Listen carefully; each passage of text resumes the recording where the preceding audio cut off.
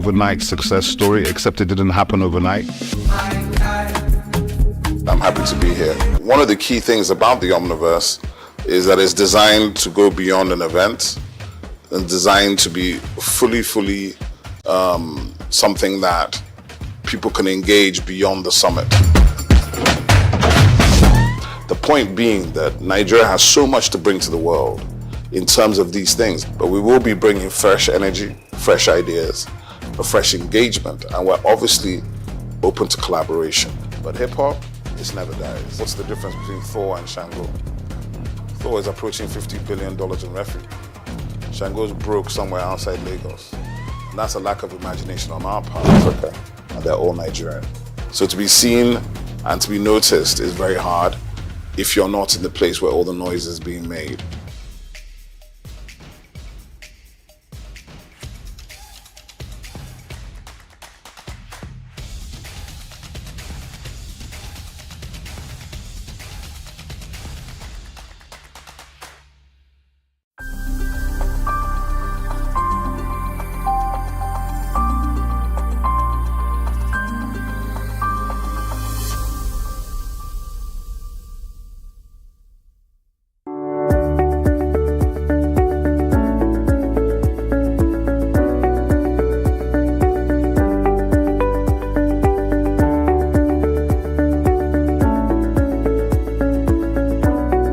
I hail from Lagos State, from Isaleko. My father hailed from the Olumegbo family. I attended my primary, secondary education in Ibadan at the time because my mother was there. But my religious practicing was always done during the holidays at Holy Cross Cathedral. I was working in the sacristy. We used to prepare for the Mass on Saturdays, and we sell the news magazine on Sundays in front of the church. And I remembered fondly that we used to tease a man called Sunday Boku Boku at that time, and used to run to chase us and throw stones and how dare you call me Sunday Boku Boku. Those were fun times. Harvest, Corpus Christi. And I was born, raised, baptized, confirmed, married in the Catholic Church. But I got married to Engineer Larry Phillips, who is an Anglican. And I believe that in togetherness of family, it's best we all do things together.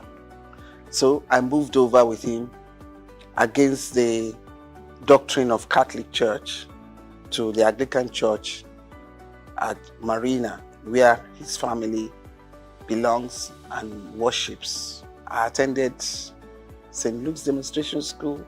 We used to climb the mango trees, and there was a mixed school. We used to play at during break time. And in my secondary school was a Catholic school, and it's for you to be prim and prudish in life, and set you on as a lady. And I got some finesse from there too. And but the most interesting one, and the most that I can call a radical one, was my HSC in Olivet. We tried all sorts there. But it was fun and highly educative too. Sportsmanship was there. And from there, I proceeded abroad for my accountancy.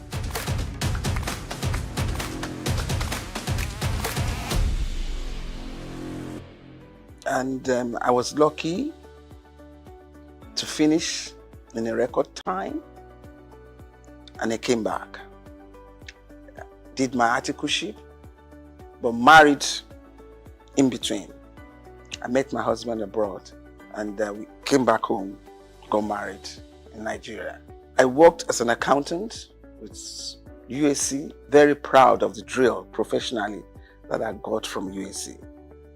It had set me on a discipline for working, and I thank God that I had that opportunity, which still helps me today. Apart from the fact that my educational background sets me to be a diversified person in so many professions. And you know, as an accountant, accountancy is the best of all, is the creme de la creme. And I've been able to fulfill my professional exposure in every species of responsibilities that I had opportunity to take upon me. And from UAC, I proceeded to work for the bank. I went to politics. I became a commissioner in Lagos State, served with the present president of Nigeria. And you know how Lagos is. Lagos is like a country to other states. We went through governance. My team, as you can see, I have some of my colleagues in Abuja now. I have Honorable Minister Wali Edu. I have Honorable Minister Dele Alake. I have Honorable Minister Yemi Cardozo, and so forth. And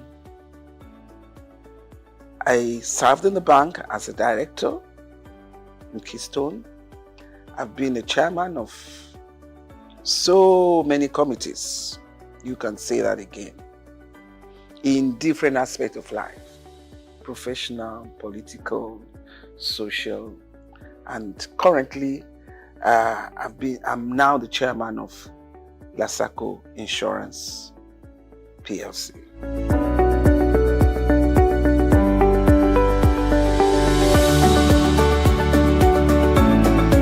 When I was growing up, it was so free and enjoyable. We can take off at 11, 12, escort your friends to Bangboshe here. We go and have the Mosa. We go to the stadium. I remember me in my teenage age, I used to go to Nikon Stadium here. We watch so many matches, and I used to be with those fans, you know, dancing and waving our fans, you know, and bazaars, Easter Mondays, Fela Sports, I mean, you name it. It was fun. But Lagos was good for all of us. It was cleaner. It was amazing. Security isn't much to fear, you know. You can just live the way you want. And money and values of life are completely different to what they are today. I was with my grandparents and we had so many tenants and we didn't realize they were tenants. We were all playing together, eating together, and we are still like one family today. But the story is not the same again. I wish one can turn around and change it, but we have all given our kids sheltered life for the fear of unknown. And I think the disadvantage is very grievous.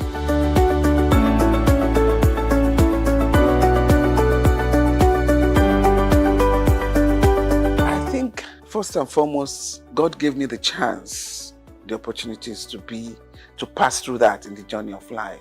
it's not only money that can make you successful in life. I want you to get that. It's an added support for you if in life you have the opportunities of parents who can financially support you. But at the same time, there are kids who didn't have any financial support and have been successful. So to me, success is about self-determination. I grew up around uncles and aunties who are thoroughly educated, and I've always had it behind.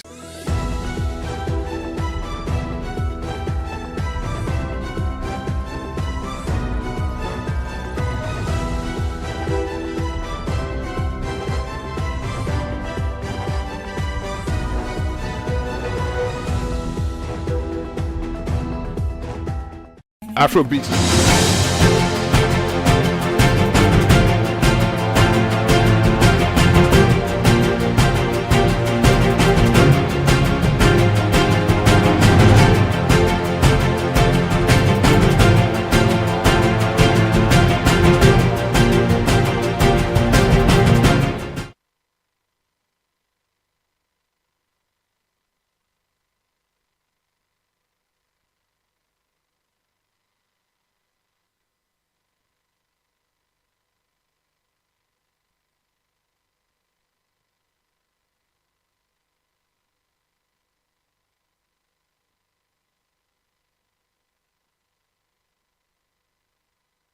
Dausa Osamaze and Priye Krumale. Good morning, Dr. Dausa Osamaze. Blessing, good morning. Thank God it's Thursday. Let me join yes. Evelyn. Yes. Was crying for justice for Tuesday, I am Wednesday, a fourth born, so let me recognize the fourth day. Oh, yes. And Priye. Good morning, Blessing. Good morning, Doctor. What position are you in your family? Are you the first, second, the third? Second. Oh, so you belong to the Justice for Tuesday team. I don't associate myself with this. I just move. I like the week. I like the working days from Monday to Friday because now I'm anticipating the weekend so I can have good sleep. Okay, well, I'm the last child, so I don't know if I will fall into Saturday. So do we begin to say, thank God it's Saturday, or thank God it's Sunday? I stay with thank God it's Friday because Friday is the last day of the working week. So, yeah, that's covered for me, I would say. Did you realize that today is the 16th day in the month of January 2025? So that means we've gone more than halfway past the month of January. It's good news for some set of people. I wouldn't want to name them. If you know, you know. For some people who, write out checks for others, it's not exactly good news. Good news. What do you say to that? It's moving too fast for me. I can just imagine that we said Happy New Year some few hours ago, and today we're talking about 16. It feels like it was just yesterday, but hey, more than 2 weeks have gone by. For Priya and I won't tell you what category we belong to, so we're very excited that this is the 16th day. But you can tell us how you feel. Regarding spending, when they tell you in December that January is 2 months in one, how did that go for you? Are you one of those who are looking forward to when it will be 31st of January? Up to you. It doesn't matter. January can take as long as it wants to take. We can start there and then we'll bring you something you do not want to miss. There are so many new developments. A lot has happened. There's a new development regarding Nigeria's inflation rate. You want to hear about that. This and more will come your way after the break, and Evelyn Oyole will do justice to something you do not want to miss.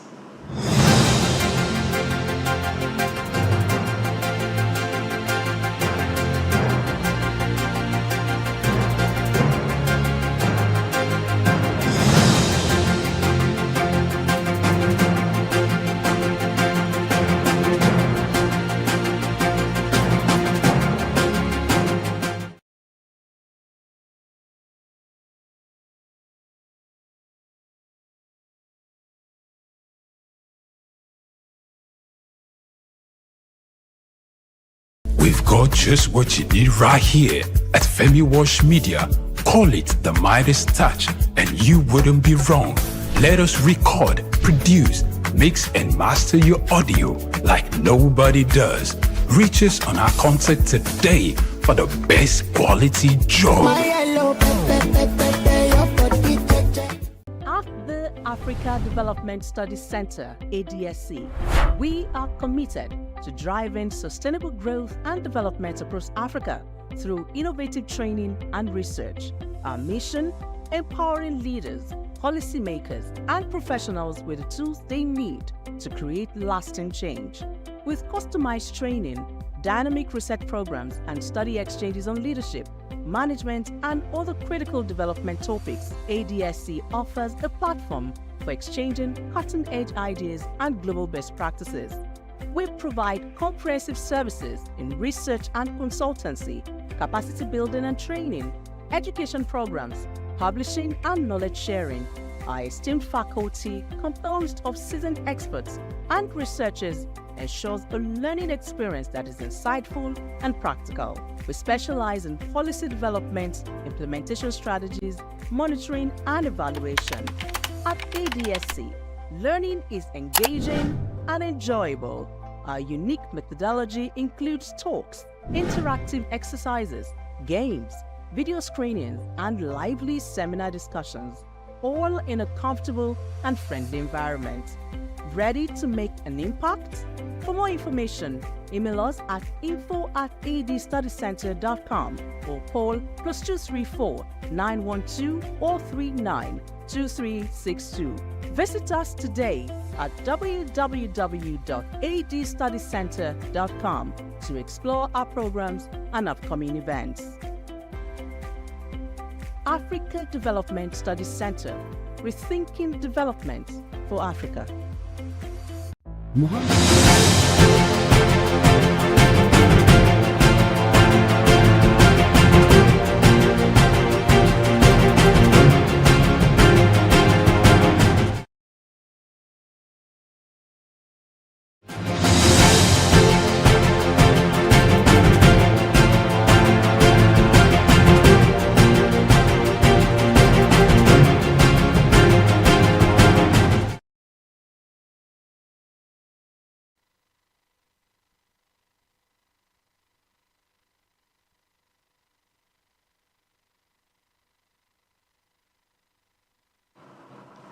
Hello everyone, this is something you do not want to miss. I am Evelyn Ohiola. Starting from the Center of Excellence this morning, Lagos State Ministry of Environment and Water Resources is set to demolish shanties and illegal market structures around Sele Underbridge area of the state.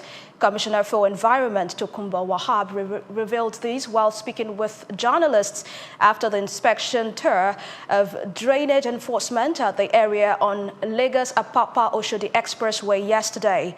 Wahab expressed displeasure at the spate of illegal and criminal activities going on around the environment, as human activities had led to continuous blockage of the major canal system. He said a notice was served last week saying there are plans to put the drainage in shape this year, but not without ridding the environment of illegal commercial activities. It is possible that Nigeria sells its stake in the Souq Sugar Company if efforts of securing an investor to revive the struggling facility proves abortive. Minister of State for Industry, Trade and Investment John Anna made the announcement yesterday following his visit to the sugar production facility in Cotonou, Benin Republic. Anna's visit marked the first time a Nigerian minister would visit the facility since its inception more than 30 years ago. The minister, through a statement, said the Souq Sugar Factory was once a significant contributor to the economies of both Nigeria and Benin, but has suffered from years of mismanagement and neglect, with the situation worsened after the expiration of a 20-year lease agreement with Chinese company Complan of China in May 2023. Anna referenced the findings of a 2021 joint assessment report, which recommended the sale of Nigeria's equity in the facility in the absence of a viable investor. The Souq company was established in 1982 as a joint venture between Nigeria and Benin Republic, with Nigeria holding 46% of the shares, Benin Republic holding 49% of the company's shares, and Noho, which is the technical partner, holding the remaining 5% shares. Nigeria's external reserves have recorded a sharp decline, primarily occasioned by foreign debt servicing pressures. According to data from the Central Bank of Nigeria, CBN, the external reserves experienced steady growth over the past year, but decreased by 0.8% at $320 million in just under 2 weeks. The decline has been attributed to international debt servicing obligations and foreign exchange interventions by the CBN. CBN's data further revealed that Nigeria's foreign debt servicing expenditures amounted to $3.6 billion between January 31 and September 30, 2024, marking a 39.8% increase, which is $1.02 billion more than the $2.6 billion spent in the corresponding period of 2023. Millions of Nigerians will lose access to the unstructured supplementary service data USSD of 9 banks following the planned stoppage of the service by telecommunication firms as a result of indebtedness to the tune of 160 billion naira. In a notice by the Nigerian Communications Commission (NCC), the telcos will cut off the USSD access of these banks by Monday, January 27, 2025, if a substantial percentage of the debt is not cleared. The USSD has enabled many Nigerians without access to smartphones to make cash transactions, as it is a universal channel that makes financial services easy. However, the inability of the commercial banks to settle payment disputes without telcos since 2019 has continued to disrupt Nigerians' access to the USSD. With this, the Central Bank of Nigeria, CBN, and the NCC on December 20, 2024 issued a memo ordering banks to pay 85% of the 200 billion naira outstanding debts on USSD servicing from February 2022, as only 9 of the 18 indebted banks cleared over 90% of their debts by the December 31, 2024 deadline, hence reducing the total debt to 160 billion naira. U.S. stocks surged yesterday, with all 3 major indexes registering their biggest daily percentage gains, all thanks to the December core inflation data, which was lower than expected, and solid earnings from major U.S. banks. Data from the U.S. Labor Department shows that Consumer Price Index, CPI, increased the most in 9 months, while Producer Price Index rose less than expected.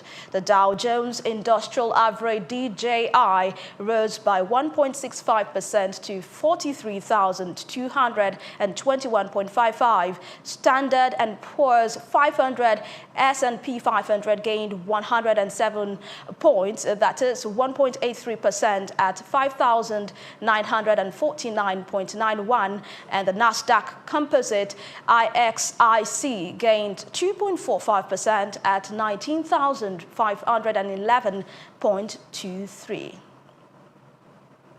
One story you do not want to miss this morning is that Israel and Hamas reached a 3-phase ceasefire and hostage release deal yesterday, 15th of January, as the implementation of the deal begins on Sunday, 19th of January.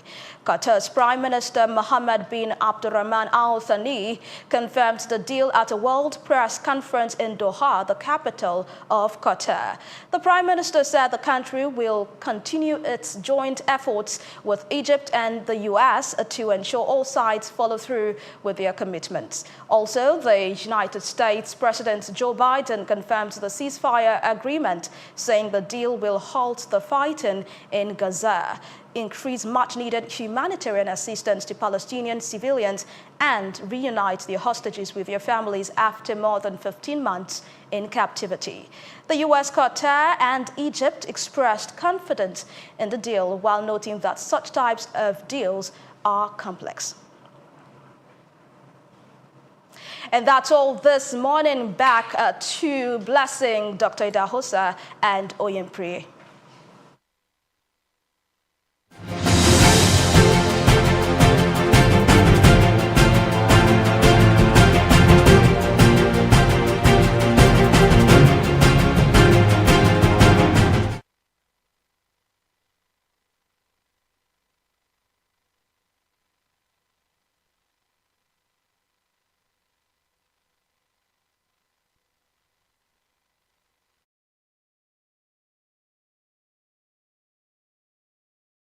We've got just what you need right here at Femi Wash Media.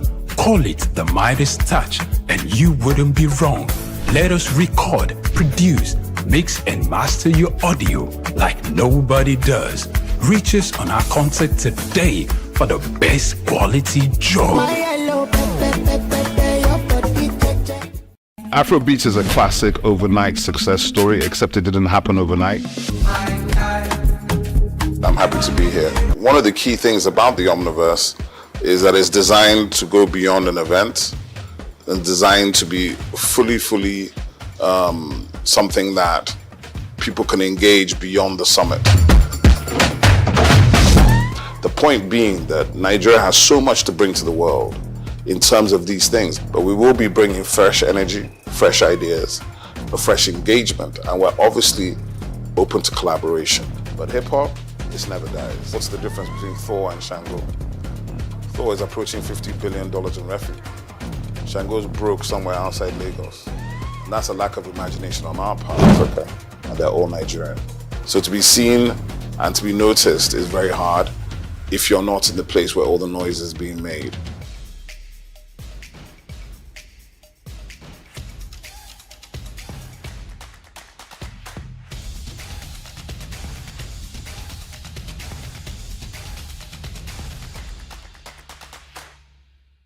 At the Africa Development Studies Center, ADSC, we are committed to driving sustainable growth and development across Africa through innovative training and research. Our mission: empowering leaders, policymakers, and professionals with the tools they need to create lasting change. With customized training, dynamic research programs, and study exchanges on leadership, management, and other critical development topics, ADSC offers a platform for exchanging cutting-edge ideas and global best practices. We provide comprehensive services in research and consultancy, capacity building and training, education programs, publishing, and knowledge sharing. Our esteemed faculty, composed of seasoned experts and researchers, ensures a learning experience that is insightful and practical. We specialize in policy development, implementation strategies, monitoring, and evaluation. At ADSC, learning is engaging and enjoyable. Our unique methodology includes talks, interactive exercises, games, video screenings, and lively seminar discussions, all in a comfortable and friendly environment. Ready to make an impact? For more information, email us at info@adstudycenter.com or call +234 912 439 2362. Visit us today at www.adstudycenter.com to explore our programs and upcoming events. Africa Development Studies Center, rethinking development for Africa. Muhammad Yunus was born on the 28th of June 1940 in the village of Batwa, Chittagong, a British Indian colony which is currently known as Bangladesh. He attended Lama Bazar Primary and Secondary School in his village and passed the matriculation examination into Chittagong Collegiate School, where he ranked 16th out of 39,000 students. After his graduation in 1961, Yunus joined the Bureau of Economics as a research assistant and was later appointed lecturer of economics at the Chittagong College. During that time, he also set up a profitable packaging factory on the side. In 1965, he received a Fulbright scholarship to study in the United States, where he obtained his PhD in economics from the Vanderbilt University Graduate Program in Economic Development. Between 1969 and 1972, after his keen education excellence of apex heights and proportions in the United States, he returned home and was appointed professor of economics at the University of Chittagong. He was eventually appointed onto the board of directors to the United Nations Foundation, where he served for 33 years. When Bangladesh suffered a famine in 1974, Yunus felt he had to do something for the very poor. In his country, he founded the Grameen Bank. His motivation was to create economic and social development for the very poor, giving long-term loans to those who wanted to start small enterprises to pay back when they can. The aim to help was to get many of them out of poverty. For this, he was awarded the Nobel Peace Prize in 2006. Muhammad Yunus is a recipient of numerous international awards for his ideas and endeavors, including the Humanitarian Award in 1993,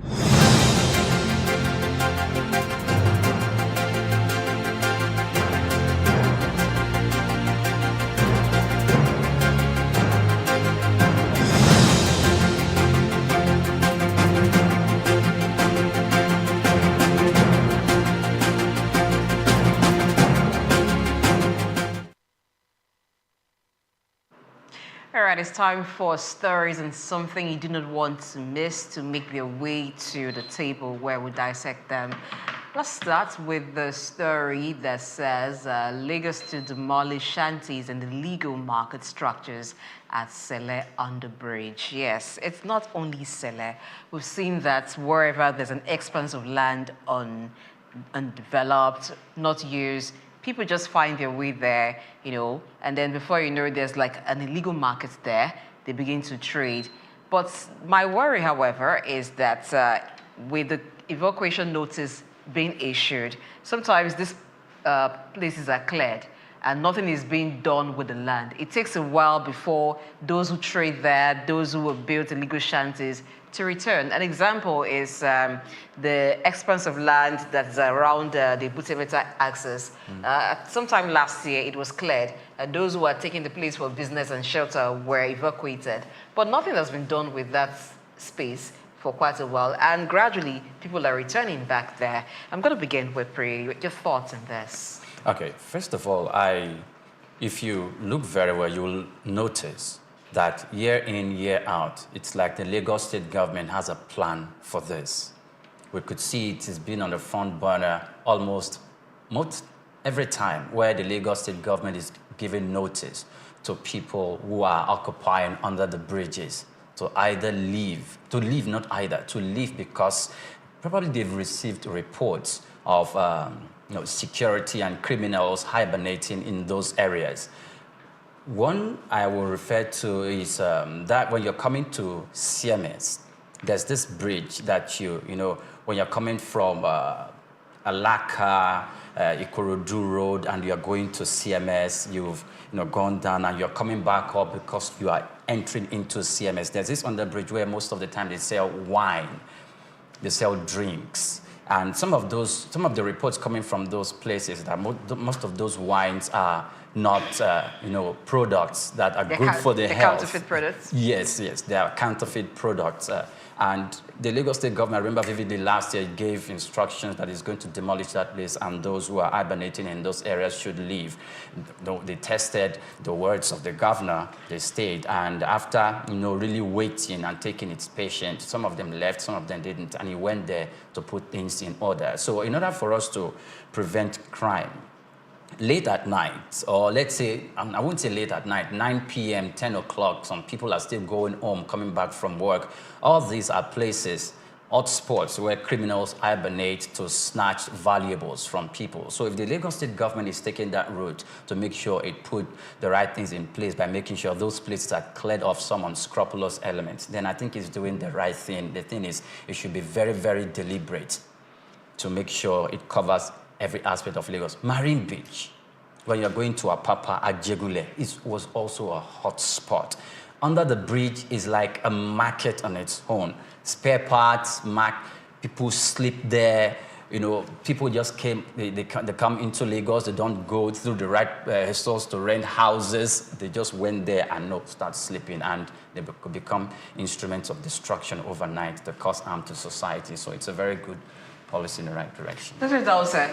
These things don't just start overnight. It's good that they're clearing that underbridge, the Sele underbridge, but there are different spots like that around Lagos. And if you look beyond that too, you find that there's a lot of destitution in Lagos. Some persons come into Lagos not having any accommodation or being able to afford one, but it's still they stay. So when they find that the underbridge, people are beginning to gather there, or there's an expensive land not used, they just take advantage of that. What's going to happen beyond just evacuating to ensure that there is no return of such? Well, I think beyond even the security challenge that Priya had mentioned is the fact that a mega city status like Lagos should be comparable to cities like Paris, cities like London, in terms of cleanliness. And I think the government of Lagos need a whole lot of willpower to clean up the environment beyond the Sele underbridge. Because the picture of Lagos is an eyesore. When you say Lagos is a mega city, what that means is that you're creating a smart city where things are smart. And in this day and age where people are still selling foodstuff in terrible and unhygienic environments. But you know, the Lagos State government is also impeded in a way that there's a whole lot of blackmail in the environment. I know if tomorrow now they start to clean up that environment, you will hear people talking about, oh, that's people's means of livelihood.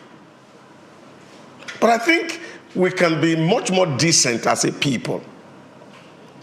You can't expose the food that people are going to eat in those areas where you are seeing open defecation, because you find that the market is not structured. There are no toilets. There are no bathrooms. So people wee and poo everywhere.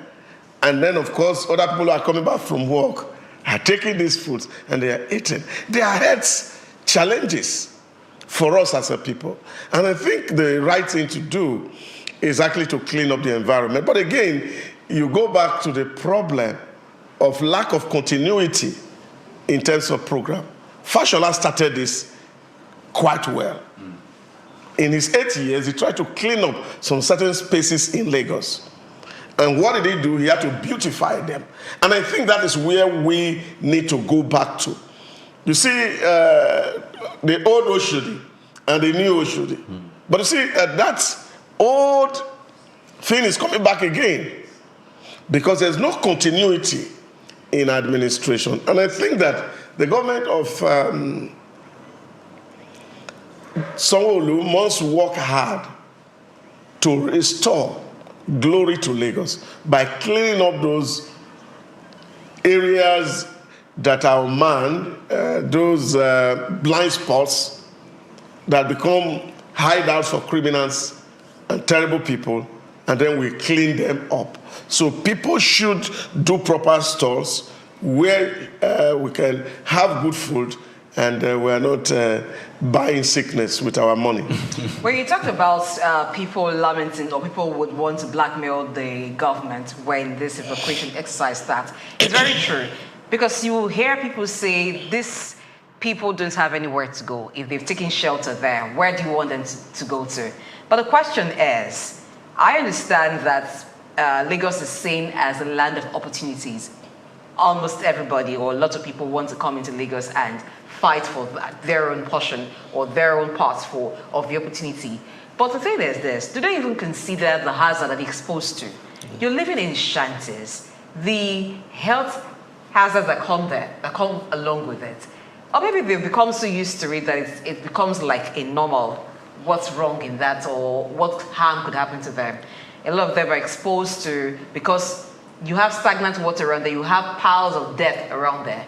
So it's enough breeding ground for mosquitoes. Yeah. The sanitation there is very, very poor. Poor, yeah. Not to mention that some of them, because of how close they are to the major road, particularly the underbridge, they begin to cause problem for traffic. Traffic, yeah. It's a lot of issues. There are a lot of issues from this. Yeah. But the thing is, before things like this happen, there's a building process. There are areas you go to, you find that these underbridge markets are just developing. Around the Ido axis, you could also find that underbridge sales is also building. But there are markets around there. If you also ask those traders who are selling under the bridge why they are selling there, some will tell you that the rent for stores in the markets are very expensive. And some there are big giving tickets. They still pay for the space there. Yes. Someone allotted the space there. So it seems like there is a kind of government that operates or controls those areas, that allot spaces to people to carry out their own activities. Because you can't just go there and create a space for yourself and begin to do business. You can't just even go there and begin to live there without passing through some form of illegal authority.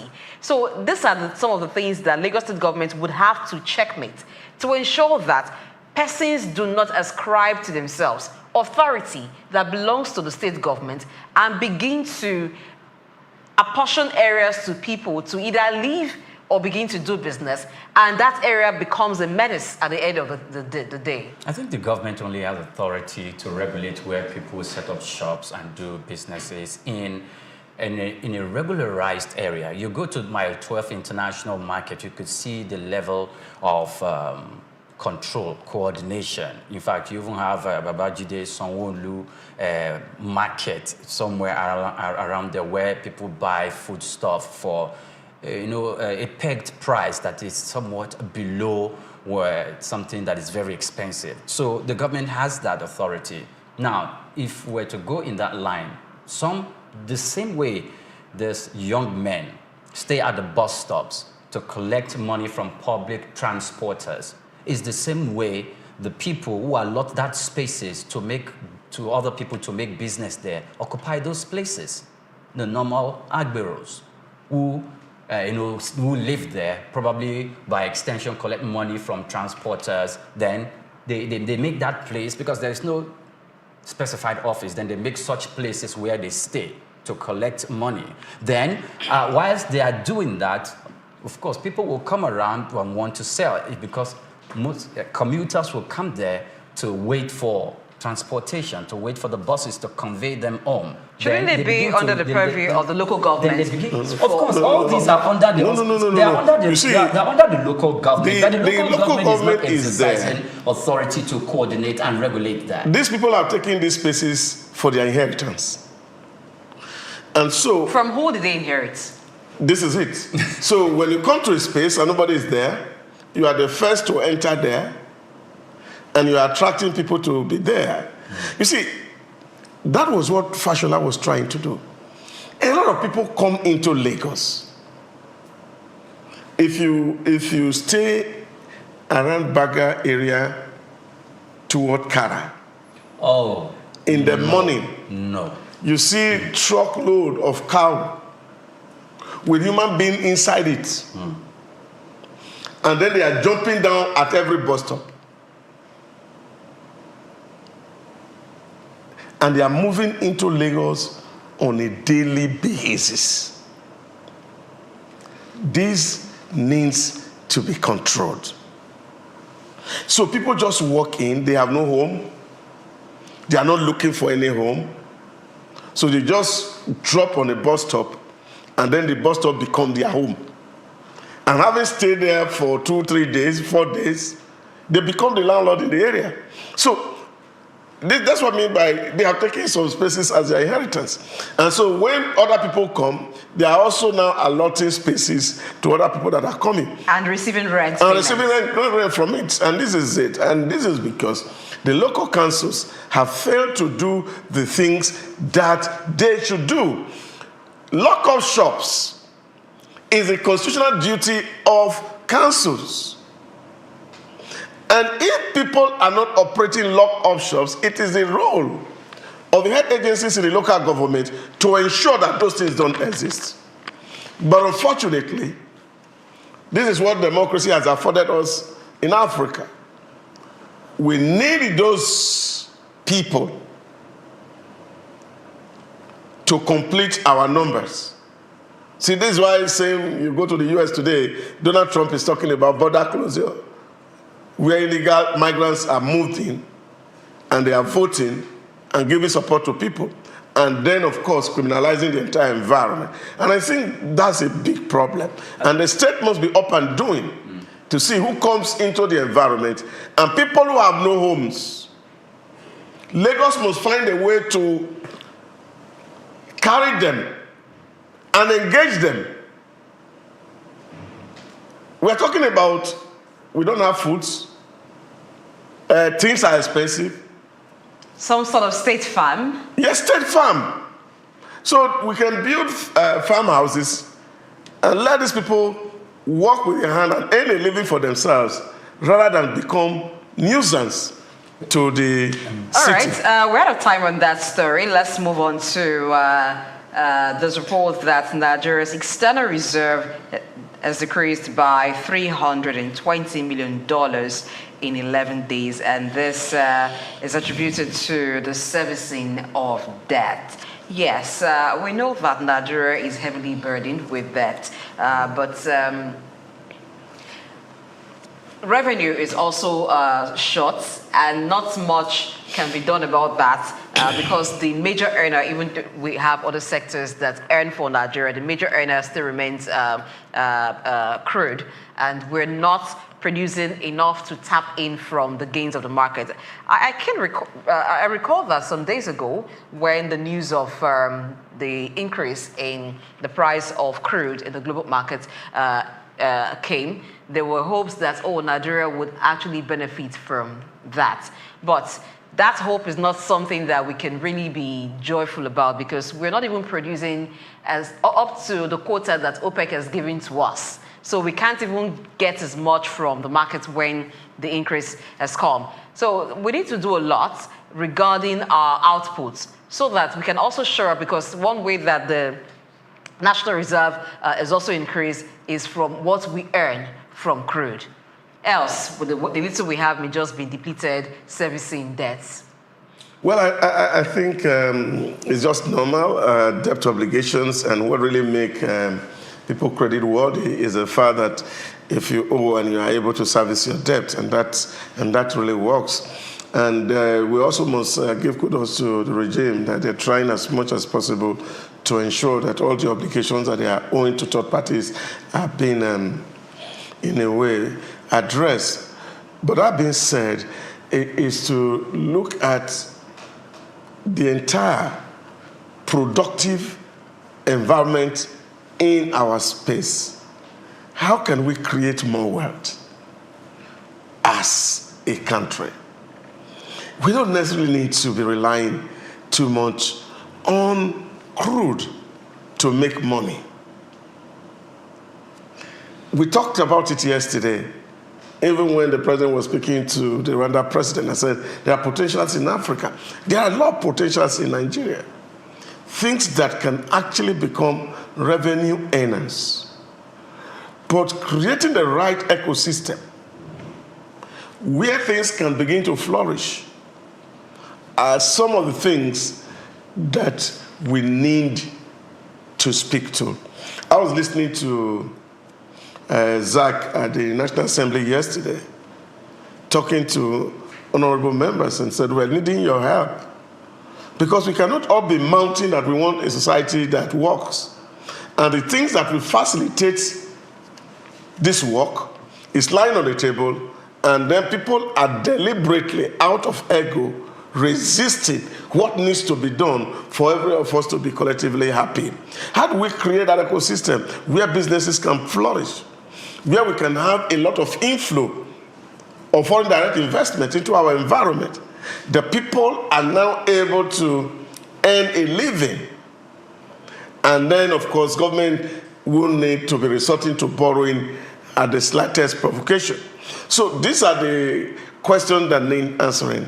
And I think that the Nigerian citizens also must take advantage of the opportunities that are around us. Take, for example, if the tax reform is executed fully, everybody will benefit. We will see business activity increasing in our space, but there's deliberate move in some quarters to ensure that those bills don't see the light of the day. Don't let us get into the tax bill, because that's subject to argument if you say everybody will benefit and that they're deliberate move to squash the bill. There are aspects of the bill that people have concerns with. But let's not go into that. Yeah, but what I'm saying in essence is the fact that people will always have concerns. I said to somebody yesterday, in my first year studying political science in school, one of my revered Professor Akwato used to say then, he said to us, you see, if people are benefiting from a system, they continue to perpetuate that system so that they continue to benefit. So when you see people protest about issues, and this is why I talk about the collusion or the collaboration of the elite to keep us down perpetually. And I think we have to break that, James, as a people, so that when we are listening to people's narrative, we must understand that what is in it for them and what is in it for us. A certain people move against moving CBA to Lagos simply because they didn't want their daughter to move out of Abuja to Lagos. Not because of the economy of it, but because of those personal interests. These are the things and the conversation that you see in the elite cycle. So when they're speaking from both sides of the mouth because they're just thinking about themselves and not the common good. But what I'm saying is that these are structures that are working elsewhere. Good, you said elsewhere. We understand that we have a so they can work here. But let's leave the issue of the tax bill, because that's not a focus. No. I'm not talking tax bill. What I'm saying is that we can earn a lot of revenue so that we are not borrowing more money and not spending all the little we are earning in servicing debts. So what we need to do is to create an economy that's self-funding, really. That even if you are going to borrow, it will not be this kind of massive borrowing that eats up the total revenue that your state is earning. So that takes us to the issue of borrowing. Yes, almost every country borrows, but the reason why a country borrows actually matters. Don't you think so? Well, the government and those who put forward a proposal and a bill for the government to borrow will always tell you and give you reasons why it is that they should borrow.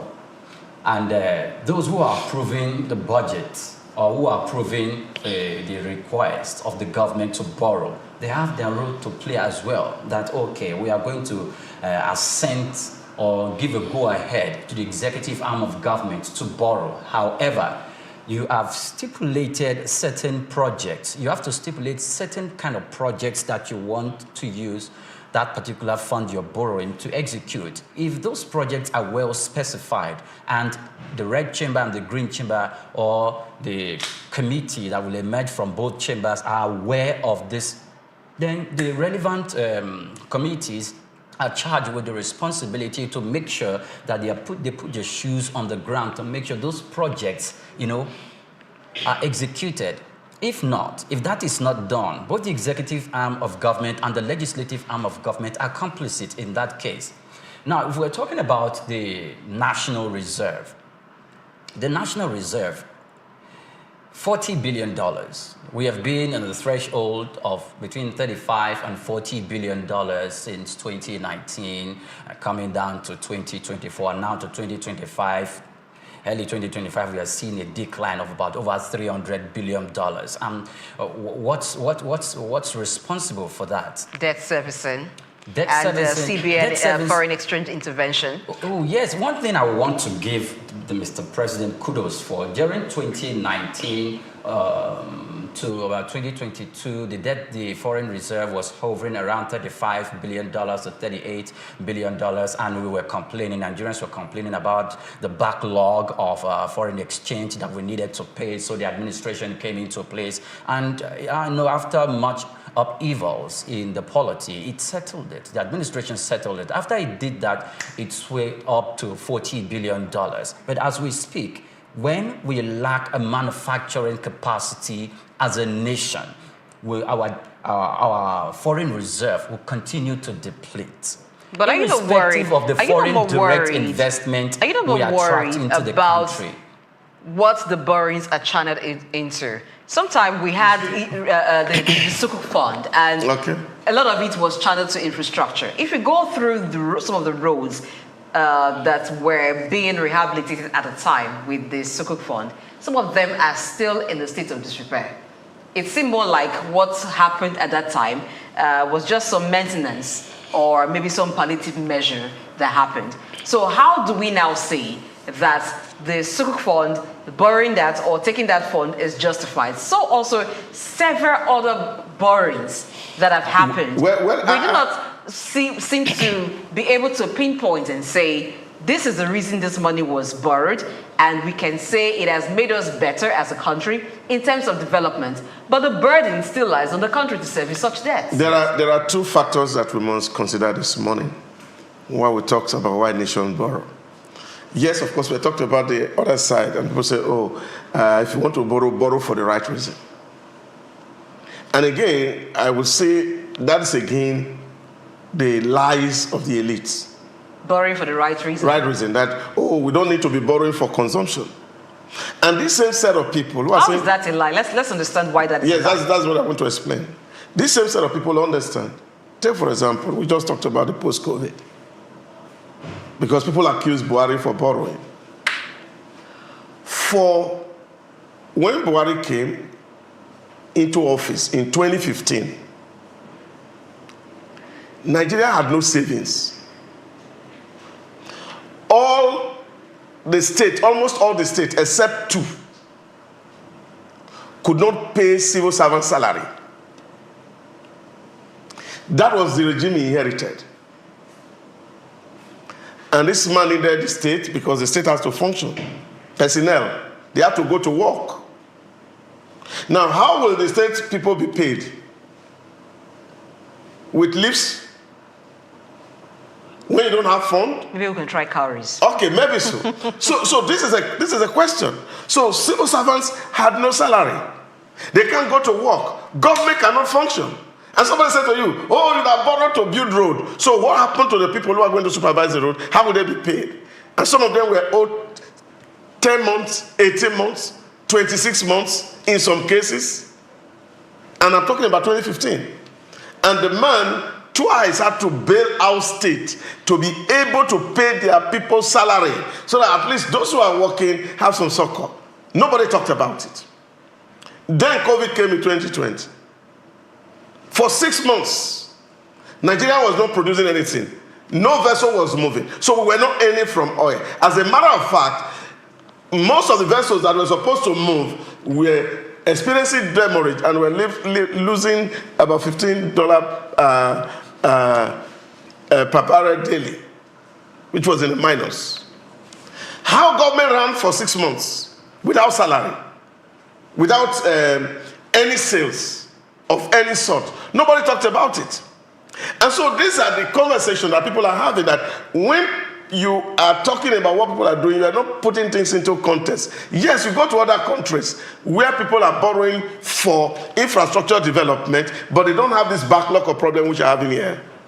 Our inability to even meet the daily needs of our civil servants. Take, for example, work is taken in Nigeria as social intervention.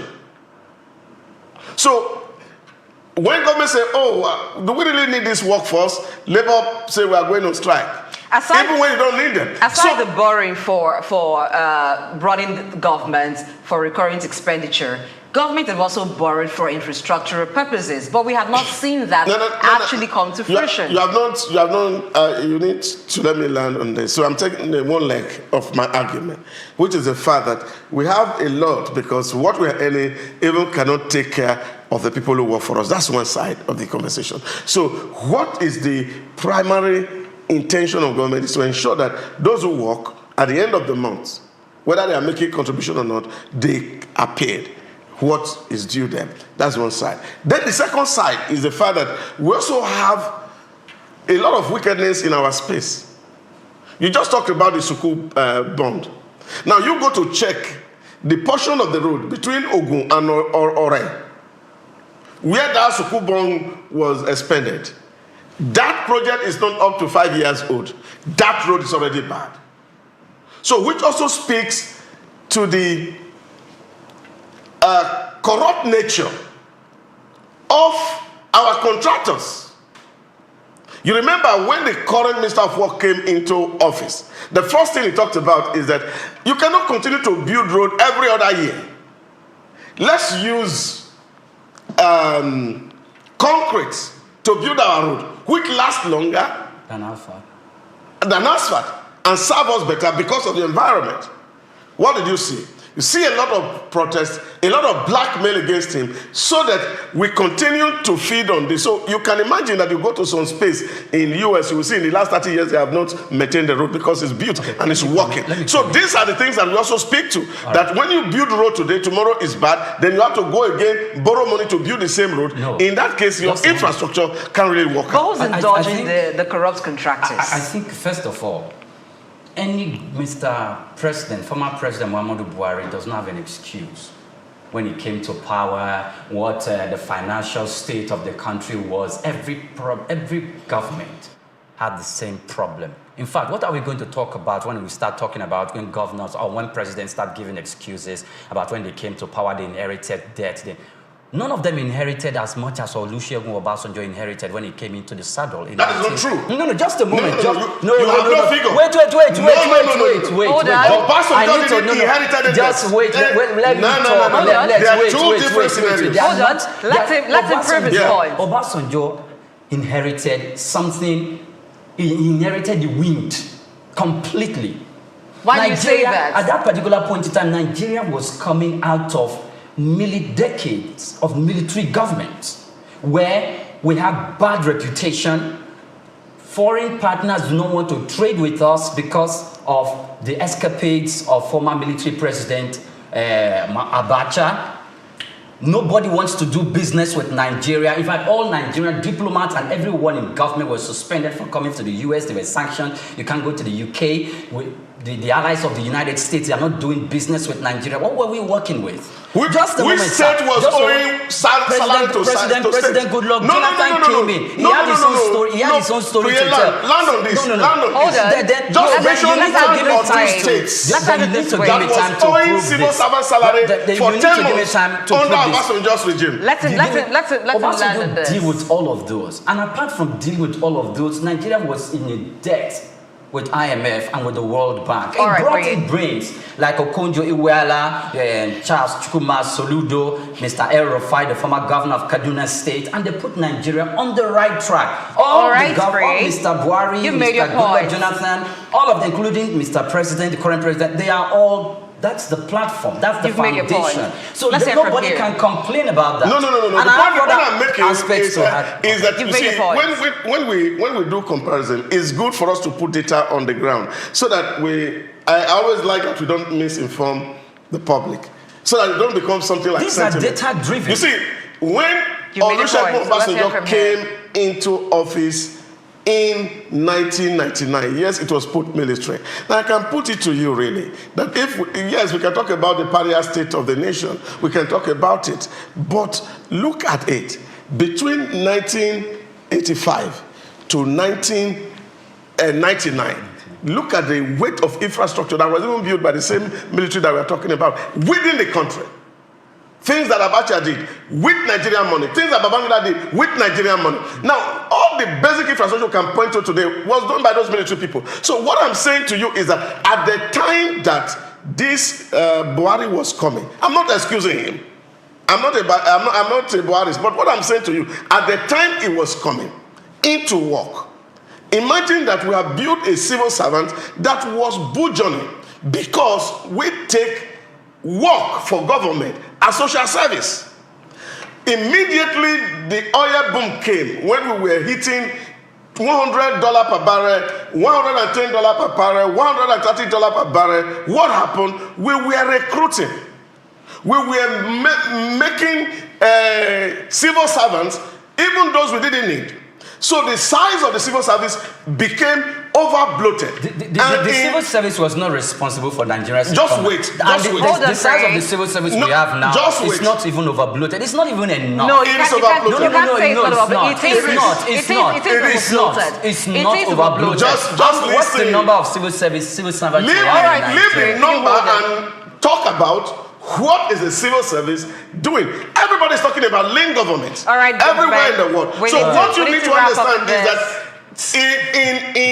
in terms of what we were doing, we were thinking that money will continue to come. But by the October of 2014, the price of oil dipped.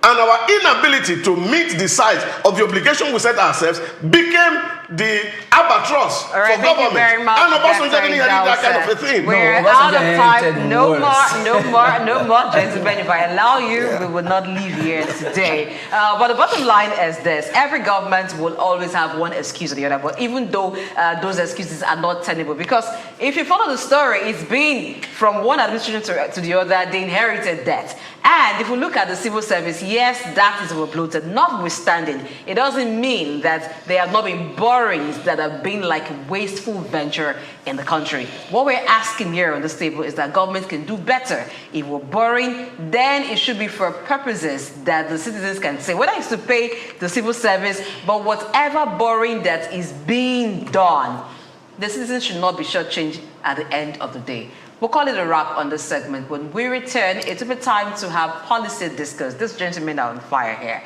So let's bring down the heat a bit. You can also be a part of the conversation. Share your thoughts with us when you go to our social media platforms at Souq News TV. You can also do that in the comment section on the YouTube channel, Souq News TV. Stay for policy discuss.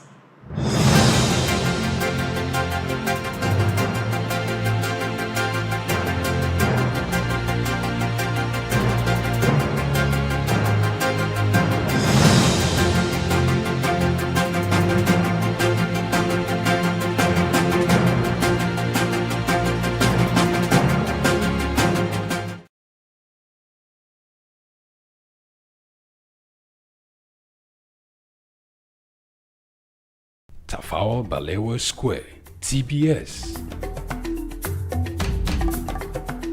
Tafawa Balewa Square was initially used as a horsing ground called Lagos Race Course. The edifice was constructed by General Yakubu Gowon in 1972 and named after Nigeria's first Prime Minister, Sir Tafawa Balewa. Tafawa Balewa Square is located at 45/57 Marse Bangboshe Street on Lagos Island, Lagos, and referred to as TBS. TBS is a 50,000-seater capacity venue and houses the Remembrance Arcade, the 26-story Independence House, which at a time was the country's tallest building. When Lagos served as the country's seat of government, the National Assembly Complex was within the TBS. Also in the square are the National Broadcasting Commission Office, the Nigerian Hydrological Services Agency Office, shopping centers, travel agencies, restaurants, car parking lots, and a bus terminal.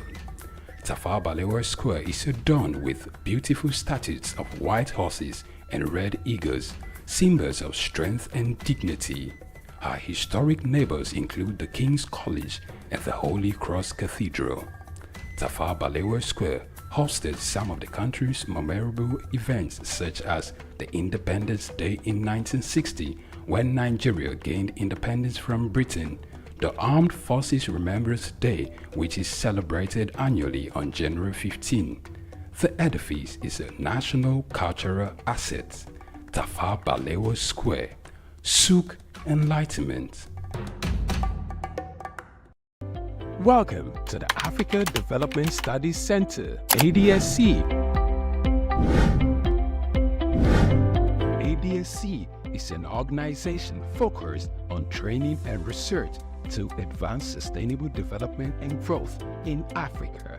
We exist to facilitate customized training, research, and study exchanges worldwide on leadership, management, and critical development issues.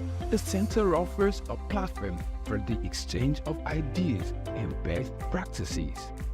Our comprehensive services encompass research, consultancy, capacity building, training, and education programs, as well as publishing and disseminating development-related knowledge. Our faculty consists of experts and researchers with extensive experience in policy formulation, implementation techniques, and monitoring and evaluation. Our methodology involves talks, individual and group exercises, games, video screenings, and discussion seminar sessions in a cozy atmosphere, making learning enjoyable for our participants. For more information, email us at info@adstudiecenter.com or call +234 912 039 2362. Visit our website at www.adstudiecenter.com to learn more about our programs and upcoming events. Africa Development Studies Center, rethinking development for Africa.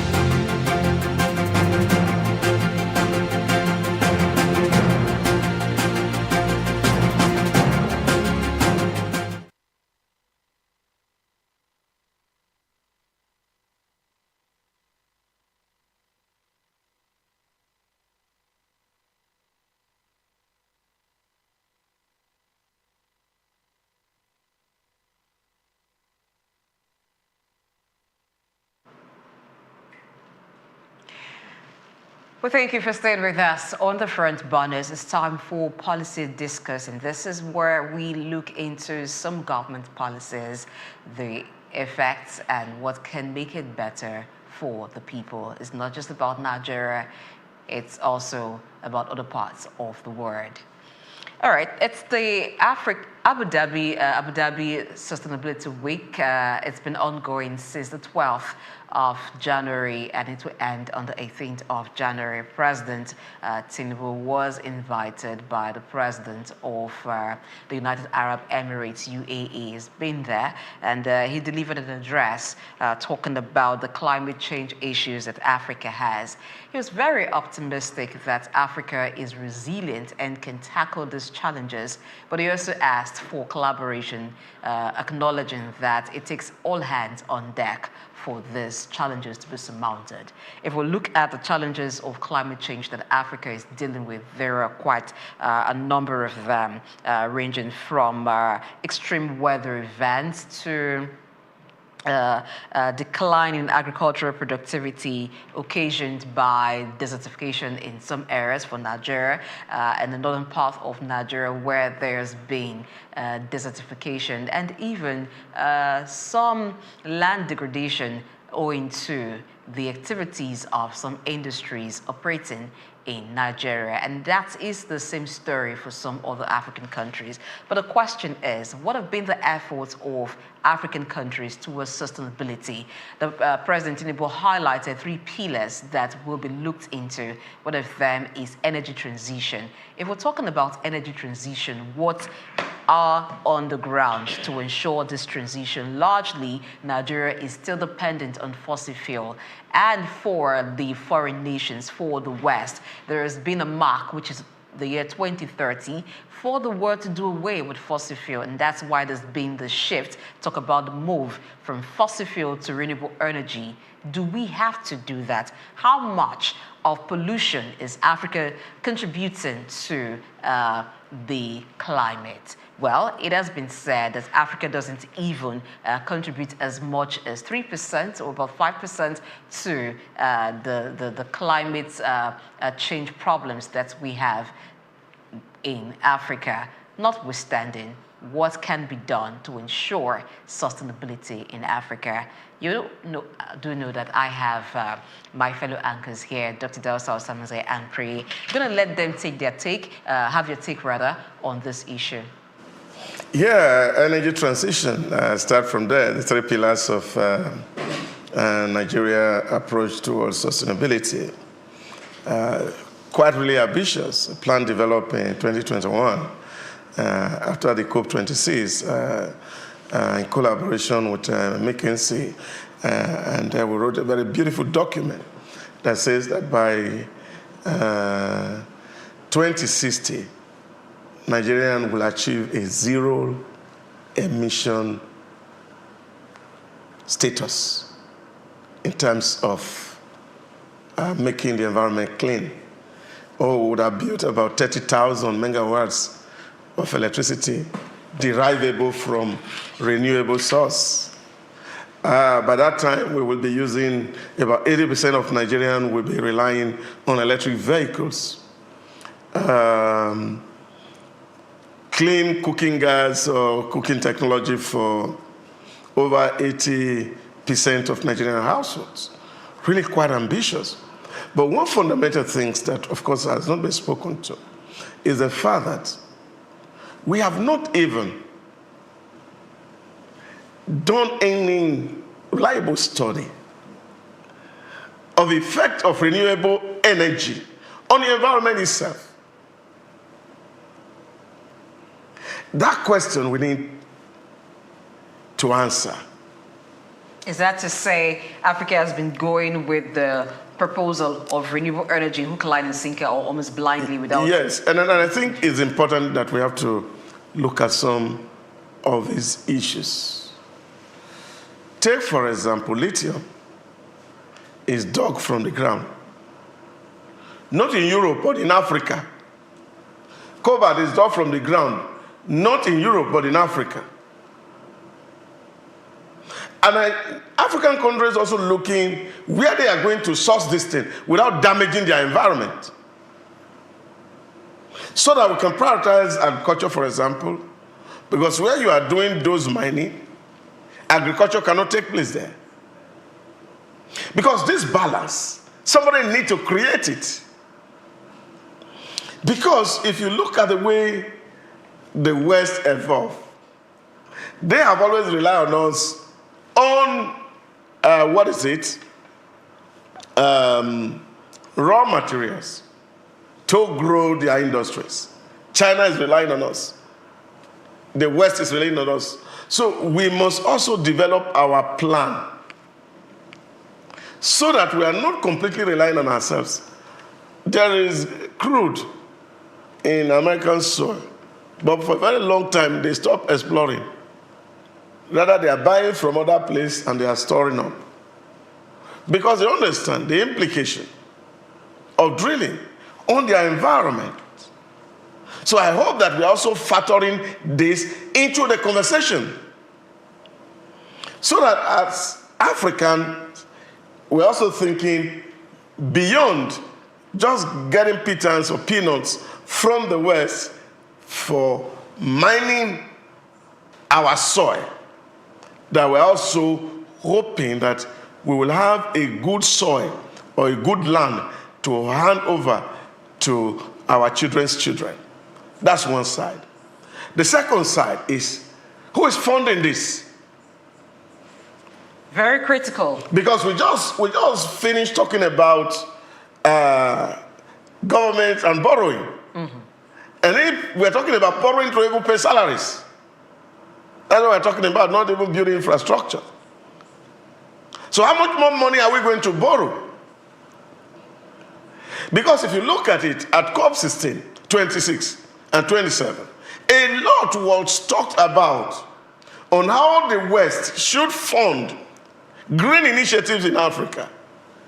By the time we got to COP29, the conversation changed.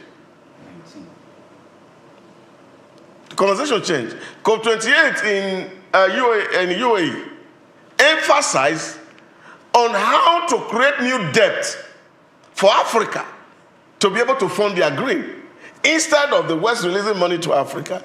And I think it would just be better for us as Africans. And I think that's why I keep talking about how are we going to invest in our educational system so that beyond passing exams and coming out with beautiful certificates, that people can actually have a hold on transforming their environment. God has given us this crude. We will not allow it just to die because we have to be aligned to some certain people's perspective, which, of course, the net implication has not been even discovered. Because we're just talking about environment. I don't remember anybody telling us that in the 70s, that as we continue to exploit this oil, environment is going to be destroyed. There's going to have terrible climatic impact on the environment. Same is being said right now because there's nobody who has also measured the impact of what this green that we're talking about is going to mean for the entire world. Because at the end of the day, the green is powered by battery, which is also taken from non-renewable source. So these are the conversations. And I think that we must be open-minded, also allow our independent research to drive the entire process of greening and not over-relying on what the West is handing over to us as a solution. Okay. First of all, I like the West. I like the West because they are smart. And you could, if you look at their policies, their policy direction, you will know that a lot has been put into the thought process, the implementation process, and the output they expect to see in the next 5-10 years. And they know where to source their materials from. And of course, where would that be? Africa. Nigeria and other African countries will follow suit. And that is not good. Kogi State is one of the is the state in Nigeria that has the deposit of raw materials, not even in the Niger Delta. Kogi State, as it is. Industrialization brought the West to where it is today. And if Nigeria is going to be Nigeria and other African countries, if we are going to be very, very intentional and very, very deliberate, we will not run away from industrialization. And at the moment, we do not have an alternative for industrialization yet, because even China, that is the manufacturing hub for the world, they've been, what they did in place of a renewable energy have not done up to 2,000 megawatts. In renewable energy, they have not done up to that, to 2,000 megawatts. So we shouldn't allow the West to tell us or preach to us or design a policy direction on how we are going to transition when it comes to energy to a new phase. Because we can't, if we rely on them, there will be deception in the process. We need to set industries in place to make sure that we extract all our raw materials. And that will bring out the teeming industrialization that will cater to the army of consumers and workforce in Nigeria. Let's go back to our universities. Doctor was talking about a research-driven system that should give us a platform for us to drive our policies and to look inwards for development. Let me ask Nigerians, most young Nigerians out there who graduated from tertiary institutions and those who are still in tertiary institutions, or perhaps even doctor himself and you, Blessing.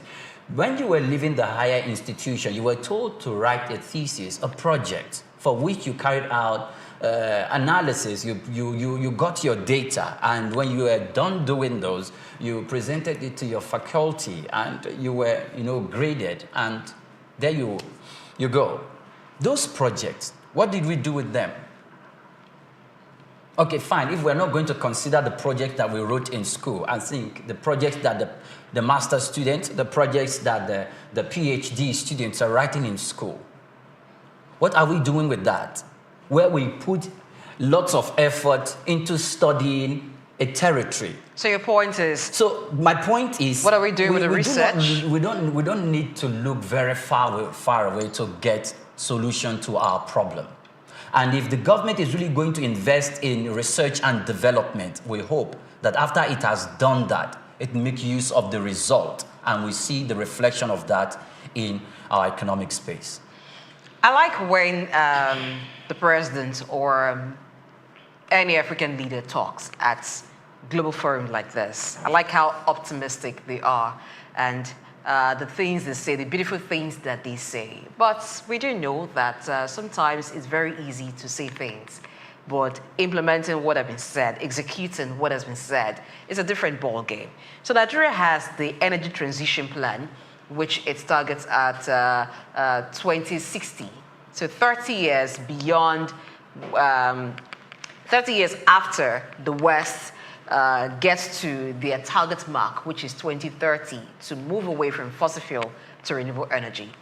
I don't have any problem with the time sets or the time targets, but I have concerns as to how Nigeria plans to achieve that.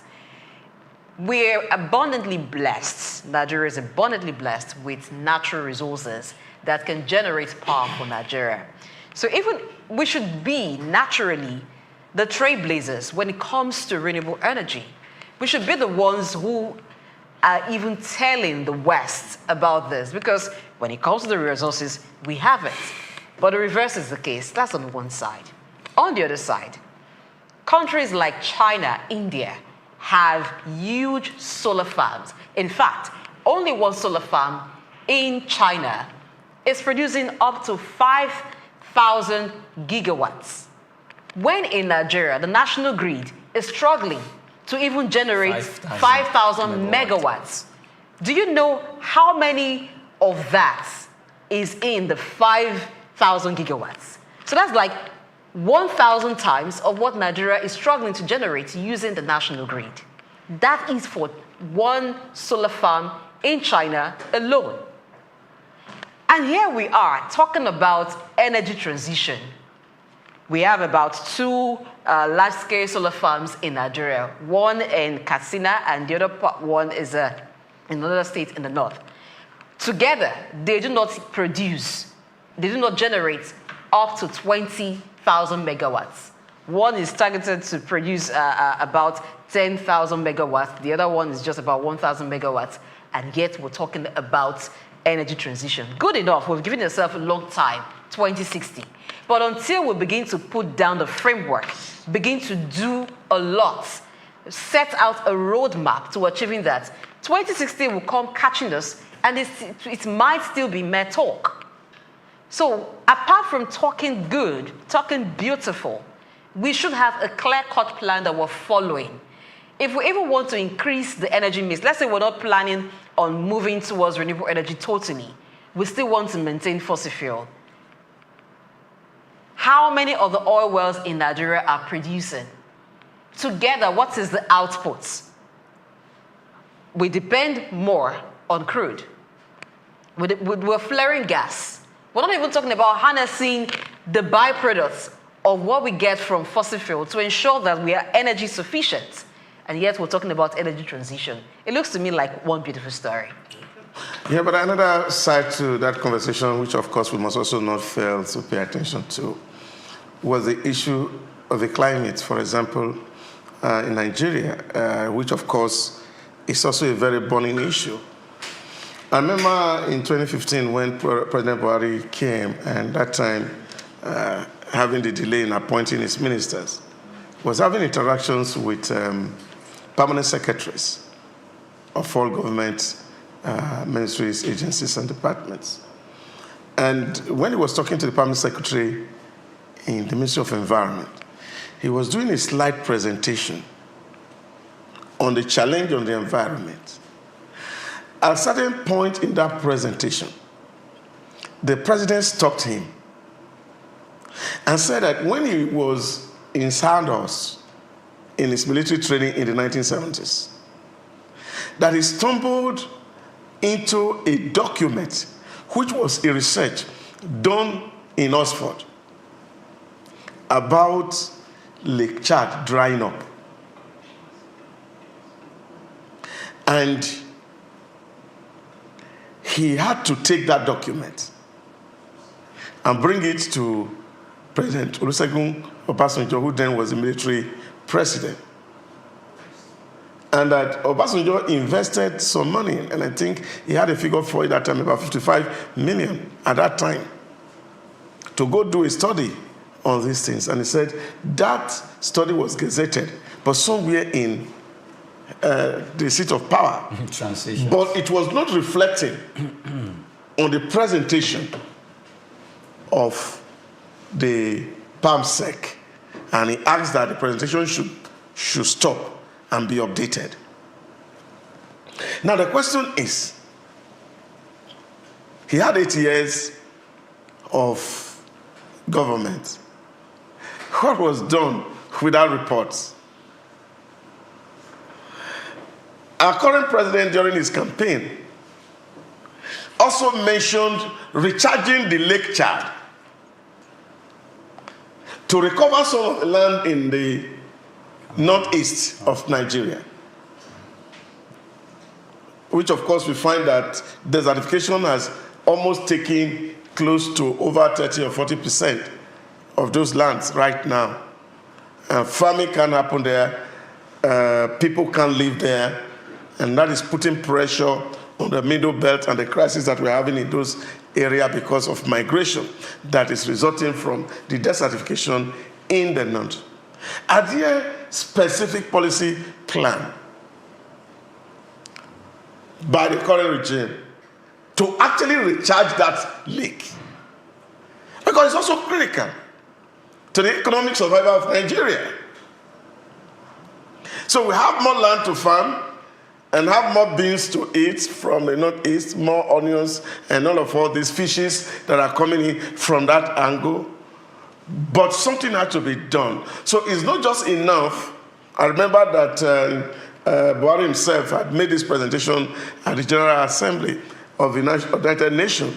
But beyond talking to other people to help us, we must also have our in-house strategy on how we have to revive and reactivate this so that we can deal with these basic issues in the Northeast. Now, when you come to the Northeast, East, Southeast, we have a terrible problem about the environment, flooding, erosion, menace that is eating up arable land. How are we going to deal with these issues so that we can reclaim farmland in the Southeast? And then you come to the South, and you're having this terrible issue of flaring of gases and its huge impact on the environment.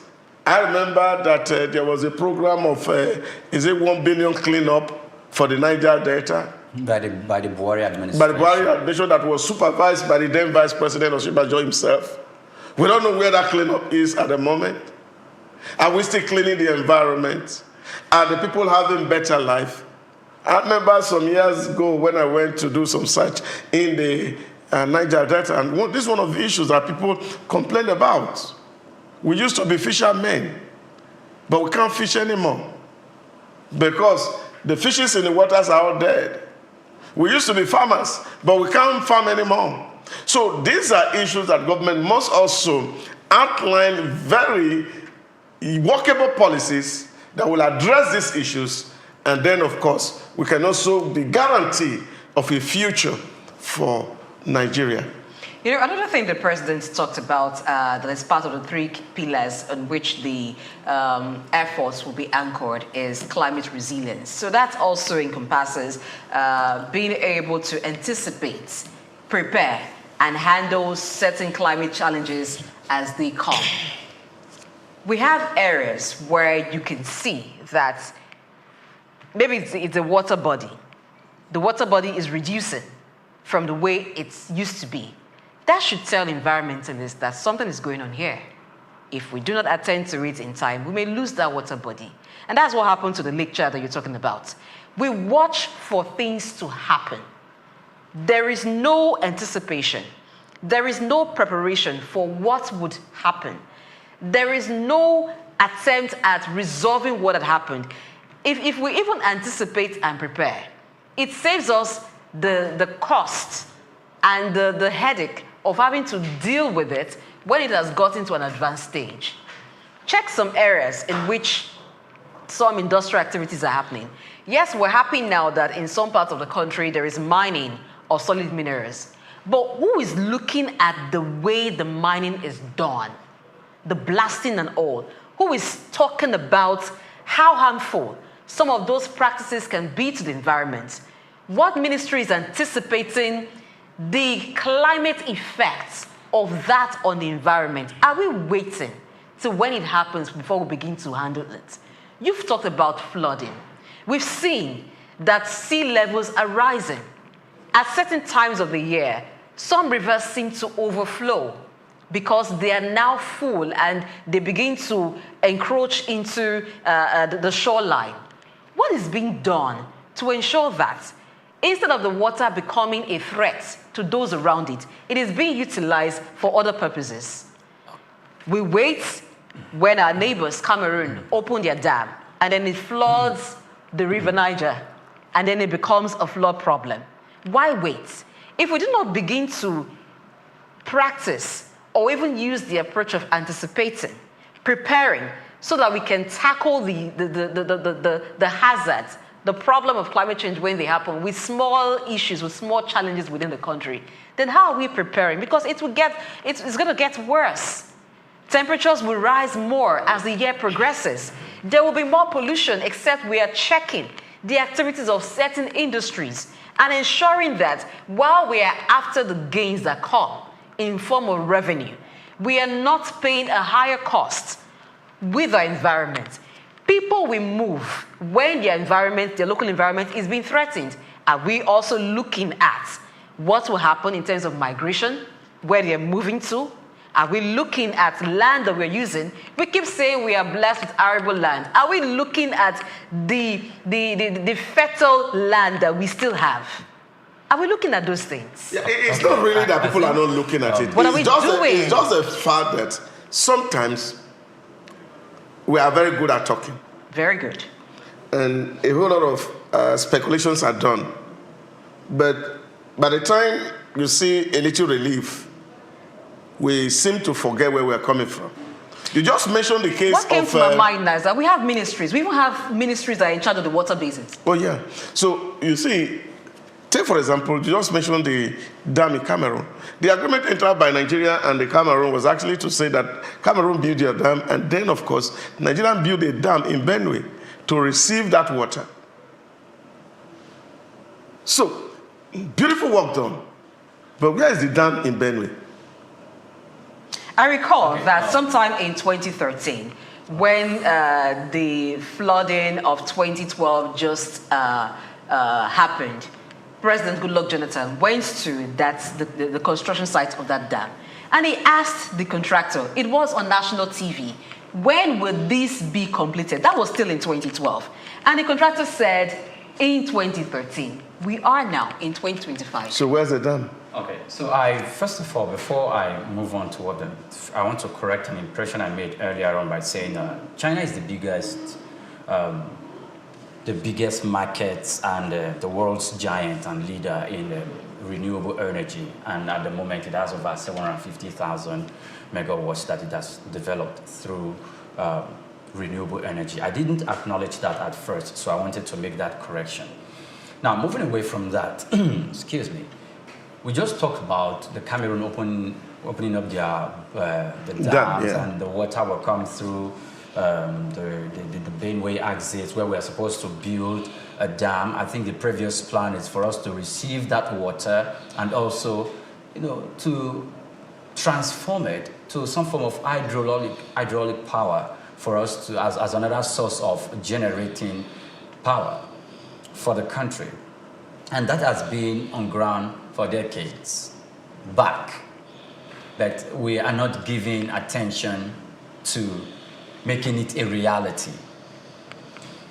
Government in, government out, we see the same thing. In fact, the National Meteorological Agency will come out and tell us soon, I'm sure they are going to do that by the time we start approaching that time of the year, that there's going to be flooding, and they will start making people dwelling in these and that communities to leave those areas, because if you don't, you will be swept away. During the Buhari's administration, we could see the impact of that. Farmlands, more than 650,000 acres of farmlands were swept away.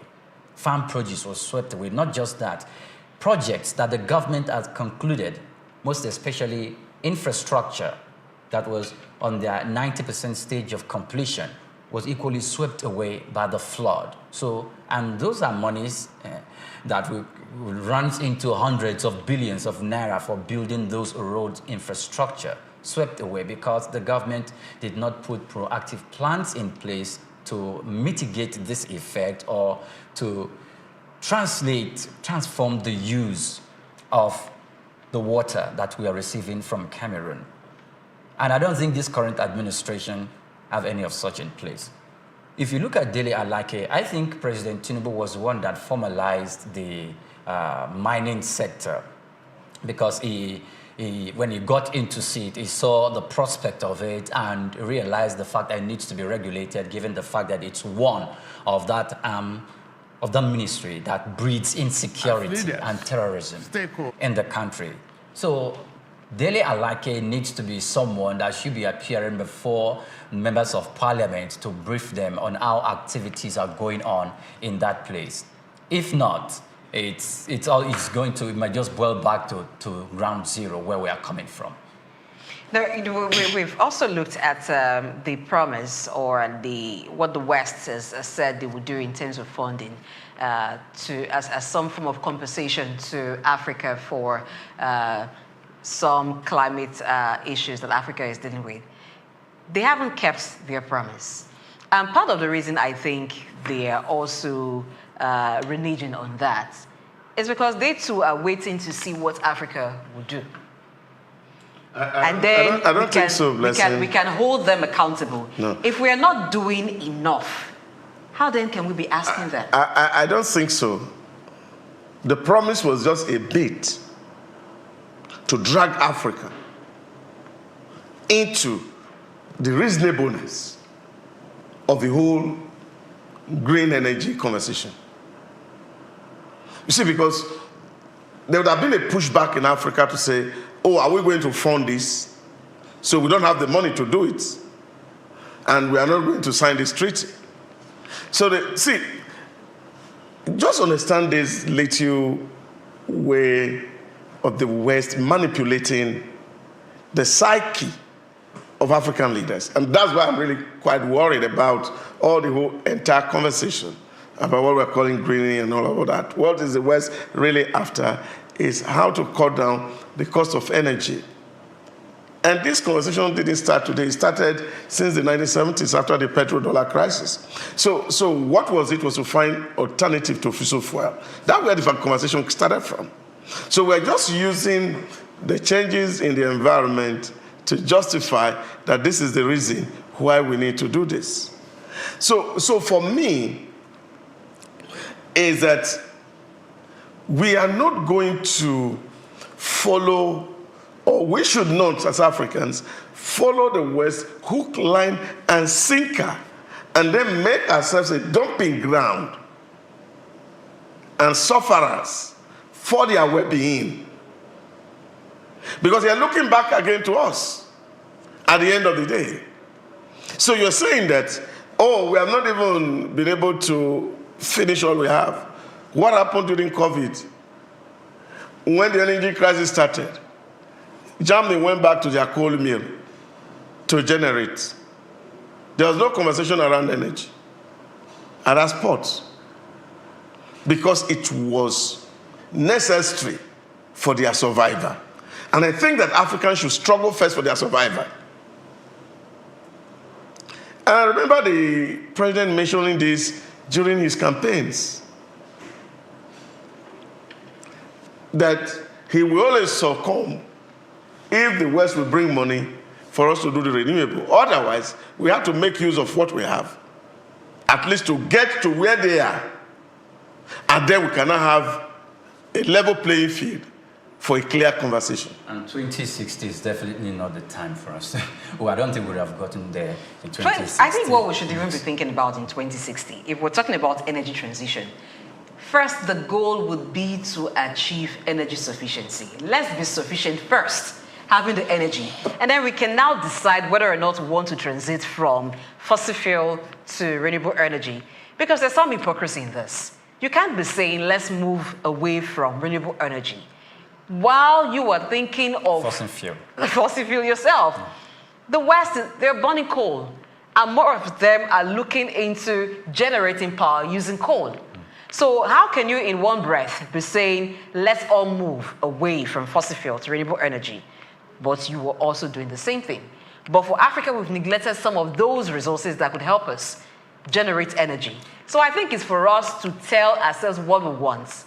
There are sovereign nations in Africa. There is none, as of today, that is still a colony of any other country. So we can decide for I think it was also ourselves. good that the president also mentioned that there's no country anywhere in the world that's relying on one source of energy. Because what we have is a basket of energy. It was good to put that out there. So we have some from here, some from here, some from here. And so we are not going to cow us to rely on one source. That's what I'm saying. So it will allow us to also use the other sources that are available to us, especially those that nature has endowed That's us what I'm with. saying. They too are using, they have an energy mix. Different ones coming. Look at China, what they're doing with solar farms. They're also generating energy through other means. So let Africa also determine what constitutes their own energy mix and what we want to do with it. Because we can still gain a lot from this. The bane we can of still Africa, trade on it and gain a lot from it. The bane of Africa is that it lacks the technology to be able to, upscale its energy sector. It doesn't have the technology. Not for every type of Number energy. two, the thing is, the West is aware, China is aware that the bane of Nigeria's problem to match up with other countries in the West, talking about manufacturing and industrialization, is the lack of power. And if there is no power, all the manufacturing hubs, industrialization will become comatose. It's not going to work. Nothing is going to work. And so, but before this even time, though China Nigeria will come was here generating to help power Nigeria from coal, lay, even before technology advanced to the stage. Sorry. Why don't we Even though concentrate China on the will ones come that we to can Nigeria to lay rail tracks for Nigeria, I don't think it's going to go into talks or agreements or to be very, very sincere in conversation that is going to upscale the Nigerian power generating sector from what it is right now to about 15 or 20,000 megawatts. I don't agree that. I do not we are agree. going to be less reliant on China and the West. I do not agree that the reason Nigeria is not yet energy sufficient is because of technology. It's the will to do it. We don't have the technology. No, before this time, we were generating power from coal. For how many? Technology has not yet advanced. What's the population of Nigeria then? What was the population we could have created an energy mix. No, we still have the national population grid. of Nigeria then? We still have the national grid As we supporting. speak. We still have people who are The powering. national grid that has collapsed for the umpteenth time. It That's what collapses you're and it relying on? resurrects on. Yeah, It resurrects again. What I'm saying is that if we want to develop an energy mix that supports us, we can if we have the will. We can leave out certain kinds of types of energy for which we do not have the technology to run. It does not put and focus on that which we can do. It does not put away the absence of technology. Egypt But has done I think a lot. we have all agreed to a certain extent that here in Nigeria, maintenance culture is a problem. We have just spoken to that. So I didn't really see technology as the issue. It's a problem of the fact that we don't have a maintenance culture. So we just allow things to rot. And even when we have the competence to do it, but it really doesn't matter, we just allow those things, they lie low and nobody's caring about it. You see somebody build a house, it doesn't really care whether the house is maintained or not. So you need some national legislation to be able to do this. So these are the things that are happening to our basic infrastructure. Take, for example, you see all our dams constructed. Nobody's maintaining them. All our what? The dams. The So that's dam. No supporting maintenance. energy generation. And that same thing that happened to the refineries. No maintenance. Because the monies that are meant for maintaining, some people siphon it because they just feel that the maintenance is not needed. And this is it. If you have a car that you are not servicing, when it's due to go to the mechanic, it does not go, then one day it will leave you on top of the bridge. Then maintenance is not the problem. Corruption It is part of is the problem. It is part of the problem. Corruption is the problem because every year in, year out, even in the budget, the refineries that were not working before and that now is beginning to pick up is that we set up funds aside for the maintenance of these refineries. Which the takes Warri us refinery, back to the Kaduna will. refinery, When you have to Delta the State will. refinery. When you have the will. We are setting out money for that purpose. Yeah. And the money that is set out for that purpose is not used for refining. It's because we have the thoughts and the culture of maintenance in the first place. That's the reason why we set out fund for that purpose. The fund not being used for the purpose it was, allocated for. It's the reason why we are where we are today, and that is corruption. We may call it corruption, but the general problem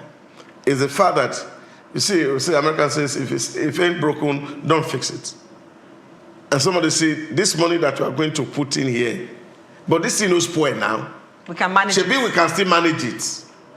You see, that mentality is what is even fueling it. This thing will no spoil. I want to use all this money. So this is waste. This can serve another purpose.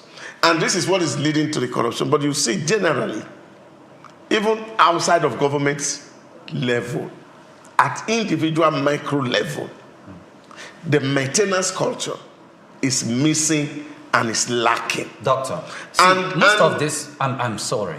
Most of the elites we have in government, a whole lot of them own their private organizations that they run effectively and efficiently. And You have just said No. that's private business. Even the maintenance That's private culture business. In their in a That's private business is a business. It's not the problem. same thing. See, when The you approach is not the you same. are a chief executive officer of your own establishment, Yes. and you are putting in things in place to make sure your business generates profits, and become very, very productive. You moved from that to now head as a DG or as a PAMSEC. The approach is not the same. I give you examples of private businesses. So it boils down to what I said earlier. No. They do have that approach is not the same. non-corruption, but they consider the government will leave work government. as Most of the where time, you see, we talk too much about government. I'm just talking about private individuals. Take, for example, private individuals. It took the minister of aviation recently to grant some airlines. And Nigerians were complaining, why will you grant them? But they were not airworthy. Have you traveled? Because we are not making them. Have you traveled using? It's not about government. It's a culture.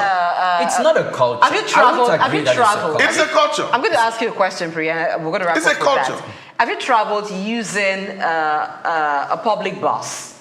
Even within town, don't you see how some of them manage? It's a culture. Until when It's not about the car government. parks up. And then the driver is trying to act like that fault just developed. But you know very well that he had known of the fault. But he keeps managing to the point he can no longer manage. It comes back to the fact that you do not have the culture to maintain things. That you wait for it to get broken. It's not a culture. If corruption is not peculiar to Nigeria. It is not. It is fine. Nigeria, there's corruption, lots of corruption in Nigeria. So it's not peculiar to Nigeria. In the United States of America, there's corruption. In other areas of the world, there's corruption. So we cannot say corruption. But why don't we see the same level of corruption? Corruption is the culture of Americans because there's corruption in the system. We're We're not talking about corruption culture. I'm talking about maintenance culture. Yes, but when you go to the US, do you see those kind of things? Are we going to completely absorb the United States of America for that? Because you see, when you go to these climes and we see structure that was built in the 1920s, 1830, they are still standing and they are still effective, still being in use. There's a new report because somebody about inflation. is there to ensure that a structure works. But what I'm saying to you is that you have structures that are built in here, and people just look at it and say, well, we can still manage it. All right, we're done with that. Let's move on now. There is a new report regarding inflation. So inflation has been rising in Nigeria. We do know that. And the one for December, we're looking at what it was like so that we can look at the issues and why inflation was at that level for the month of December. So we'll take the story on that so we can look into that. So, yes, not much have actually changed in terms of prices. It's still been the same, but you know that when we get to the UTAD, it's like a common culture. We all do know that prices increase because there's a high demand at that time. So there's celebration here and there. It just goes on and that. But before I pull up that story, all right, let's just take the figure first. So the food inflation rate in December was 39.84%, and it was 5.91% higher than December 2023. That's a year-on-year comparison. So before that time, inflation has been on a steady rise. It was around 33%, but for December, it moved up to 39.84% in the month of December. Now, could we just say this is because it was the festive period and there was a lot of buying, lots of partying, a lot of celebrations, a lot of consumption? What actually can we say regarding this new food inflation rate? Doctor? Well, I don't think the focus should actually be on the food inflation. I think we should actually be looking at the headline inflation, as it were. But food inflation is one component that actually it's just one makes component, but by the time you get the aggregates, the total inflation rate, by the time you get the more. aggregates, and these are the issues for me that if we don't overburden some issues and make us look too bad in the eye of people.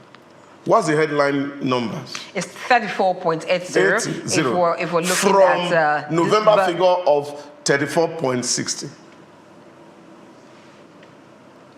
So a marginal increase. It's a marginal increase. So, and especially within the festive period, where we know that there's pressure on demand and the rest of all these things. And so it's nothing to worry about.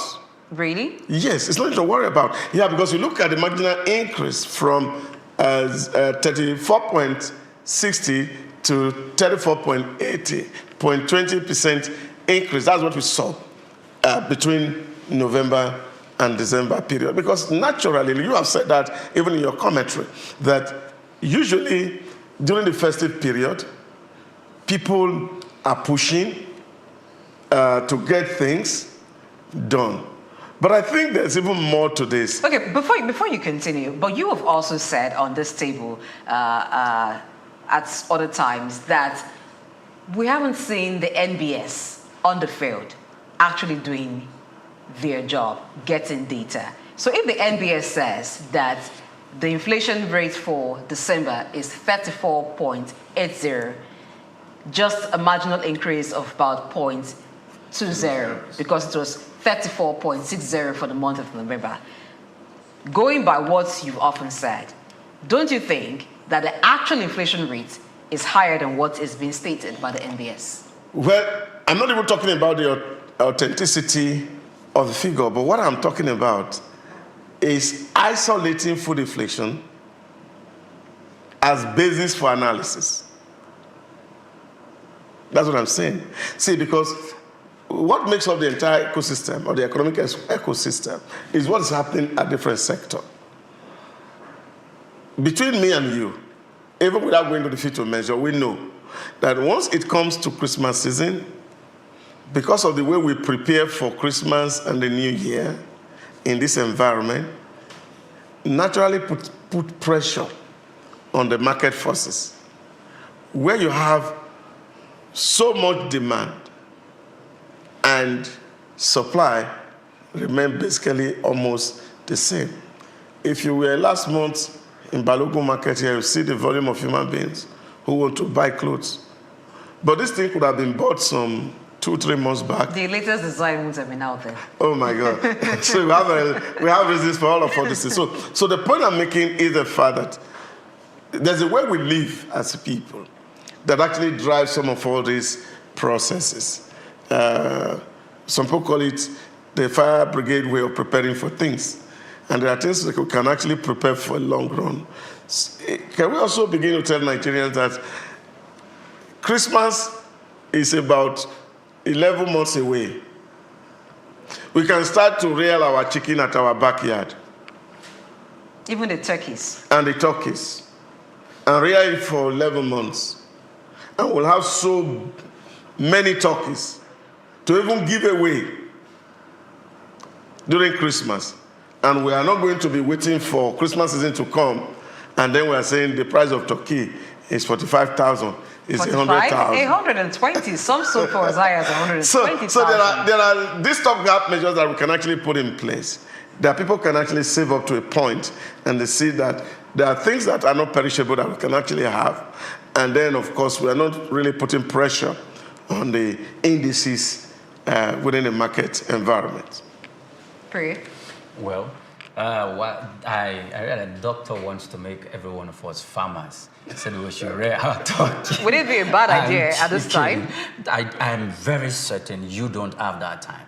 I'm very certain Doc himself doesn't have that time. Shouldn't we create some time? So it doesn't need time. It's just to buy a cage, put it at the back of your house, and it's as simple as that. Did you enjoy buying one turkey for as high as 120,000? No, I won't even give you a second thought. No, I won't. So the thing is, this Christmas was different. Whilst we say it's a normal time in the season where there's pressure on food items, and so normally or logically we expected the prices of food items to skyrocket. I'm not really going to buy that. We know that the increase with regards to policy directions that will go to that, reflected in the increase, the removal of fuel subsidy is not the consequence of that. It's not completely faded off the system. And we remember, please, that whilst all these increases are taking place, the salary of the basic Nigerian on the street did not go up.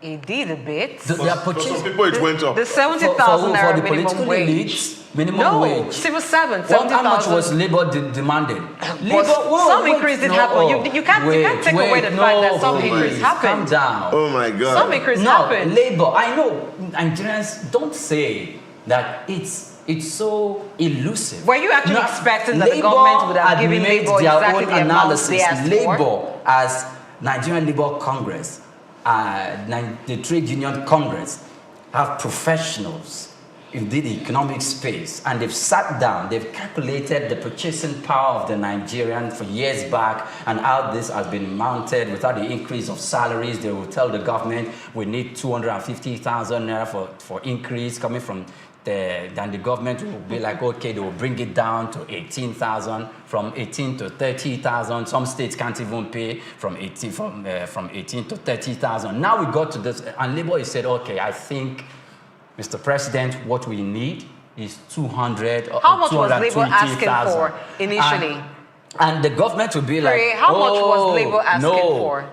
What are they demanding for? Go and tell them. Just a moment. Go tell the There's minister. a reason I'm asking you the question. How much did they demand for? Of Labour, of Trade, and let them know we can't do that. And they brought it down from 220 or 200,000 naira. It was even more than that. To 70,000 naira. To 70. You should be happy. No. You should be happy that is wrong. That's an insult to Nigerians. No. Let me tell you why you should be happy. Wait. Just let me land. No, I think you should let me land. And I can't be happy about that. From 450,000 naira, do you know how much the government? Let me tell you why you should be happy. Let me tell you why. This is not a problem. It is a huge problem. It is not a huge problem. Let me tell you why it's a huge problem. From 450,000 naira, from 450,000 naira to 70,000 naira, and you expect Nigerians to have purchasing power. The electricity tariff subsidy has been taken away. Transportation has been taken away. It has increased the prices of commodities. And you said 70,000 naira. Every time Nigerians discuss minimum wage, no. Every time Nigerians discuss minimum wage, they forget maximum wage. Aside that, And this is a problem. Now, so when you're saying because you won't let me land, You have will not landed. Get, No, I you have haven't. landed. You I have haven't. landed. I have to. No, I Hold haven't on a bit. landed. Hold on I a haven't bit. landed. Hold I on. haven't landed. No, Maybe no, you no, should no. give me 30 I'm seconds not to giving just you say anymore. something because I Hold haven't on a landed. bit. You have interrupted landed. me. Yes, hold on a bit. yes, because you only think about minimum wage and maximum wage. The minimum wage is for level 1. And I can tell you and I bet you, in the Federal Government Republic of Nigeria, there's nobody who is on that level.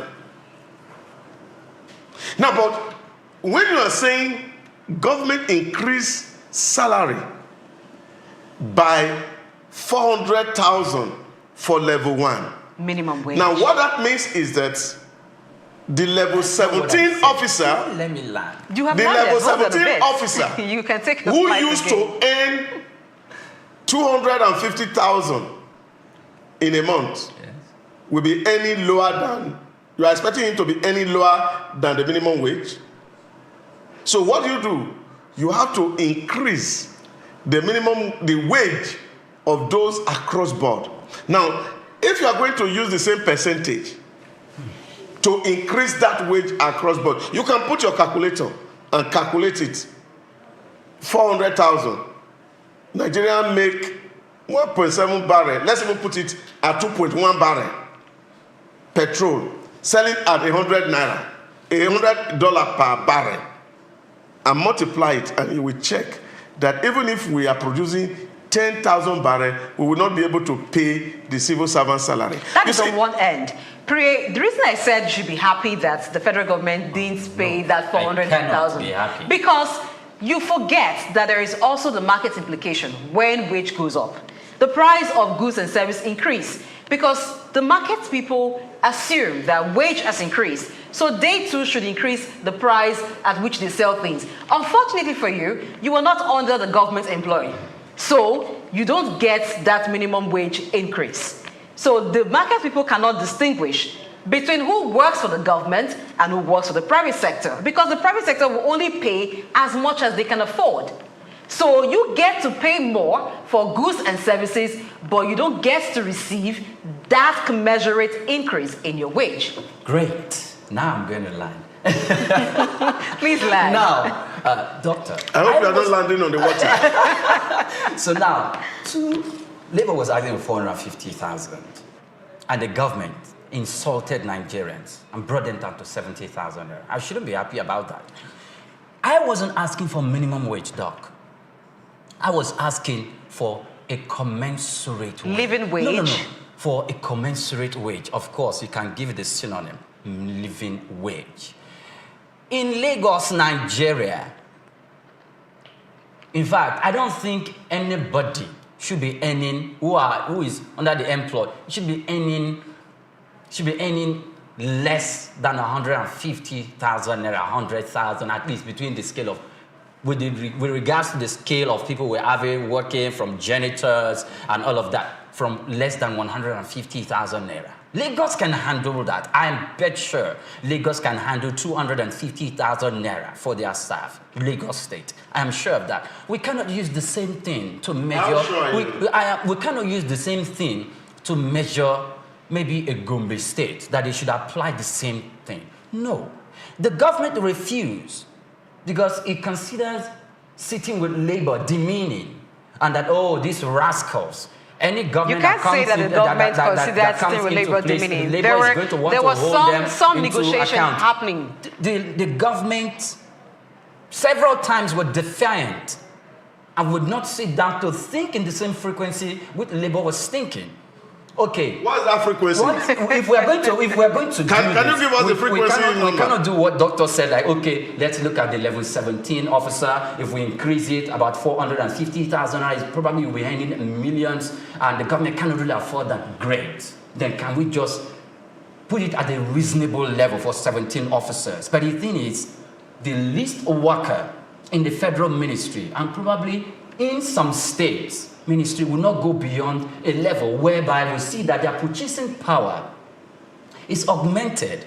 It's brought to a standard where they can stand on their own. Because if you look at that the effect of that on the private sector? See, blessing. Are you considering the private last sector? Year, University of Lagos increased their school fees. To how much? Yeah. Medical students were paying, some of them were paying, is it 95 or 75,000 naira? Yes. Went up to 200, 350,000 naira. How much is it in the private universities? Federal universities. Federal universities, not only in Lagos, in other parts of the country, increase their school fees. Obafemi Awolowo University. How much is that in dollars? Increase their school fees. How much is that in dollars? We can't go that route. We can't go that route. Because the purchasing power of Nigerians, by what they earn, is different from what they earn. So we can't even go that route. I'm not saying go there. I'm only following his conversation. He wants labor to pay 400,000. And he's crying here that universities, medical students in universities are paying 200,000. And therefore, it's way above board. And I can tell you, this is what we're talking about. That 300,000 or 200,000 is paid in 1 year. That has 12 months of multiple 400s as salary. You see, what we do here? But the 400,000 minimum wage didn't happen. Let's also No. that. We are basing it because it's landing on the water, so we are trying to see where he lands inside the water, so that we can. She didn't let me land. You have not landed. I have not yet landed. She took it. So where will you and land said, "Dog, eventually? please." Where will you land eventually? I'm wondering where you will land. Maybe I will take the whole day to land. Yeah, because he cannot land. We have to create a separate show for that. He cannot land. So the issue is that the reasonableness of your demand is critical. Most of those labor people who are talking, they work for government. I know that when the conversation happened, when Arafai was in Kaduna, and he said to them, well, I don't mind paying you what you want, but not at the current size of your workforce. So you take one. Arafai. Allow me to employ the people I need, Downsize. and pay you what you want, or you keep all of yourself in the business and continue to earn what you are earning. So it's an option. So labor should be reasonable enough that you are not protecting some people and say, oh, even people that are not working, you are just talking about Lagos State. I would have asked you to just take a walk and enter into, for example, some government institutions.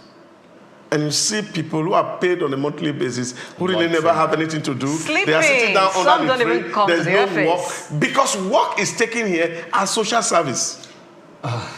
This is a problem. So if you have, for example, why are we not digitizing? Which, of course, every country in the world are going toward.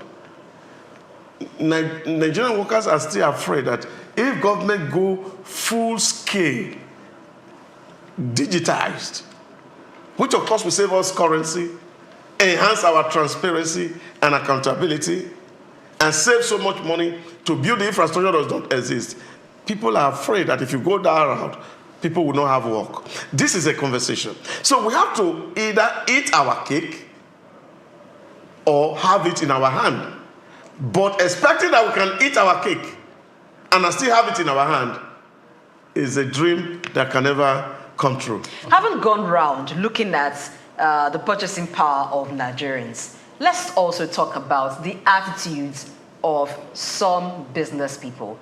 Agree that during the UTAL you have high demand, there is a pressure, people want to get things they perhaps could have been making some payments and installments for at once, and that also increases the demand, but the supply has not increased. There is also the fact that people increase prices because you now have more people coming. Extortion, if you like, also happens. What about that? How do we deal with that? Yes. This thing about extortion or increasing of prices, go to the market that you can afford the things that are being sold there. We all know that you have some, you go to a kind of shop and you're buying a bottle of soft drink for 500 naira, 400 naira. There are places you go, and that same bottle of drink is sold for 5,000, 2,000, 3,000 naira. So cut your coats according to your clothes. I'm talking about the open market. So because if you go to the market after the December sales, yes, the prices of some things have dropped a bit. And you're wondering, what happened? Did we get more supply? That's what doctor said. It's part of what doctor said, which was very correct, that during the December period, things will normally want to go up. But it's a common practice in other places. Oh, of course it has been a common practice for a while. Take for example. No, outside of Nigeria, is it a common practice? On Christmas Day, you enter training in UK is for free. You what? In the UK, they give you as Christmas gifts. But here, transposition increases. It's double there. Again, is you have Black Fridays. People do Black Fridays. How many Black Fridays do you have in 1 year? In short, the Black Friday it's not black all of enough. November. The Fridays are not it's black enough. It's just for November. I don't even like the word Black Friday. It's just for November only. There are certain things that happens around us, and I think this is what Blessing is speaking to, which is where we need to actually baptize prayer. We need to let him land first. So that he should not be thinking in the normal African way, but that he embodies humanity, which is where we're talking about mutual benefits, that we are not going to kill the goose that is laying the golden egg. That in terms of having things done, sorted, we have to balance some issues. These things that Blessing talked about, they are very real. I give you one example. We're going to buy one certain equipment here. And the representative who sells for the manufacturer who lives abroad was giving us that equipment for 64,000 euros. Whereas the manufacturer is selling to European countries, American countries, at 19,000 euros. The cost of bringing it from Europe to this place is about 4,000 euro. So if you add 4,000 euro to 19,000, that gives you 23,000 euro. If you even make 5,000 euro as extra, that gives you about 29,000. But imagine something that, of course, you could sell for 30,000 euro and still make huge profit and smile home. But here you are, you want to sell it at 64,000 euro. Just because you have the privilege to represent somebody here. Elsewhere, that don't happen. There's a wickedness in the African skin that needs to be purged. Is it an issue that of wickedness or no, there is no regulation? Wickedness is not peculiar Is it to about Africans. Regulation or is it has a matter of wickedness? It has nothing to do with regulation. It's just the common humanity that somebody is sitting down somewhere and is thinking that, look, I don't want to hurt my neighbor. And that is why when people are living elsewhere, they are living with the consciousness of their neighbors. Here in our space, we don't live with the consciousness of our neighbor in our heart. It's always about us and us alone. And that is why people can do anything, including, for example, we're having people who put water in a bottle, lock it up, and sell it as bottled water on the street. People will grind chalk, put it in a capsule, and sell it as medicine.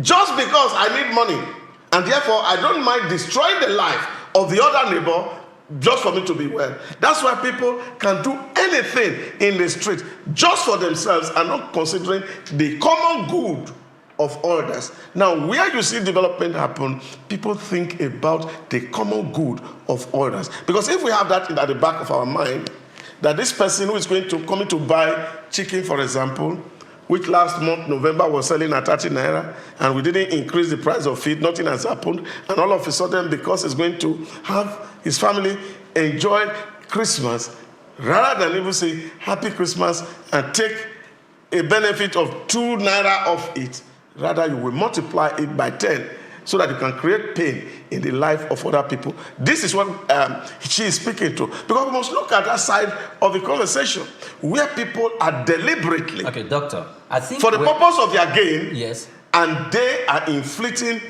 unbearable hardship on others. Okay, fine. Whilst I won't say whoever did that didn't I won't say it's a good thing. However, it's not peculiar to Africans. The crimes, the different crimes that you spoke about, some of these crimes have regulatory authorities whose regulatory supervision, straddles both countries.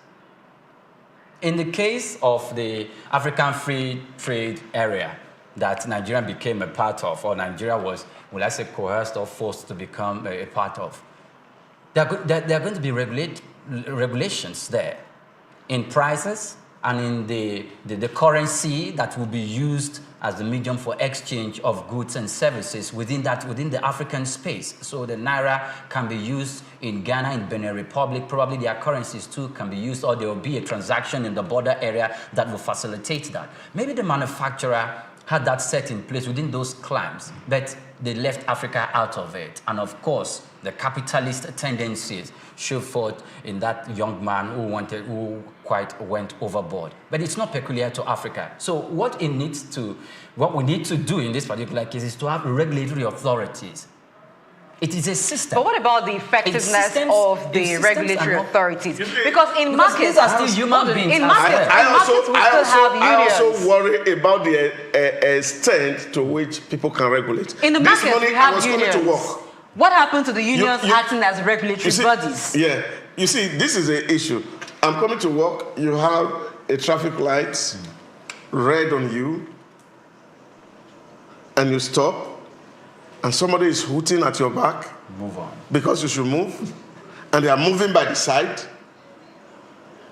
driving against traffic, without the consciousness of the fact that this is a tree junction, that the people whose light is green could necessarily be driving across. And this is how we live. It's quite worrisome. And I think that that's why people talk about national reorientation. That even you get to places, all you see is traffic light. Even in Lagos here, you have traffic light. You will have LASMA present. You will have those yellow fever present. Police will be present. Police. Sometimes you will have, road safety present. People will still drive against. Knowing that about our society, can we now begin to look at some of the institutions, associations that feel this? We have unions in markets. Some persons will rather sell at a fair rate, but they are bound by the dictates of the union to increase price to a certain level.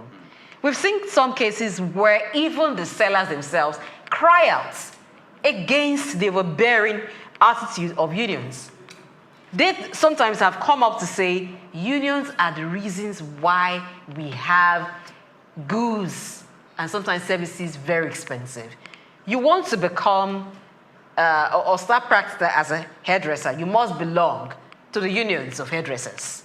You want to start selling tomatoes, you must belong to the Association of Tomato Sellers. To grind. You want to start selling spare parts, you must belong to the Association of Spare Parts Sellers. These unions, the hold that they have over the traders and the influence that they have over the market, is it not time that we begin to look at it? Because unions are supposed to be for the interest of their members, agreed, but not becoming anti-society, anti-progress to other people. If they have, some of them are beginning to act in that way, should we not also be looking at regulating their activities? It is good to say we should have regulators, but what kind of regulators do we want to have? Who should they be regulating? Because sometimes it's not very easy to isolate the traders because they operate within a space and there are rules that govern the space. Some of them, if they choose to sell at the rate that they want to, they will be forced out of that market. So they just have to sell at the rate. Even at motor parks, if a driver decides to bring down the price, you see the way some of them, they run around, you must carry at this price. This is the price at which we want to charge for it. They fix it. So there is price fixing by unions, by association. Government must now be looking at breaking those kind of hold. Else, we just may be having the same situation. We understand that the demand and supply affect price, but sometimes these are factors too. Well, government will not Whilst I cannot completely exempt the unions for doing that, I've gone to markets where the prices are not, sticked in your face like this is the specific price in which we must all sell. Because even if you have that price that the union fixed, some sells above those prices. There are some that sell above those prices. There are others too that sell below those prices. Those who sell above, it may mean that the union gives a threshold. It can't go below this, but it can't sell below. The union also have limitation. The union also have limitation. If we look at the marketers, when we come to the crude oil business, we can see that they all have range with which they dispense their product. And people always floor the local, the NNPC filling station. Why? Because they feel we are going to get it lower than it obtains from every other seller or every other marketer. So they go there. So I don't think the union is a threat to that. And also, for goods that can be ferried across board without being physically present in a store, in a shop, people have resorted to the virtual space where, the competition there is on a different level. So the hands of the unions can't really, get to those places. But and also the regulatory authorities that we are talking about, sometimes there's little they can do, to be sincere. Sometimes why is there little they can do? Except they want to sanction. Just recently, where the Federal Consumer Protection Agency, was looking at the activities. Recently, also, in fact, today is even in the news that when the NCC, the Nigerian Communications Commission, is pallying the telecommunication regulatory authorities to sanction banks that will not pay their due for using the USSD, the unstructured service data code, where people can make transactions without being connected to the internet because they are owing, the banks are owing, because the banks will not just pay. On a final note, we cannot talk about the challenges without proper solution. Part of the skin wickedness. No. On a final note, corruption is not peculiar to Africa. Yes, it is not. We agree. But we also know that we can tackle that money is not yours. The ones that happen here. And you can't take it. No, you can't. You have to separate it from your books. Now, it's not as if this bank are not making money. In short, they are declaring trillions in a quarter in profit. And yet, what you charge customer is not you paying for the service. Customers are actually paying for the service. For every transaction you do on USSD, the money is taken by the bank straight from your account. So this is where the regulator comes in. It's not free. It is now for NCC. It's not about the banks. It's now for CBN to sanction those errant banks. Yes, CBN, but going NCC, forward now, going forward now, this is January. Now, inflation for December is at 34.80%. It might be around the same neighborhood, being that it's just the preceding month. It's just the month coming after December. But what can we do to ensure that in this year, 2025, the government has some plans. The CBN also has some plans. They have not met this year for any MPC meeting. They will be calling MPC meeting maybe sometime around February. And we don't know what will happen to rates. Maybe rates might be dropped, rates might be increased. But what area should we be looking at to ensure that this inflation rate that is alarming begins to drop? Yeah, there are a few things that can be done. And I think the president has spoken to some of these issues, which are to be addressed, especially from sub-national levels. Number one, states are earning more money now. They can intervene in some certain areas. For example, there's nothing wrong if states are running their private or public transport system. Some of them and have, investing more. They don't maintain them. Public transport system. So you can have, Lagos has built red line, green line, and all of that. States can begin to invest in those infrastructures. Some of them, they can actually partner with other people who will put the investment there. And then we can begin to see how state can also even begin to earn from those things. That's one. The local councils that have become so irrelevant can begin to invest in some of all these things. There's nothing wrong in local government having to invest in agriculture, really, and create food hubs around their councils. Because whether we like it or not, inflation are driven either by costs or by demand. So the things that will bring costs down is when we begin to produce what we eat and eat what we produce. And we are not over-relying on what is coming from the outside. Then we can have the cost of inflation go down.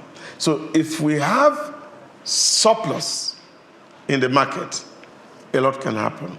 We can intervene in the areas of creating cold storage facilities, for example, across the space. There are a lot of silos where we can house grains and the rest of it, so that when we have them in abundance during the wet season, we can save some for the rainy day, so that we can stabilize price across season. So these are some of the things. The River Basin's authorities that are taking money and doing nothing, they should begin to invest those money in irrigation farming, so that we can have farm happen across seasons.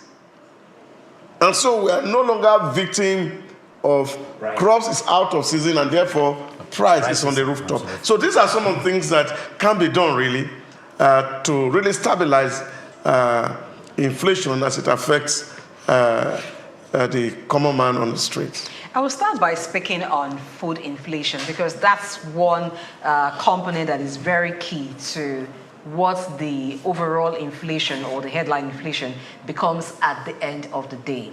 And people must eat. We can do a lot this year to ensure that food that has been produced when it's harvest season, one natural disaster does not happen, and then the food harvest doesn't happen, it perishes, the food perishes, yes. And then we begin to experience scarcity. I cite an example with the Borno case. There should be some form of monitoring, particularly for areas that are considered food baskets of the nation, to ensure that where there are signs that there could be some natural disaster, maybe flooding, it doesn't happen. Or if it happens, the effect is minimal. But sometimes we hear that, a particular food item is scarce in the market because there was widespread pest attack on the crop. What happens to having support for farmers? Ensuring that what they need for good planting and harvest season happens. There should be a lot of concentration this year on the agricultural sector, because food is very, very important. For other things, people could say, I do not want to take this, so there could be opportunity cost. But I doubt if there can ever be opportunity cost for food, because you must eat. You can say, let me forego this. This year, I'm not going to be doing much of a particular grocery. You're going to cut down on data consumption. You're going to cut down on cinema visits or some other things. Not food, because it is a basic necessity. So there should be a lot done. And I want to appeal to the CBN ahead of time, when they do convene for the Monetary Policy Committee meeting. At this time, I do not think we should be going with textbook approach to tackling inflation by increasing the MPR rate, monetary policy rate, because that will automatically make it very difficult for businesses to obtain loans. And it's common sense that if you obtain loan at a higher cost for your business, you would transfer that cost to the end consumer. These are the two things that I think we should do this year, so that the inflation rate does not increase more. Okay. On my own part, I would say that the government paying attention to agriculture should rethink the way it's building roads. Some of these places where our farms are located are areas where we cannot have vehicles go there to ferry the products or the crops that have been harvested to be brought into the city Market or to access. the urban area where the market is. So if the farm is in the middle of the sea, because there's land in the middle of the sea, then the government should provide a ship. Now, I'm just using that to provide a ship. If there are roads that lead to a farm where we have workforce, a productive enclave, then build the roads there. We all know that the state government or the state governors has completely usurped the role of the local government. They almost made them moribund. And I'm going to applaud the former administration and what the current administration is trying to do to make sure that local government have a space to breathe. Most especially when the former president, Mr. Buhari, made some inroads using the NFIU to make sure that the monies of local government get straight to them, so they are not tampered with by the state government. So the local government needs to be empowered, not just legislation, but also given the authority and the manpower to enforce the same laws made at the local level, so they can collect those money at the bus stop that the agberos are collecting from the transporters, because it belongs to the local government. So they can collect the money from those stores, from those shops that are in the different markets, because it belongs to the local government. Now, with those funds, the local government should have the independence to chart a policy directive at the ebb of society, and we should be heading somewhere. And it should not stop at policy directive for local government. To whom much is given, much is expected. We should begin to see local government's visible presence in their local government. It doesn't start and end at paying salaries of the local government workers. Well, Post and Perspective comes up next with Evelyn Oyole. Let's hear your thoughts.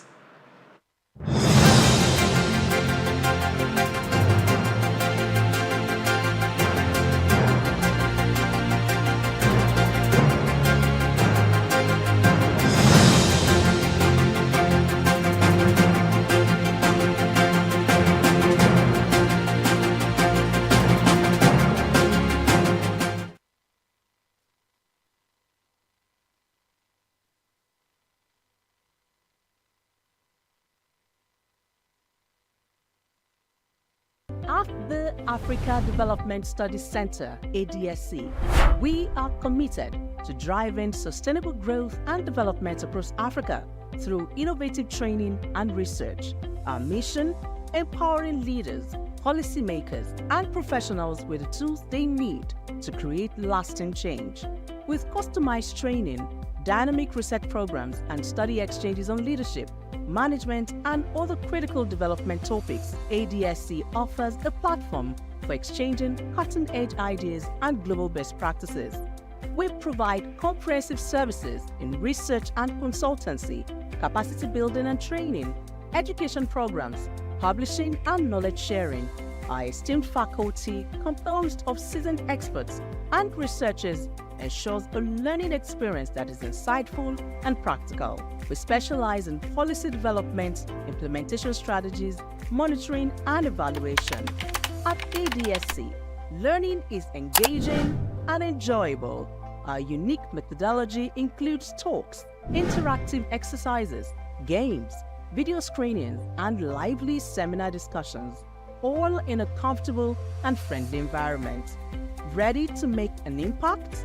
For more information, email us at info@adstudycenter.com or call +234 912 439 2362. Visit us today at www.adstudycenter.com to explore our programs and upcoming events. Africa Development Studies Center, rethinking development for Africa. Known as the father of African literature, Chinua Achebe was born on the 16th of November 1930 in Ogidi, now Anambra State, eastern Nigeria. He was born to Isaiah Okafor Achebe, a teacher and an evangelist, and Janet Anenichi Ilegunam, a vegetable farmer. Achebe has reshaped comments from the understanding of African identity through the power of storytelling. Raised during the twilight of colonial rule, Achebe's education was steeped in both Igbo tradition and the Western values of post-colonial Christianity. As a student at the University of Ibadan, he became fiercely critical of how Africa was portrayed in Western literature. Achebe believed that Western literature often painted Africa as a dark and primitive continent, but he sought to tell the African people's lens. In 1958, Achebe's groundbreaking novel Things Fall Apart shattered colonial narratives through the tragic story of Okonkwo, an Igbo warrior. Achebe illuminated the complexity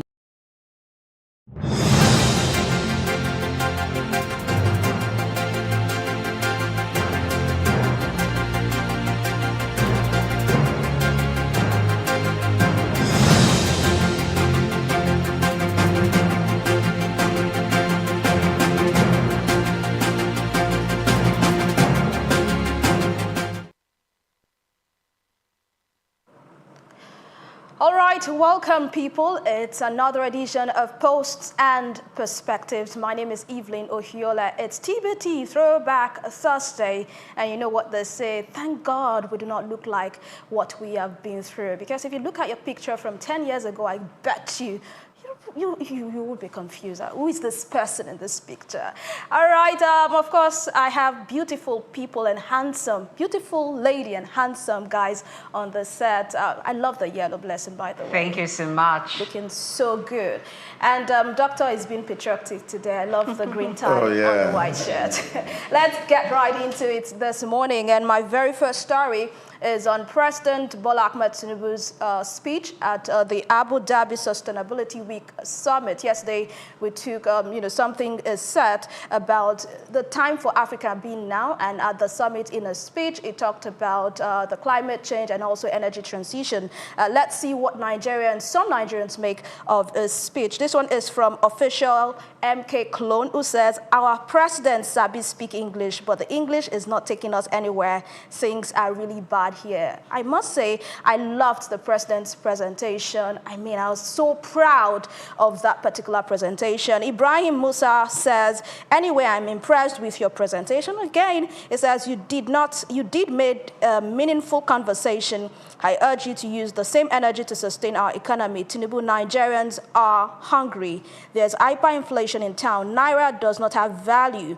Do whatever you can to redeem our glory back. And the last one I'll take for the story is from Kule Jimba, who says, this is a speech of a man that knows his onions, involved in policies and implementation of same with full awareness of the global trend, come challenges while leading his nation into a shared prosperity. Doctor, what do you think about the president's presentation? You know, a lot of people think it's time to walk the talk and not just talk every time. I think it was spot on.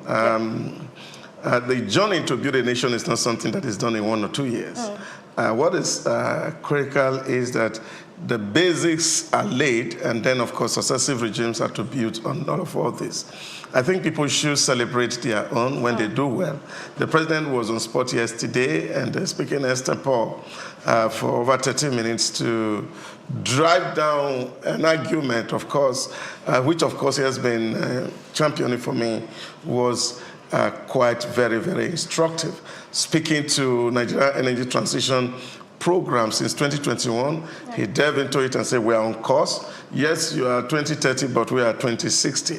So these are, for me, I think it was a very high point for his administration yesterday in Abu Dhabi. Okay, thank you so much, Doc. We'll move to our next story this morning. If you do not use a smartphone and you depend on the unstructured supplementary service data, that is USSD, and you might have some disruptions from January 27, and this is because the telcos acting under the Nigerian Communications Commission will cut off the USSD access of these banks by Monday, January 27, 2024. The banks are Fidelity Bank, First City Monument Bank, Jais Bank PLC, Polaris Bank Limited, Sterling Bank Limited, United Bank for Africa, Unity Bank, Wema Bank, and Zenith Bank PLC. Let's go to take reactions of Nigerians or people generally at this time. This one is from Happiness. I think it's another spelling for happiness. I'm just saying.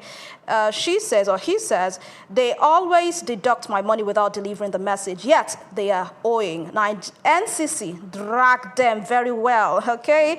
This is your short plug who says, these banks are quick in making these deductions, but remitting to other parties involved becomes an issue. And Candy says, and they keep charging their customers for this USSD thingy. Oh, why not remit to telecoms? They rather use the money to pay Wizkid and Burna Boy to perform for end-of-the-year party like their staff are some nursery school kids. I mean, stray bullet had to hit Wizkid and Burna Boy. Those guys are not doing their job. Blessing, what do you think? Well, because they charge their customers, why not remit to the telcos? Yes, I'm wondering why the CBN is waiting before the sledgehammer comes on these banks. Because this is highly criminal. Yeah. You've collected money from customers, but you failed to remit to the telcos. Yeah. It's highly criminal. And now the customers will have to suffer because of it. So the CBN by now should sanction the banks already. Find them something that will really make them know they've lost something and they don't repeat that next time. And for the banks, part of the sanction that should come to the banks, it should be that they should compensate customers because some people depend on USSD for transaction. Okay. It's not all the time that you get to use the app, and some persons do not have the internet-enabled phones. So what happens to them? Does that mean that they cannot do transaction? They should be made to compensate customers. Thank you so much, Blessing. On to the next story this morning, and we are focusing right here in Lagos. Lagos to demolish shanties and illegal market structures at Sele on the bridge. What are Lagosians saying about this? Traditional guy says, long overdue. Hope this extends to Amuwo or Dauphin LGA. And Sharon Riley says, that's a tough decision. I hope it improves safety. The environment needs protection. Have they considered alternatives for the displaced? And Antonia Dark Flame says, constitutionally, it is the job of the local government chairman to create market spaces for people. What are the LGCs in Lagos State doing? Doctor, in less than 1 minute, if you can react to this, the market structures. I must say, the demolition has been ongoing since 2024 into 2025, and a lot of people think this is, the right step in the right direction. But some other people think that you have to provide a space for these market people before demolishing their structures. I think the local government structure in Lagos and the SCDAs should also be up and doing, create local shops where people can actually trade. It's more decent, it's more befitting for a mega status state like Lagos, so that it becomes comparable to bigger states like Pretoria and other places. You go to Casablanca, Marrakesh in Morocco, see clean city, and people do things decently. These are African products, and if they can get to that point, and I think that we can do much more. Lagos need to do more, build lock-up shops so that we can take all these unchains off the street. Thank you so much. We want a cleaner and better Lagos, and of course the governments, they are doing all they can to get that. My last story this morning, a breath of fresh air as we hear that Israel and Hamas has reached an agreement for a ceasefire and also to release hostages. Let's see reactions very quickly. One or two I would take now. Cattle says a crucial step, but the real question is whether this pause will lead to a lasting resolution or just another temporary break. And Mazwazi says it had to take 70,000 deaths. What changed? And PJ says, I'm sure they only agreed because they feared extinction once Trump gets into office. I guess they may be the only thing, that may be the only thing that came from his election. And someone else giving thumbs up to President Biden, it says, excellent news. Thank you, President Biden. And that's coming from CJCO's mom. That's the show this morning. Thank you for being a part of it. We'll make a return for the last edition of the show for this week. Ensure not to miss it. Of course, we go for this break. When we return, TC Barra is standing by to take you through the ever-bubbling world of sports. My name is Evelyn Ohiola. Catch you tomorrow.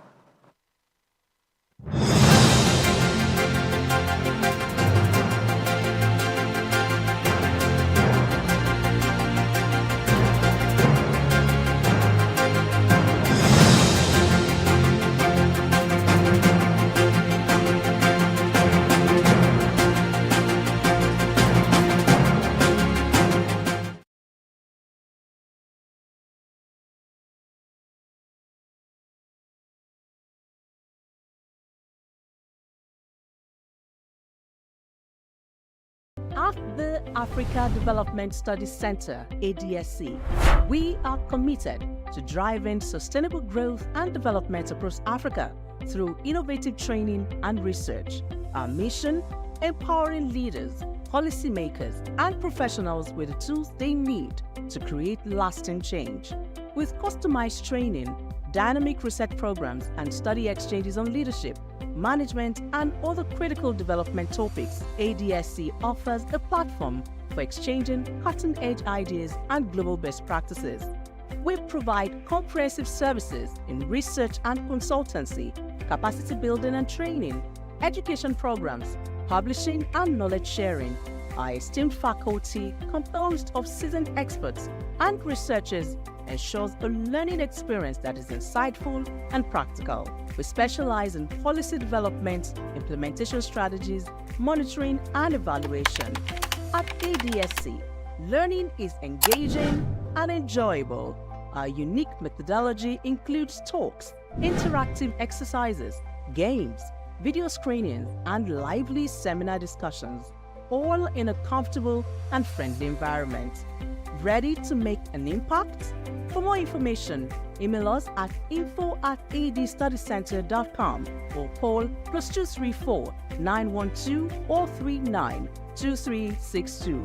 Visit us today at www.adstudycenter.com to explore our programs and upcoming events. Africa Development Studies Center, rethinking development for Africa. We've got just what you need right here at Femi Wash Media. Call it the Midas Touch and you wouldn't be wrong. Let us record, produce, mix and master your audio like nobody does. Reach us on our contact today for the best quality job. Afrobeats is a classic overnight success story, except it didn't happen overnight.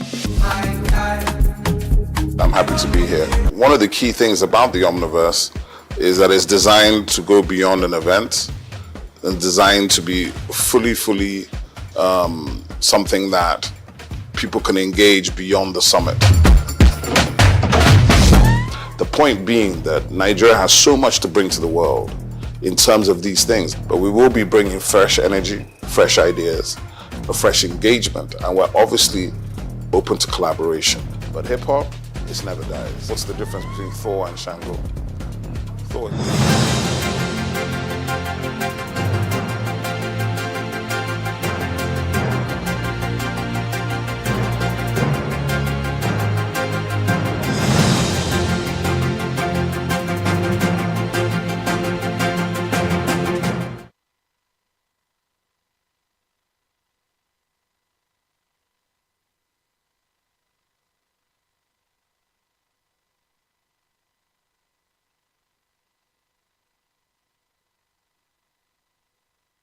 All right, great stuff happening in the world of sports, and it's my responsibility to bring you up to speed. Welcome to halftime right here on the front burner, Souq News Television. We'll start off from the local and seafood across the oceans as usual with the African football tournament, talking about the Championship, African Nations Championship, 8 African Nations Championship postponed. But I mentioned to you yesterday that the draws will be held in Nairobi, and Nigeria has been put in Group D, and they will be up against Senegal, Sudan, and the Republic of Congo. Of course, you know that Nigerian well, I don't want to call them the local side. The Nigerian Chan team are the 2018 silver medalists, and they've been moved. I mean, that tournament has been moved to August 2025, but with Tanzania, Kenya, and Uganda still set to jointly host the tournament. At the draw, which was held inside the famous Kenyatta International Convention Center, we saw the joint host Kenya head Group A, that also includes Morocco, Angola, Democratic Republic of Congo, and then Zambia. Kenya and Nigeria, the 2018 winners, talking about the team that knocked Nigeria out in 2018, will clash in the opening match of the tournament, and that's Morocco. Tanzania, on the other hand, another joint host heading Group B, and then they would have Madagascar, Mauritania, Burkina Faso, and the Central African Republic, who are the conquerors of Cameroon. All 5 will fight for 2 slots in the knockout round. Uganda, the third joint host, will battle Niger Republic, Guinea, and 2 wildcard holders to be determined by the Confederation of African Football in Group C. From there, we'd rush up to, the next story, which is the NWFL, the local Nigerian Women Football League. We saw action return as a lot of upsets and, of course, thrilling finish, which marked the opening of the Nigerian Women Football League. Well, I think one of the biggest upsets there will be Abia Angels, who I talked about yesterday, losing to Edo Queens. But we start off week 1, which delivered very, very great performances in Yenagoa and the South there. Bayelsa Queens edged out Delta by a lone goal. 2 queens faced each other, and a lone goal separated both of them there. The match was intense. It had both teams creating scoring opportunities, but it was Bayelsa's determination that paved the way in the end. Rivers Angels made a strong statement as they defeated Hillbom Angels. You could call that the Battle of the Angels. 2-1. Helen Daniels' own goal in the 5th minute gave Rivers the lead, and then John Michaels equalized in the 19th minute, brought Hillbom back into the game before Ifeoma Ikonokwalu's 78th-minute winner sealed victory for the Rivers-based outfit. Ekiti Queens secured a hard-fought win over Heartland Queens in Ado-Ekiti, and the Conference Queens suffered a shocking 3-1 defeat to Remo Stars Ladies in Ayimba.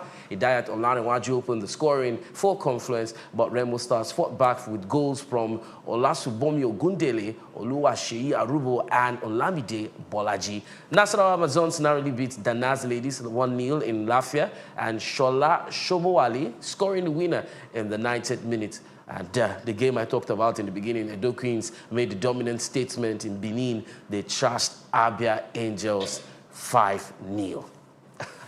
What a game. In another high-scoring match, Robo Queens defeated Benue Queens 5-1 in Lafia.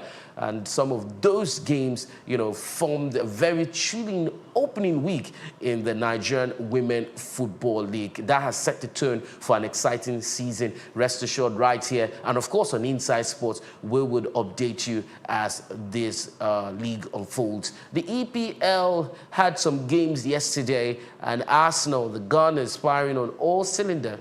One would say no, but seeing that they came back from a goal down, played a game more than Liverpool, and they were able to beat Tottenham in that North London derby. I mean, who's to say they're not firing on all cylinders? They were desperate to return to winning ways, I could tell. And if you had followed the game inside sports yesterday, Charles talked about the fact that Arsenal will be picking that one clean and neat because of the fact that they had lost to Manchester United in the FA Cup. Son Heung-min did find the back of the net after it was deflected off William Saliba and past good goalkeeper in 25 minutes. But the response and the rallying back into the game and the eventual winner from Arsenal is something worthy of note. From there, we'll go on to Crystal Palace, who were also in action. They had a clinical display and inflicted a 6-3 defeat on Leicester City at the King Power Stadium. It was at home for Leicester, losing by 2-0 as they remain 19th, 2 points from safety, having just taken 4 points from 24 since Van Nistelrooy took over. Palace did climb to 14th above Manchester United and 8 points clear of the relegation zone. That's some good, pointers there for Crystal Palace. We saw Everton lose by a lone goal to Aston Villa in another game, and Newcastle mauling Wolves 3-0.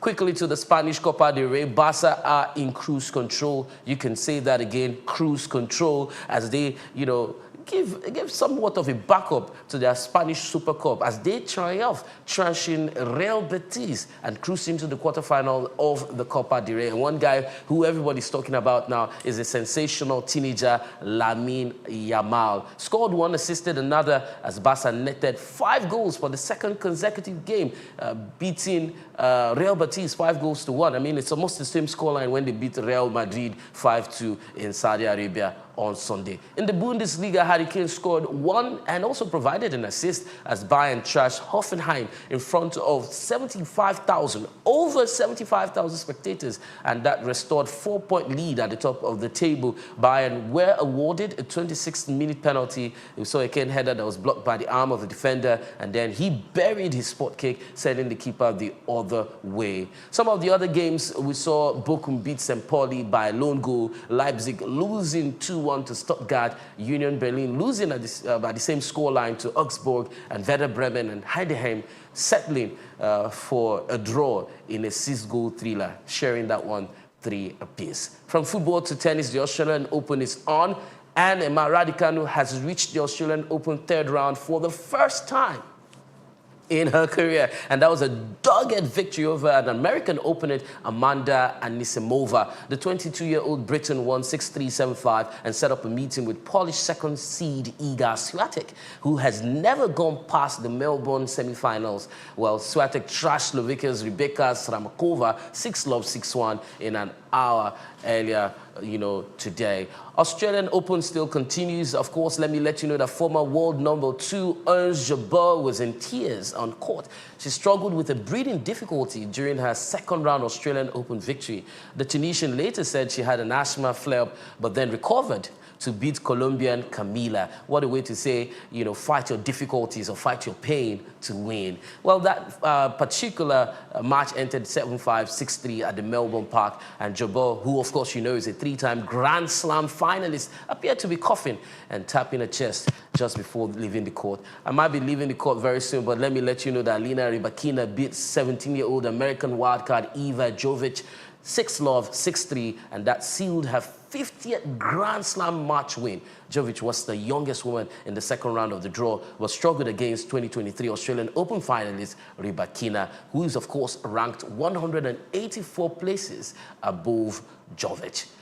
What's sports without business, and what's business without sports? Well, let me let you know that an invitation to tender has been issued in Spain for broadcast rights to the men's FIFA World Cups in 2026 and 2030, the latter of which will be co-hosted by the country. So it's good to start early to plan, put the money down, or rather, put the money where your mouth is. My mouth is right here, and of course, let me let you know that the streaming platform Migo, a subsidiary of Telco China Mobile, has agreed to pay a sizable increase to wrestle the Premier League streaming rights from its rival, IKEA. They might just give us a streaming right, talking about Souq News Television. I mean, wouldn't you like that? To watch all of these games right here on this platform. That's what we have for you on Halftime right here on the front burner. It's Souq News Television. My name is Temple Barra. We're wrapping things up right here as I hand you over, back to the crew in the studio.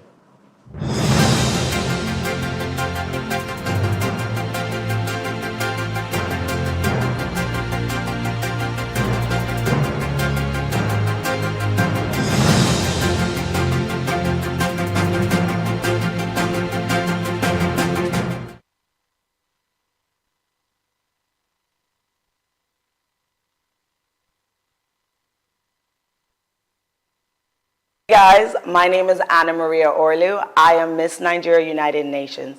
This month is Cervical Cancer Awareness Month, guys. Make sure you are getting checked. It is important to get checked and make sure that this is prevented. And make sure that you are raising the awareness to your friends, your sisters, your loved ones as well. We've got just what you need right here at Femi Wash Media.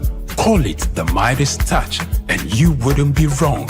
Let us record, produce, mix and master your audio like nobody does.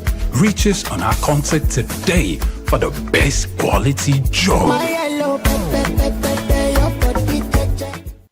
Welcome to the Africa Development Studies Center, ADSC. ADSC is an organization focused on training and research to advance sustainable.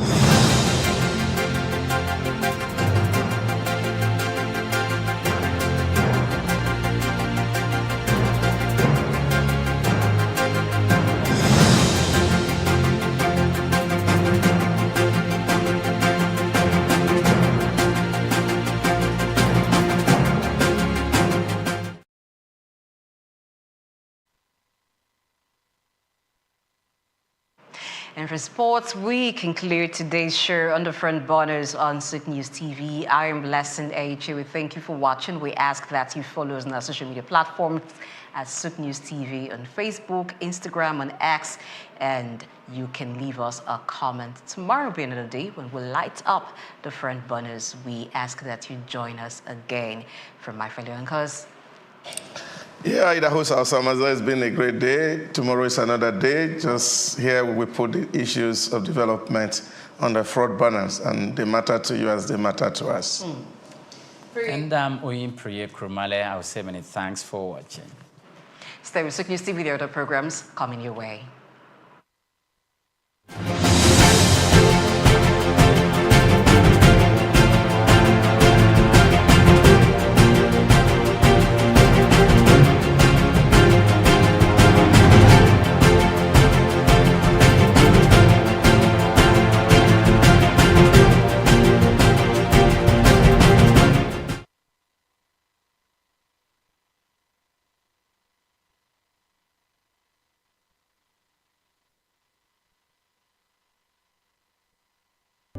Welcome to the Africa Development Studies Center, ADSC. ADSC is an organization focused on training and research to advance sustainable development and growth in Africa. We exist to facilitate customized training, research, and study exchanges worldwide on leadership, management, and critical development issues. The center offers a platform for the exchange of ideas and best practices. Our comprehensive services encompass research, consultancy, capacity building, training, and education programs, as well as publishing and disseminating development-related knowledge. Our faculty consists of experts and researchers with extensive experience in policy formulation, implementation techniques, and monitoring and evaluation. Our methodology involves talks, individual and group exercises, games, video screenings, and discussion seminar sessions in a cozy atmosphere, making learning enjoyable for our participants. For more information, email us at info@adstudiescenter.com or call +234 912 039 2362. Visit our website at www.adstudiecenter.com to learn more about our programs and upcoming events. Africa Development Studies Center, rethinking development for Africa.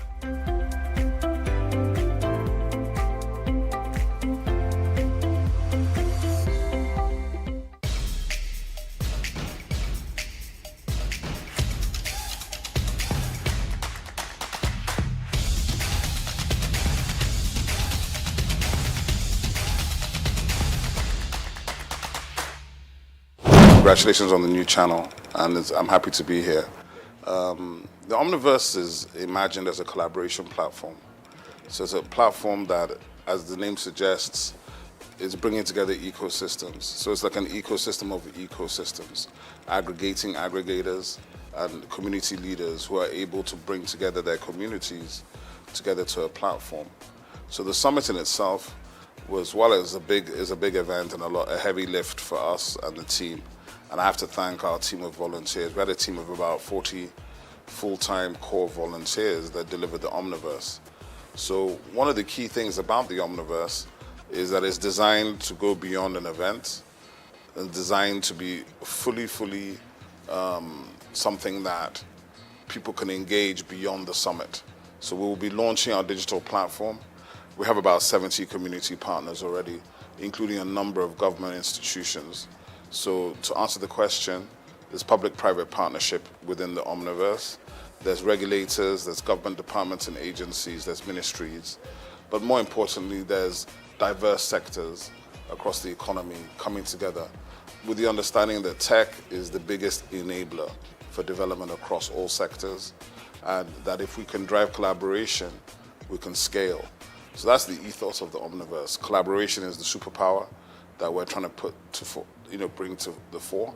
That operating in silos has not paid us, but if we come together, understand that technology affects every sector, then we think the Omniverse is here to stay. Nigerian companies, Nigerian associations, global associations, and when I say associations, it's from things like the Nigerian digital artists who have 3,000 members, right, in the NFT community, the Visual Artists of Nigeria, the Society of Nigerian Art, the AfriLabs, which is the biggest innovation hub network on the continent in 54 African countries, ISN Hubs, which is our core partner, which is the biggest innovation network in Nigeria, innovation support network, with something like 189 hubs in 30 states in Nigeria. And these are primarily private sector driven platforms, from aggregators who are major promoters of major platforms such as Lola Shone from Ake Book Festival, Choma Ode from AFRIF. We have a lot of these people who are either on our advisory board, they are co-chairs, or they are community partners, because what we're building is beyond any one person. It's about collaboration both at the top level, but through the line down to the bottom. The role of my council is, first of all, to be the primary sort of mandate is to infuse Nigerian arts and culture into everything the Nigerian government does, at state level, at federal level, and to input it into schools, education, and everywhere.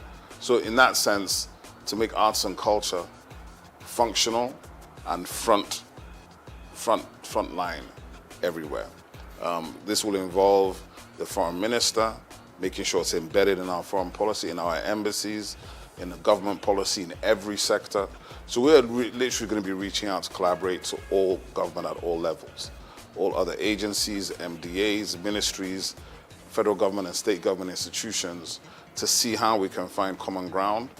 Because obviously we don't necessarily have a lot of money, but I feel we represent the real crude oil of Nigeria, which is the IP that the Nigerian people create.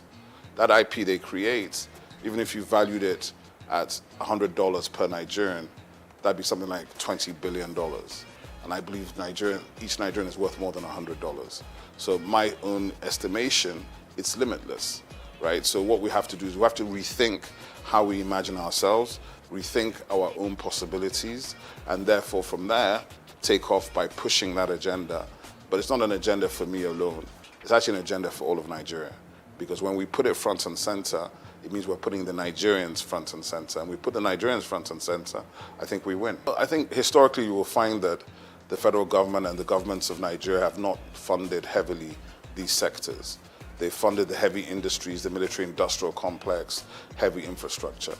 But what the funny thing is, whilst Africans will say, oh, this is grammar, what are you people talking about in arts and culture? What you find is that the West, right, for 500 years has dominated the world. How have they dominated the world? Through narrative. Okay, but what do we complain about? Narrative. But we haven't invested in narrative. So if you don't invest in telling your own story and owning your own story, why are you complaining about how you're perceived? So I think it's counterintuitive and it's about time. And I'm very pleased and very happy that Nigeria now has a full ministry focused on this one specific issue. Because the truth of the matter is, We are older than time itself. We come before Christ. We come before the entire Western hegemony. We are actually the origins of everything, of innovation, of technology, of science, of education. But if we don't believe it ourselves and we don't express it, how can you expect anybody else to believe it? Well, I think the difference is that as a creative entrepreneur, there's really nothing to stop me, right? I can take all the risks. I don't have to worry about anything. I can decide, win or lose, we're doing this thing. But of course, as a public official, I have rules and regulations I have to go by. I have a boss. I report to people, and I have KPIs I have to deliver on. So there's a difference in that regard. There's a difference in bureaucracy, maybe a difference in response time, but there certainly will not be a difference in my personality. So I think it's really about how you perceive what these things are. For me, it's an elevation, obviously, and it's a privilege and a pleasure to serve at this level, to do something that I believe in, to do something which is that I believe in Nigeria. I believe in Nigerians. I know our ability. I think we are world class. I don't like all this, it's good for Nigeria. I hate that. So I think for me, that is what's important. And to have the opportunity to try to deliver on some of the things we've been trying to do from the private sector for the last 25, 30 years. So there's nothing new for me in that regard. But of course, the position is new. Being in the government is new. But with a lot of support from friends, family, professional colleagues, and other people in the industry, plus my co-DGs and the minister, hopefully we'll do well. We're under the Ministry of Arts, Culture, and Creative Economy. And that's very, very powerful because it means Nigeria itself has taken a decision to own the agenda. Hopefully I have a good time, have a good tenure, and I don't make any enemies.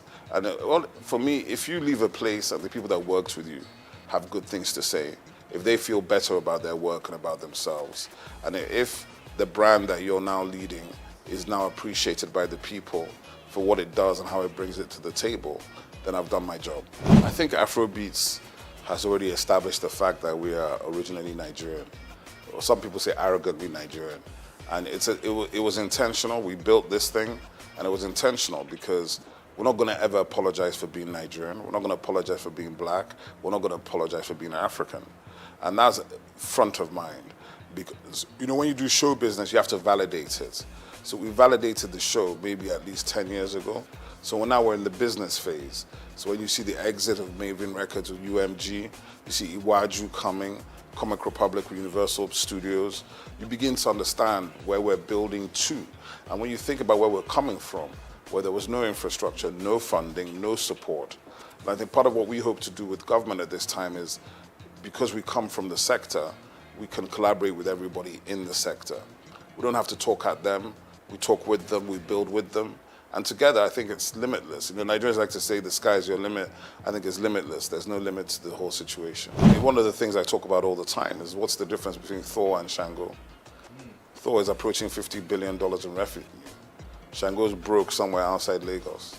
And that's a lack of imagination on our part. That's a lack of us delving into the richest thing we have, which is our mythology. Our mythology is endless. If you look at the Marvel universe and the DC Comics universe, the Orisha are basically the same thing as the X-Men. But the Orisha, some people are still afraid of them, whereas the X-Men are north of $100 billion in revenue. So I think we have to understand and reimagine our mythology, our history, our stories, and how to bring them to the world in new formats. It's not just film, it could be live action, it could be gaming. There's so many different ways to action these things.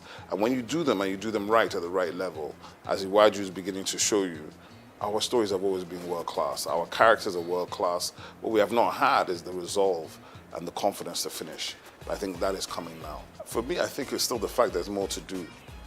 My young brother, Misan Harriman, is nominated at the Oscars, the first Nigerian nominated for a director for a short film, because I know what that will do for the next generation of Nigerian directors, right? So for me, there's still more to do. There's so much more to do. When we see our first $100 million movie in the global box office, we need to celebrate it. When you win a Grammy, you need to celebrate it, because these are stages that we were locked out of. The technology and new media has allowed us to invade these spaces we were not even invited to. But now we're beginning to enter them and dominate. So even when you do that, you have to do it with grace and dignity, not with arrogance. And that's something that some of us have to learn. But the truth of the matter is, the greatness of the Nigerians is just beginning to come. And I feel strongly that this century, we're already in the African century, And the soft power that we hold here is what will define the future of the century. I think the most important thing, the first thing to think about is IP protection, because the minister is working strongly, intellectual property. The US, if you take the state of California, California is probably in the top 5 economies in the world, and 70% of the economy of California is driven by intellectual property, by 2 core industries, Silicon Valley, which is coming out of Stanford University, and Hollywood, which of course is the music and film industry. Now, that is for anybody that says, oh, what is this thing that they're talking about? We don't understand it, it's grammar. The grammar is the money, okay? The narrative is the money, the story is the money. So any of your children or your nieces or nephews that have talent, visual art, performing art, arts and crafts, adire, all of these things that we've been taking as vocation, they are occupations. They are extremely valuable. And with digital technology and platforms, we can scale these things and generate incredible revenue. The point being that Nigeria has so much to bring to the world in terms of these things. I think Nigerian cuisine is going to be on the level of Chinese and Indian cuisine worldwide in the next 10 years. And if you understand that, then you understand that the Indian restaurants in the UK, as far back as 2009, were generating more money than the UK automobile, shipping, and metal, steel industries combined. That's just restaurants on the high streets. So that is why we must invest and we must put our energy into this sector, because this sector will provide the jobs, provide the revenues, and provide the global dollars that everybody's looking for. Oh, I think it hasn't even started. The Maven Records deal is giving you an indication of that. The reason why that valuation of $150 to $200 million has been done is because of the upside potential of Rema, who's 23, and Arya Star, who's 20. So they're looking at the fact that in 10 years' time, these guys could have generated $1 billion each. Do you understand? So it's a safe bet when you already have a built global talent at 23, when it normally takes years and years and a lot of money to build the talent, right? So what has happened is that we Nigerians have been able to build global talents, global following, with a percentage of the money it takes people in other places to do the same thing. So because of that, the value and the valuation is much bigger, right? So I would say the Afrobeats wave, it's not even a wave. It's been going for 15 years already. So when you encounter it is when you encounter it. If you think it's an overnight success in 2024, that means you were not around in 2008. 2006, I'd say, is a good time to think, when the sort of continental, because we took Africa first, working very closely and collaboratively with South Africans, Ghanaians, and Kenyans. Then we started going into Asia and the UK and America on the what I call the Nigerian chitlin circuits, moving through the Nigerian communities. And then by about 2010, begin to come into the mainstream with Oliver Twist and all these kind of records that break globally. And now you have gold records from Oliver Twist in 14 countries. And now, in a situation now where an artist like Ashake can come out of Lagos, speaking a language that is not known to most of these people, and selling out arenas. To become an arena artist, let me tell you, there are only 4 or 5 arena artists from Africa, and they're all Nigerian.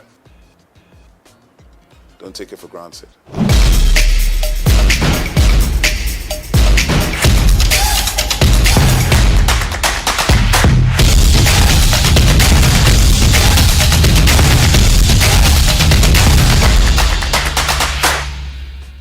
I think a lot of people feel that, but what I should tell the rest of the country is that the rest of the continent is also trying to get to Lagos as well, right? It's not just the rest of Nigeria. From Accra, from Luanda, from everywhere on this continent, they're trying to get into Lagos, because if they can break in Lagos, they can break anywhere else in the world. But what I would say is this, from the perspective of my agency, our purview is national and global. We have 10 regional offices. We'll be visiting all of them. And our duty is to spotlight and showcase everybody. So we can't deal with just Lagos. And I think as we go forward, people begin to see the activations and plans coming. But the easiest way to do it, and the way we're going to do our best to do it, is to provide digital platforms to give everybody the opportunity to be seen. Because in this world, we live in the attention economy. So to be seen And to be noticed is very hard if you're not in the place where all the noise is being made. But I know for a fact there's significant talent in all parts of Nigeria. I was watching last week, a gentleman called Ehi Benite was showing me all this content from Jos with these guys rapping, serious stuff. They're rapping in Hausa, they were doing ciphers. And he was like, what do we do about these guys? I said, just keep pushing them, because there's an audience for everything. There's an audience for everything. Don't be worried about that. There's an audience for every single thing, including the thing that you may be doing in your bedroom, but you think is not important. Somebody's interested in it. My label was a hip-hop label. I even refused to sign singers. There's almost every singer you could name was trying to get us to sign them. And I used to do it based on, can you rap? If you can't drop a freestyle, don't bother, right? It was that simple. And we helped all the other singers get signed to labels that we thought could help them and develop them in that direction. Hip-hop has changed, and obviously it's generational, right? So hip-hop has changed, and everybody approaches music from their own generation. Like, oh, I like this kind of hip-hop or that kind of hip-hop. What I feel is that Afrobeats became overwhelming, and it overwhelmed every other genre here. So the hip-hop guys had to fight for relevance, but the best ones always rise to the top. That's just the simple truth. So I don't worry about that. And I've heard enough guys. I even saw there was a whole Instagram series some guy was doing about a year ago, where he was just bringing out fresh rappers every day from Enugu, from Jos, from Kaduna, from Kano, from Benin. I love it. I think they're incredible MCs in Nigeria. A lot of times they need to focus on doing better songs, right? Not just being a freestyle rapper. If you want to get paid to rap, you've got to do better songs. You can't just do the freestyles. And that's something they've got to think about. You've got to balance the commercial side of it with the business side of it. And what has happened is, to a large extent, the commercial side has won because you've got to pay bills. But hip-hop, it never dies. I think, first of all, obviously from the perspective of I'm sitting in government, so I'm not in a position to tell government what to do or what not to do. But what I can say is this, is that the agency, my agency will be the home for the music industry, for performing arts, visual arts, fashion, gaming, recreation, festivals, culinary arts, film and television. We're kind of a convening agency for the ministry. So we have a lot of work to do, a lot of places to touch, but we're also going to collaborate with all the other MDAs in the ministry and heavily with the private sector and the developmental sector. Because to answer the question, I've worked in all these spaces for, it's not quite 40 years, but it's a long time. I've worked in all these spaces for a long time. In the situation, we have positive relationships to bring to the table to change the approach and to change the destination of where we hope to go. What I will say as well is that the reality of it is we're just beginning the journey. And there are no magic wands. I'm not going to wave a wand and everything's going to be fixed overnight, and neither is anybody else. But we will be bringing fresh energy, fresh ideas, a fresh engagement, and we're obviously open to collaboration. And that's really important for me to say that, because people feel there are gatekeepers, but in my agency, there are no gatekeepers, right? We're not interested in whether you have the biggest reputation or the smallest reputation. We're interested in the value you're bringing to the table. Because the truth of the matter is Nigeria is massive. There's a lot of stuff going on in Nigeria. We're going to try to aggregate those things and bring them into one platform so that even as Nigerians, we can know what we're doing. Because to be honest, if you don't know and you don't follow, there's no way you can know 90% of what is happening even in Lagos before you talk about the rest of the 36 states in the FCT. So for me, from my perspective, the journey continues. The objective remains the same. We want to see Nigeria win. But in order to do it this time, I don't think government should ever be disinterested in the nature of the industries in which it is operating. But we also don't need to be owning the space. We want to enable, partner, collaborate, and see how we can push people to do more. Because there are already people doing a lot, and maybe they haven't been recognized, they haven't been brought out, they haven't been celebrated. All these kind of things we can help to do, help to get news stories and people to bring these things to the fore, right? Like I said today, a Nigerian who was nominated for an Oscar as a director, the first Nigerian. It's up tonight at the Oscars. It's not news in Nigeria. That's a problem. We have to be able to tell the stories that are of greatness of our people, because if you don't do that, you can't inspire anybody.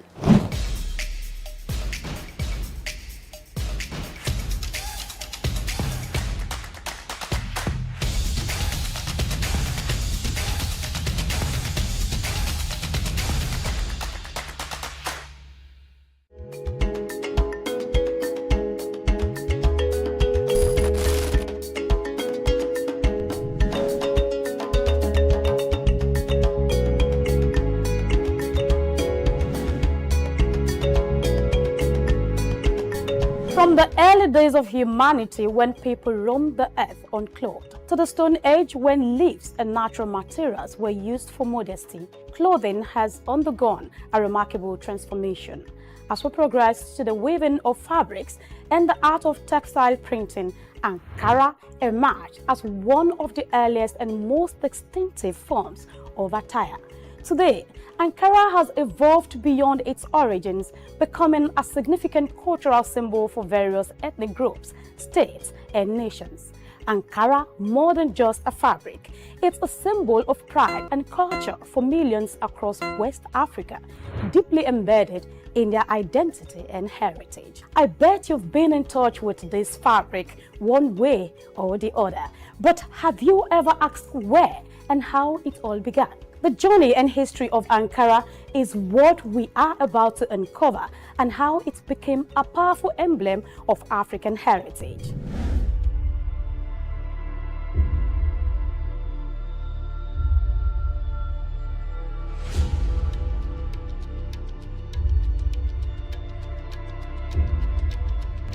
The story of Ankara begins not in Africa, but thousands of miles away in Indonesia, using the batik techniques. Batik is an ancient Indonesian art from where wax is used to create different patterns on fabric. The process involves applying wax to certain areas of the fabric to resist dye, creating elaborate designs.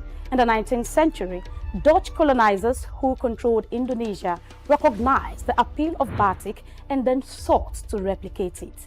They adapted the technique using industrial methods such as roller printing to produce the fabric more efficiently and in larger quantities.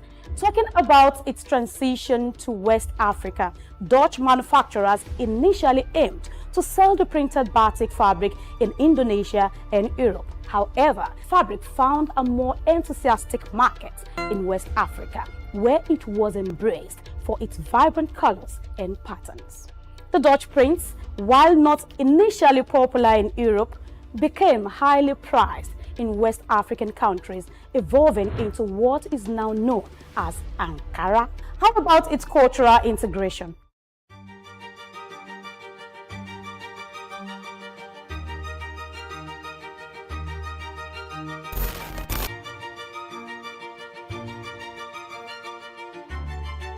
Well, the exact individual or company responsible for introducing batik to the African market is not well documented, but over time, Ankara became deeply integrated into West African culture, symbolizing various aspects of identity, status, and tradition.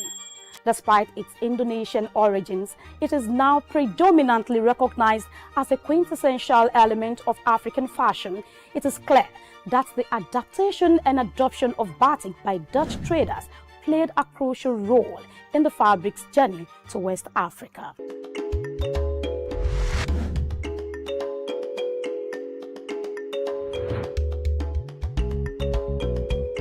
By the early 20th century, these vibrant fabrics had become deeply embedded in the West African culture, from bustling markets to family gatherings. Ankara was more than just clothing. It was a statement of identity, social status, and unity. Even today, Ankara continues to hold a special place in West African society, alongside other widely recognized fabrics, reflecting the region's rich textile heritage. Talking about human civilization and the remarkable transformation of covering our body, Ankara fabric stands out with a deep historical roots. Let's take a look at some of the beautiful collections and hear from one of the biggest retailer in Balogun Market, Lagos Island. I deal in what you call it, Ankara fabrics. We have the big one, which is vegetable block wax. That's the bigger range. You have the medium range. There are also vegetable block wax. So those are the two types of category that we sell. We buy from wholesalers, which is on the mainland. Then we sell.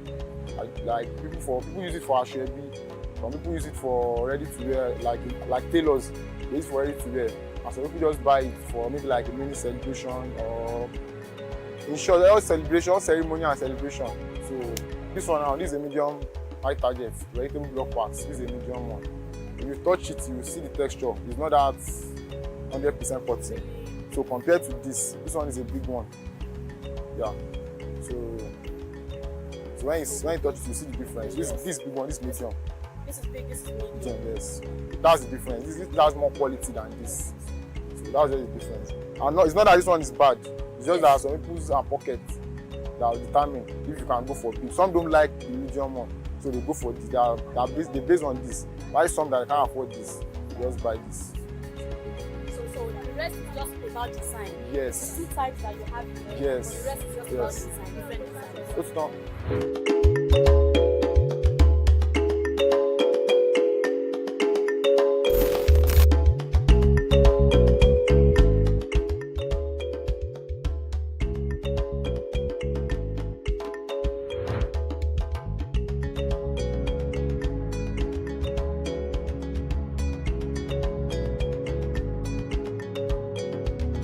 As West Africa gained independence in the 1960s, Ankara's popularity soared. It became a symbol of African pride, a rejection of colonial influences, and an embrace of cultural heritage. From everyday wear to high fashion, Ankara represented a new era of self-expression. We are doing this machine. We have this time, so you can leave it for 5 minutes, you can leave it for 3 minutes, depends on how strong you want it to be. So and as long as you can keep it for that a couple of times, that's how it will last. Will last, okay. And another thing that make it fade off easily is washing machine. Oh. Yeah, when you are using a washing machine. So it should be hand washed, not. Not so strong wash. You know, Ankara is not something that, especially when it's adult clothes. You know, it's not something that you rub on the floor. It's just with some particular places to wash. Ankara is for both sex, male and female.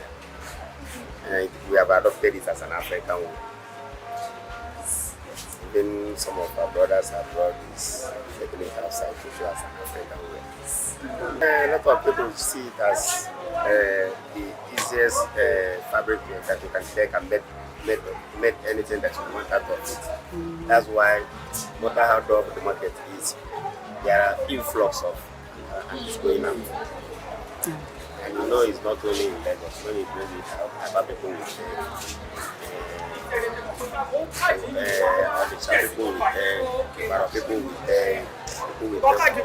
all sorts of places. So that is how it spread. So you'll be surprised that you are sitting down here, you will see design today, tomorrow you come, you will not see it again. So there are some trends in Ankara, there are some outfit that is like, well, you can't specify now because anybody can wear anything, but you see some colors that are too sharp. You say that it's outside color. Igbos like dull color, yellowish, and you know there are some like this one that is here now. It's an Igbo uniform. That fragrance stuff. An Igbo uniform. If you see, go to. Okay. If you go to function, you see things like that. And if you go to market, it's a separate, and the price is different. It doesn't move like the others. Okay. So you have to buy with caution.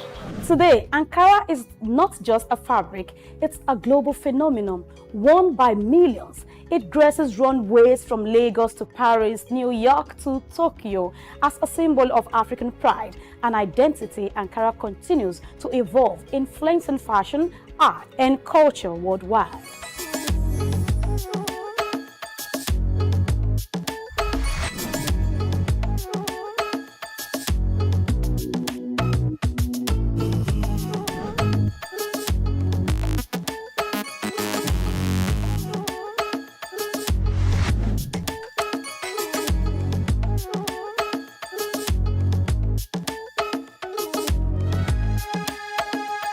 From its unexpected beginnings in Indonesia to becoming a powerful symbol of African identity, Ankara's journey is a proof to the resilience and creativity of West Africa. However, as we move forward, what challenges and opportunities lie ahead for this iconic fabric.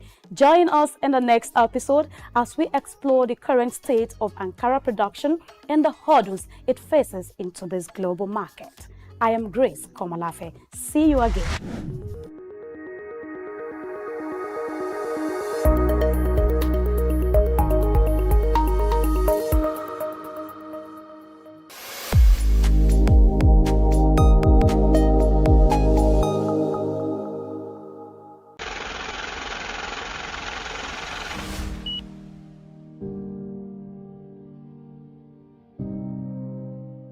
Wole Soyinka, born Akiwande Oluwole Babatunde Soyinka on July 13, 1934, in Abeokuta, Ogun State, southwest Nigeria, stands as one of Africa's most celebrated literary figures and a global icon of resistance against oppression.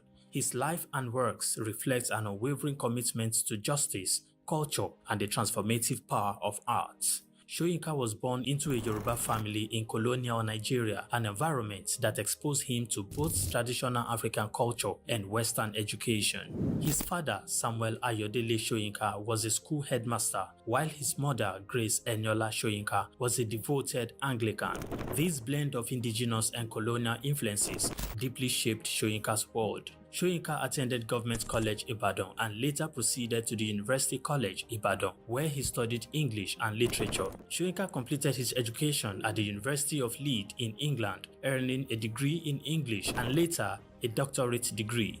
In the late 1950s, Soyinka began working as a dramaturgist at the Royal Court Theatre in London. However, his passion for storytelling and cultural preservation drew him back to Nigeria, where he founded two theatre groups known as the 1960 Masque and the Orisun Theatre Company. Soyinka's works, often a fusion of Western dramatic techniques and African themes, address universal issues of justice, freedom, and human dignity. His early play, titled A Dance of the Forest, which was introduced in 1960, written to celebrate Nigeria's independence, critically examined the nation's socio-political trajectory, setting the tone for his career as both artist and activist. Soyinka's activism became more visible during Nigeria's post-independence years. In 1967, during the Nigerian Civil War, he called for a ceasefire between federal forces and Biafran separatists. This led to his arrest by the military government, and he spent 22 months in prison, where he wrote a short drama titled The Man Died, Prison Notes, a harrowing account of his imprisonment and a profound critique of authoritarianism. Soyinka has authored more than 20 works, including plays, novels, poetry, and essays. In 1986, Soyinka became the first African to win the Nobel Prize of Literature, an achievement that brought global recognition to African literature. Soyinka remained an outspoken critic of oppressive regimes, often at great personal risk. His activism extended beyond Nigeria, addressing global issues of injustice and human rights. During periods of military rule in Nigeria, he went into exile, continuing to write and speak against tyranny. Today, Soyinka is celebrated not only as a literary giant, but also as a symbol of resilience and moral courage.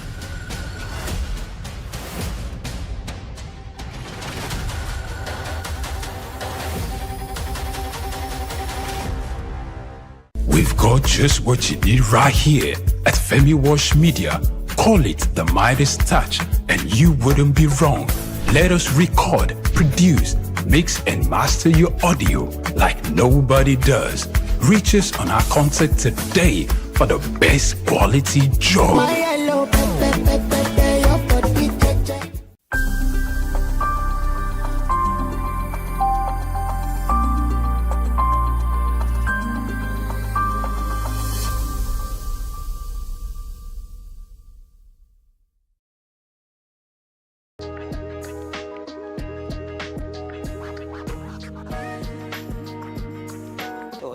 To start with, let me give some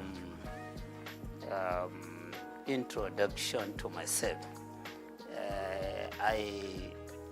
As you said, I was a former commissioner of finance. I was a commissioner of finance during the Ganduja's administration from June 2015 to October 2018. I was there for 28 months. okay, as a Commissioner of Finance. And I have been with Bayero University, Kano, before I was appointed Commissioner of Finance. Still, I'm a professor of accounting in the university, but I double as a Commissioner of Taxation, because at the Prince Abubakar Audu University, Ayumba, Kogi State, there was a chair that had been vested there by the Federal Revenue Service in 2011.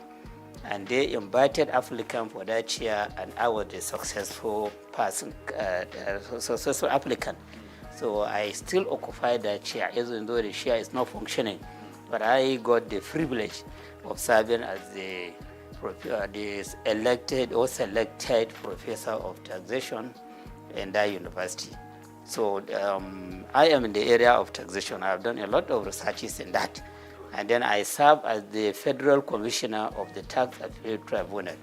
So it was on 15th November that our tenure came to an end, from 2018 to 2024 November. So you can see that I have been involved at various levels on the issue of fiscal policy, tax revenue generation, tax revenue utilization. So this reform that we are talking about was brought about by the president with a view to maybe perfecting the tax system in the country. So he formed a committee to advise him as to how to go about coming up with very good national fiscal policy, not just tax policy, and then how to reform the taxes in the country to make them better, so that Nigeria can compete with other economies that are advanced in the area of utilization of taxation as a means of growing up the economy and achieving sustainable development.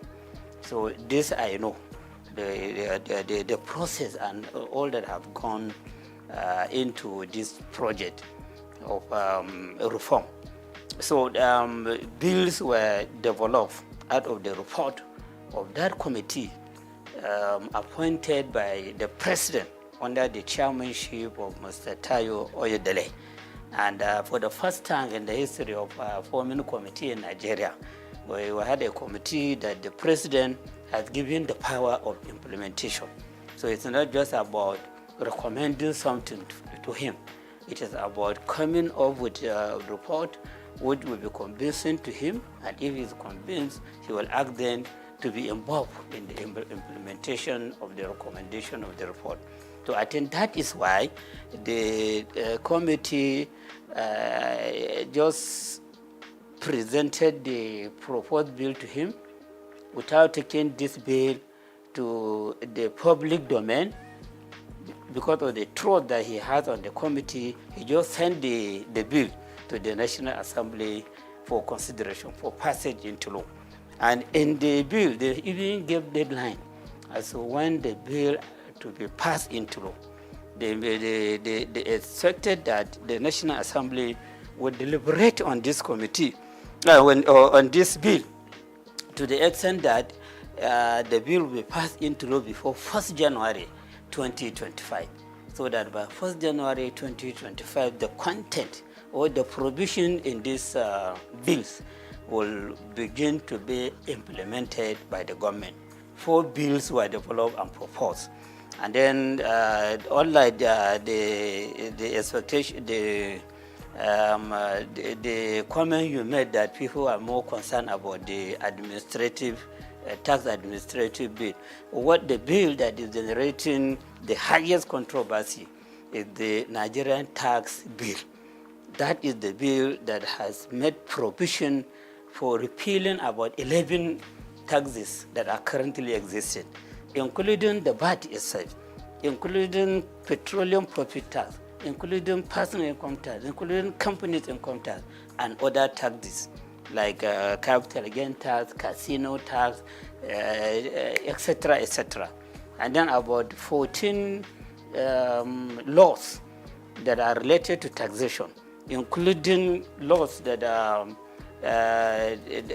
designed to exercise control over consumption, over production. They made substantial amendment on them, and then take the amended part of those laws into the Nigerian tax bill, which means that the laws have suffered from, or they have enjoyed, consequential amendment. So this bill, which is expected to become an act by 1st January, is now becoming an amalgamation of most of the taxes that Nigeria is using now. Most of the taxes, those that have been repealed, part of them, part of the provision in them have been injected into the Nigerian tax bill.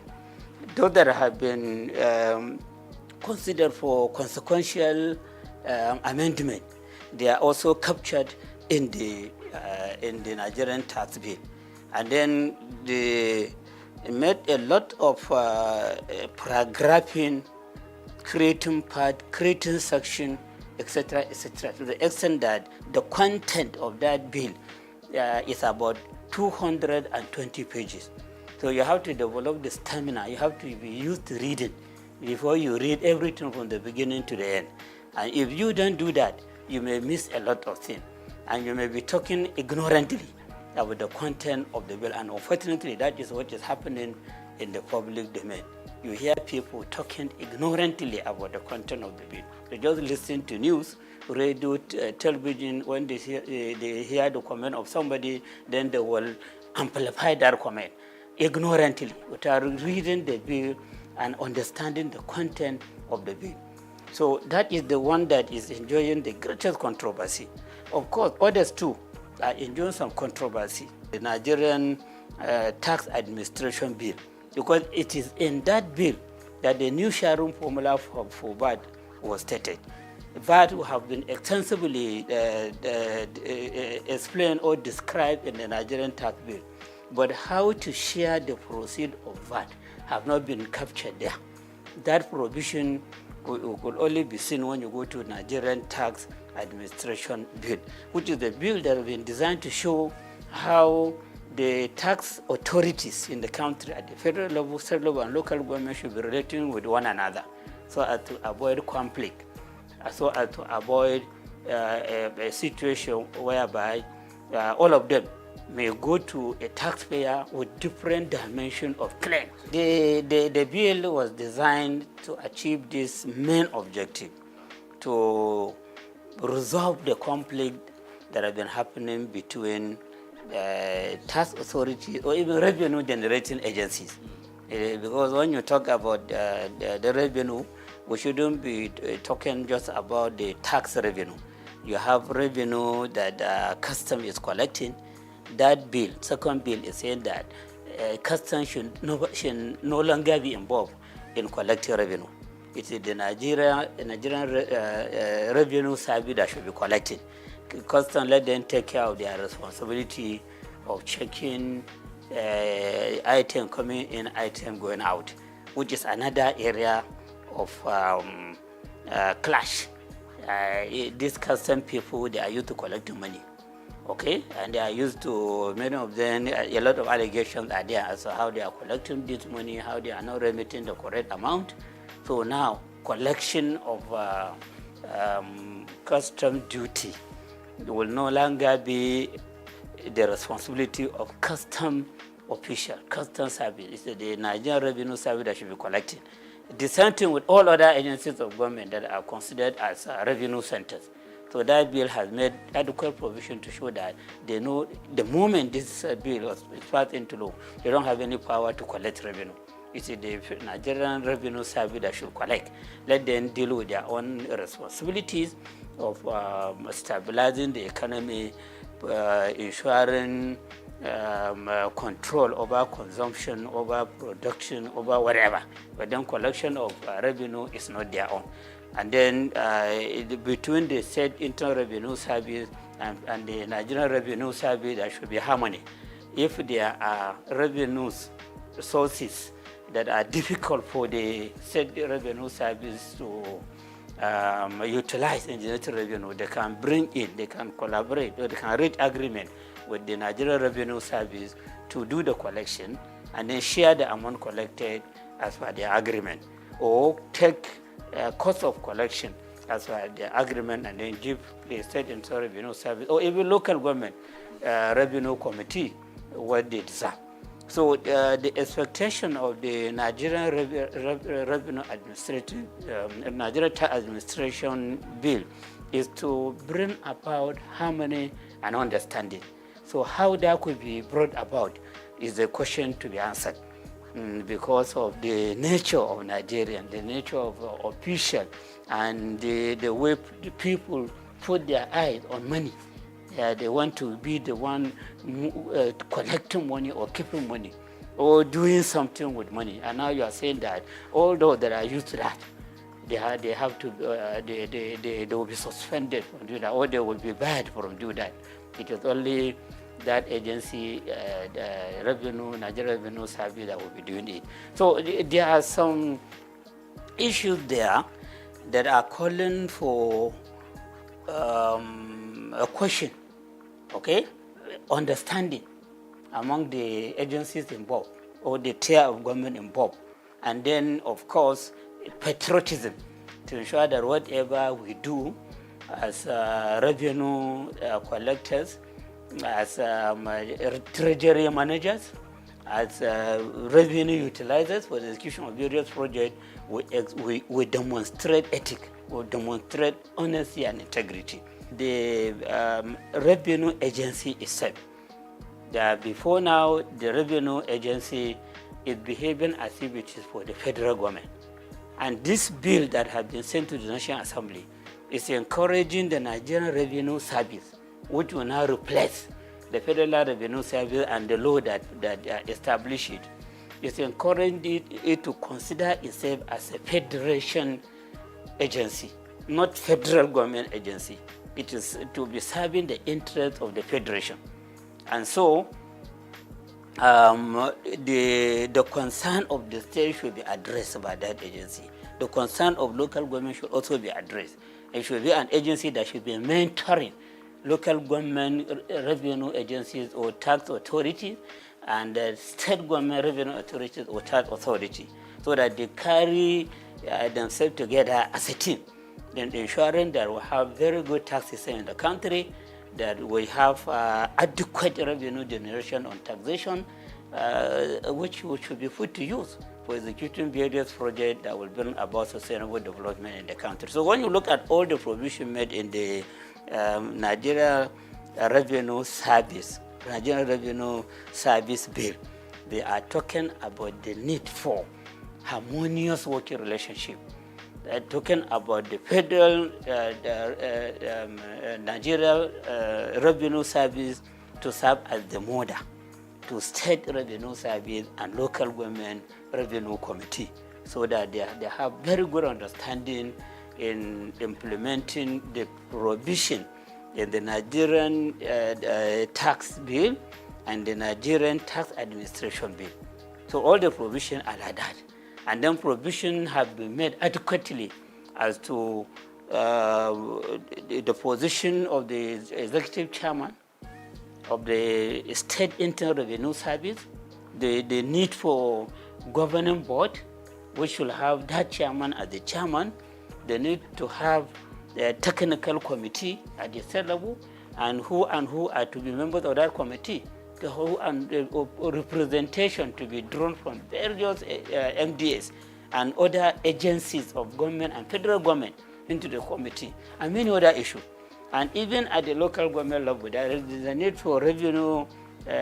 So when you look at all the provision there shouldn't be any controversy. Even if there will be controversy, it should be less, and it should be something that could be resolved. For example, personally, I will not support a situation whereby the chairman of the State Internal Revenue Service should also be the chairman of the board.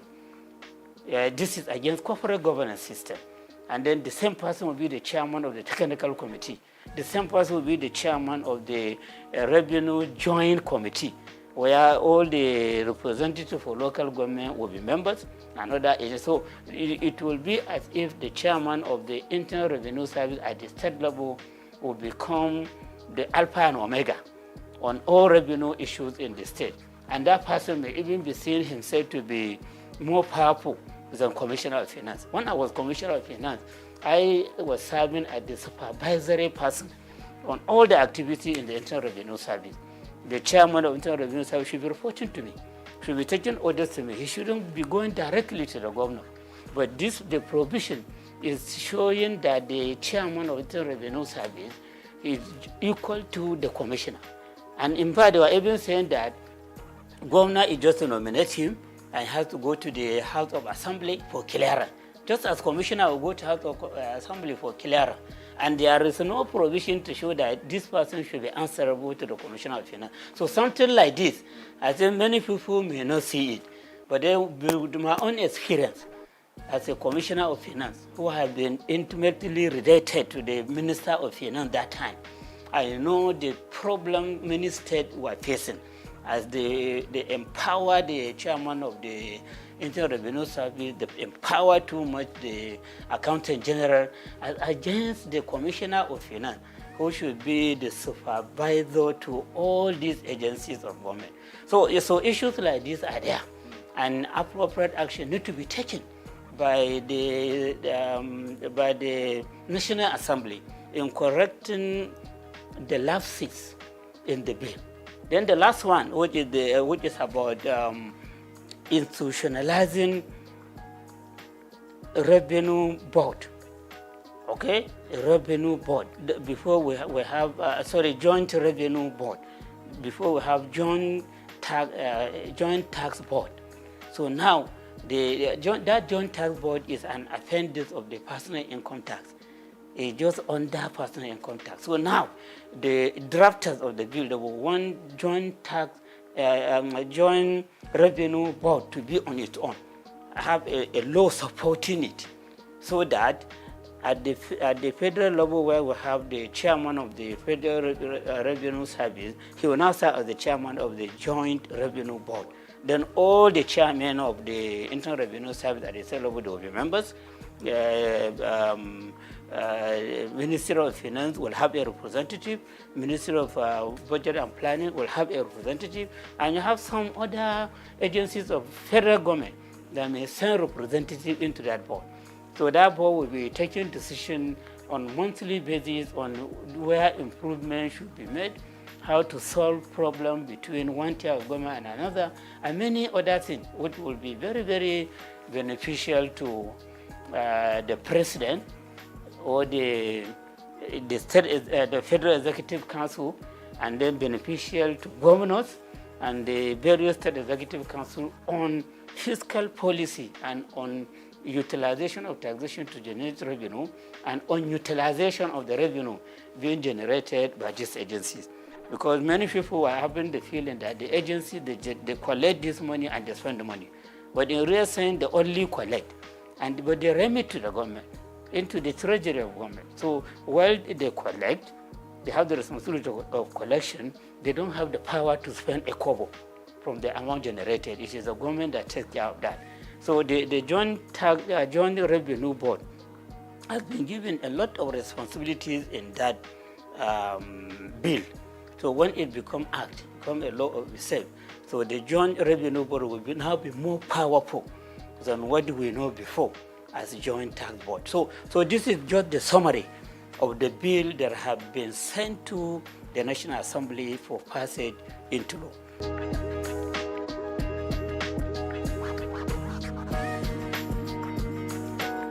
Yeah, my stand is that we need reform in our tax system. As a student of taxation, I have the belief that no economy can make any progress if it doesn't have a good tax system. Most of the economies of the world, or I can say all of them, all the developed economies of the world, they are tax-based economies. And most of the natural resource-based economies, they are among the backward economies in the world. Look at it. all the members of OPEC, none of them is part of the G20. They have the revenue, they have the oil, they are producing it in great quantity, but they are still being considered as developing economies. Well, when you look at UK, Germany, France, US, other countries like that, they don't claim to be having enough revenue, enough oil to refine for their use and then to export the excess for sale. They don't claim for that, and that's why they don't belong to the OPEC, Organization of Petroleum Exporting Countries. They base their economy on taxation, but then they have very good tax system, which is just attracting minimal complaint. And the moment they hear some complaint from either the taxpayers or the tax administrators, they take appropriate action immediately, so that at the end, nobody will complain. And because of the reliance on taxation, the citizen of their countries, both natural and artificial person, companies and individual, the citizen of the country, as they pay tax, they have the right to demand accountability. They have the right to demand prudence. They have the right to demand transparency. And for that, those impositions of austerity, they are always in fear that whatever, if they steal a kobo, people will shout, this is our money. We contributed this money for execution of progress that will amount to a project that will amount to sustainable development, not for the money to be stolen. So this person that is stealing money, appropriate legal action should be taken against him. Sometimes you hear some leaders being hung. Sometimes you hear some leaders being shot, the firing squad, because of the misuse of public money. So members of the public that are contributing this money in the form of taxation, they complain, and then they insist on appropriate action to be taken. So before you come out and claim that you want people to vote for you to go to the parliament or to be the governor or the president or whatever, you will have it in your mind that when you go there, you touch public money, that may be the end of your life. Because that the contributors of that money will be, their eyes and attention will be on the money. And the moment you misuse it, they will take appropriate action against you. Your image will be tarnished, you may even lose your life. So those economies that are considered as developed, they rely substantially or totally on taxation for their development.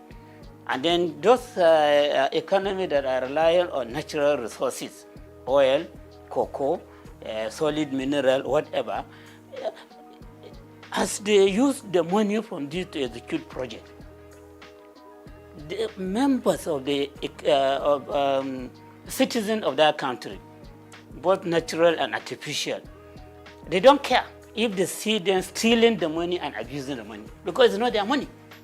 It's not their own contribution to the economy. Number one, the prohibition on VAT, which you said earlier has attracted a lot of attention from leaders in the northern part of the country. VAT could be addressed in two ways. Okay, the first way affects everybody, and then the second way is what the leaders in the north are complaining about. The first way is on the increase in the VAT rate. We have never had a situation whereby progressive increase will be brought to VAT rates in any country in the world. From my reading, I have never experienced it. But this is being brought about in Nigeria through these laws.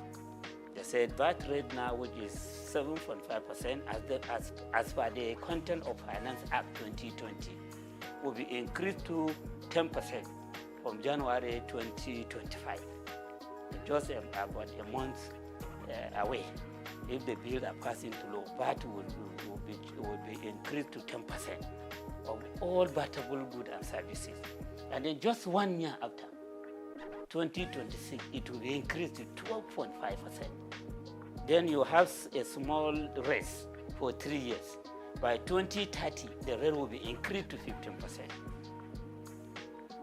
So you can see the progression in the increase of VAT. And the moment you increase VAT rate, inflation will come up very powerfully, especially as you are increasing from 20 to 2025, 2026, you are increasing 2.5%. So the goods and services throughout the country, you see their prices going up. And there is no separate market for VATable goods and services and non-VATable goods and services, no separate market. Don't just feel that when you increase VAT rate, the increase in prices will be on VATable goods only. All other goods and services, their prices will go up. And how do you survive that? Nigerians now are complaining about fuel subsidy removal, electricity subsidy removal, and many people have become unemployed. Many people have become disabled. Nobody, no any earner of salary can claim to be saving anything for investment. People are borrowing money to top up to the income that they have for survival. And those that have no work, they are complaining. We just finished induction for ICANN. About 3 inductees met me that if I have any chance for them to get employment, you are qualified as a chartered accountant and you are looking for jobs. So what about the secondary school leavers, diploma holders, and other people that have not even attended school? So unemployment is on the high side. And increase in inflation is a killer to businesses, because when you don't have people buying, you have to stop production. You have to stop providing services. And when you stop production, you sack your employees. And then you have more people go into the employment market and labor market. So increase in the VAT rate is a very big killer to an economy. And this is a problem that affects all the states in Nigeria. And our president himself in 2020, I could remember, when they are trying to increase VAT rate from 5% to 7.5%, he came up and warned the government that this increase in VAT rate will be harmful to the economy because of the inflation that it will ignite. That was during his, I think, 68 or 69 birthday lecture. When he was to comment, he talked harshly against the increase in VAT rate. And now the same government is accepting the bill to go to the National Assembly for increase in VAT rate on a continuous basis. So I see this as a very big mistake. The timing is very wrong.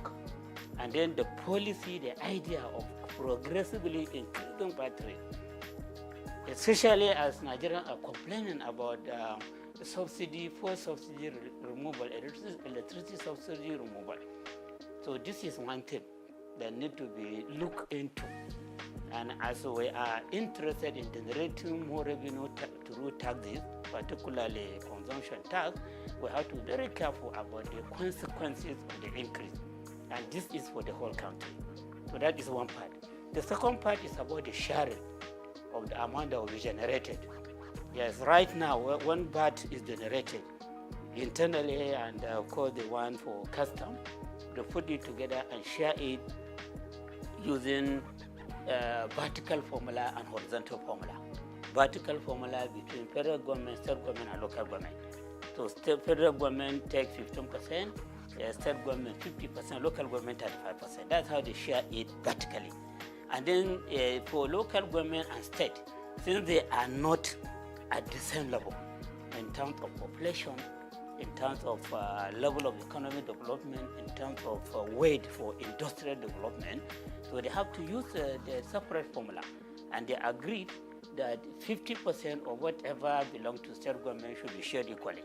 30% should be shared on the basis of population. And then 20% should be shared on the basis of derivation. And that derivation, in the simple language, is about the contribution of every state to the VAT that has been generated. And at the local government level, they are to consider the contribution of each local government to the VAT that has been generated. Okay? So at the state level, when you say contribution of every state on the VAT that has been generated, consumption is much more in some states than in some other states. But then the formula, the derivation, the term derivation, this date, that is being applied now, is giving priority to states where the head offices of companies providing services and goods are located. You do consumption in Adamawa on services, maybe the chat card and other communication or telecommunication services or bank services or insurance services or whatever. So since you are just dealing with the branches there, the head office of the bank producing these services is in Lagos or in Rivers or wherever. So it will be deemed as if you do the consumption there. And so the credit will go to Lagos or Rivers or Ogun or wherever, where the headquarters of it is located. Not where you do the consumption. So at the end of the day, you see that states like Lagos, its own contribution may be 50% or 60% or more every month. At the state like Rivers, its contribution may be about 15% or 20%. Abuja may be about 10% or 50%. And then the heavy consumers, the northern state, like Kano, which is a commercial center, its own contribution may be 1% or 2%, because it doesn't have the head offices of the companies providing these goods and services that are being consumed there. So at the end of the day, you see that 20%, if it is 6 billion, for example, if it is 6 billion, for example, so 60% of that 6 billion will be about 3.6 billion. That will go to Lagos. And then 10% of that 60% may be about 600 million. It may go to this. And then you, that are the consumers, you may get 1% of that. So you can see that particular 20% is the cross of the matter. That is the basis of the controversy. So now that this bill has been submitted to the National Assembly, then these people saw that this derivation has been increased to 60%. 60% instead of 20%. Now, not previously, right now, 20%. Not right now, 20%. And it has been jacked up. And the person has been jacked up. And then in the law, derivation has not been defined. But then people have to go by what is happening now. As they go against it, since now the derivation is about contribution of state that are producing these goods and services being consumed. So they have the right to just say that, oh, so now instead of 20%, it will now be 60%. And then you hear the government functionaries, including members of the committee, saying that no, that's not what they mean. They mean area of consumption. This 60% derivation is about consumption area, not location of the headquarters of company that produce the good or services. You should have defined that in the law. When you say the issue of derivation has been increased to 60%, but what we mean by derivation is this and that. So that controversy will have been avoided. Or you go under the interpretation section. And so as you are interpreting this, and then you say derivation. By derivation, we mean this and that. That has not been done in both the Nigerian Tax Act and the Nigerian Tax Administration Act. So you can sympathize with the people complaining. And then if it goes like that, if they don't correct it at the National Assembly before passing into law, the moment it is passed into law, they will go back to this issue. The solution is that they will just go back to a pleasing state where the headquarters of the companies are located, because there is no definition that says that it is about consumption. So everything needs to be documented.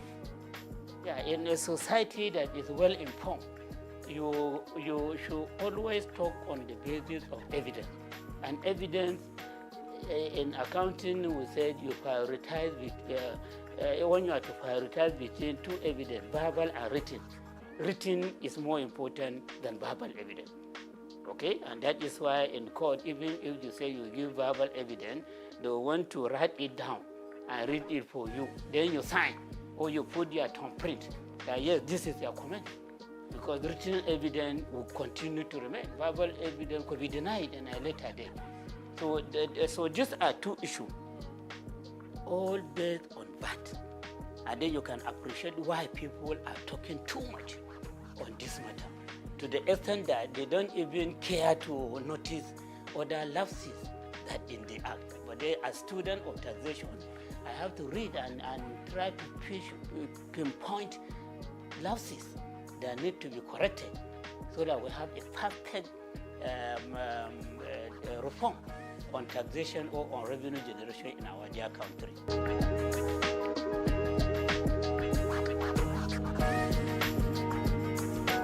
So you see, I saw provision on development levy.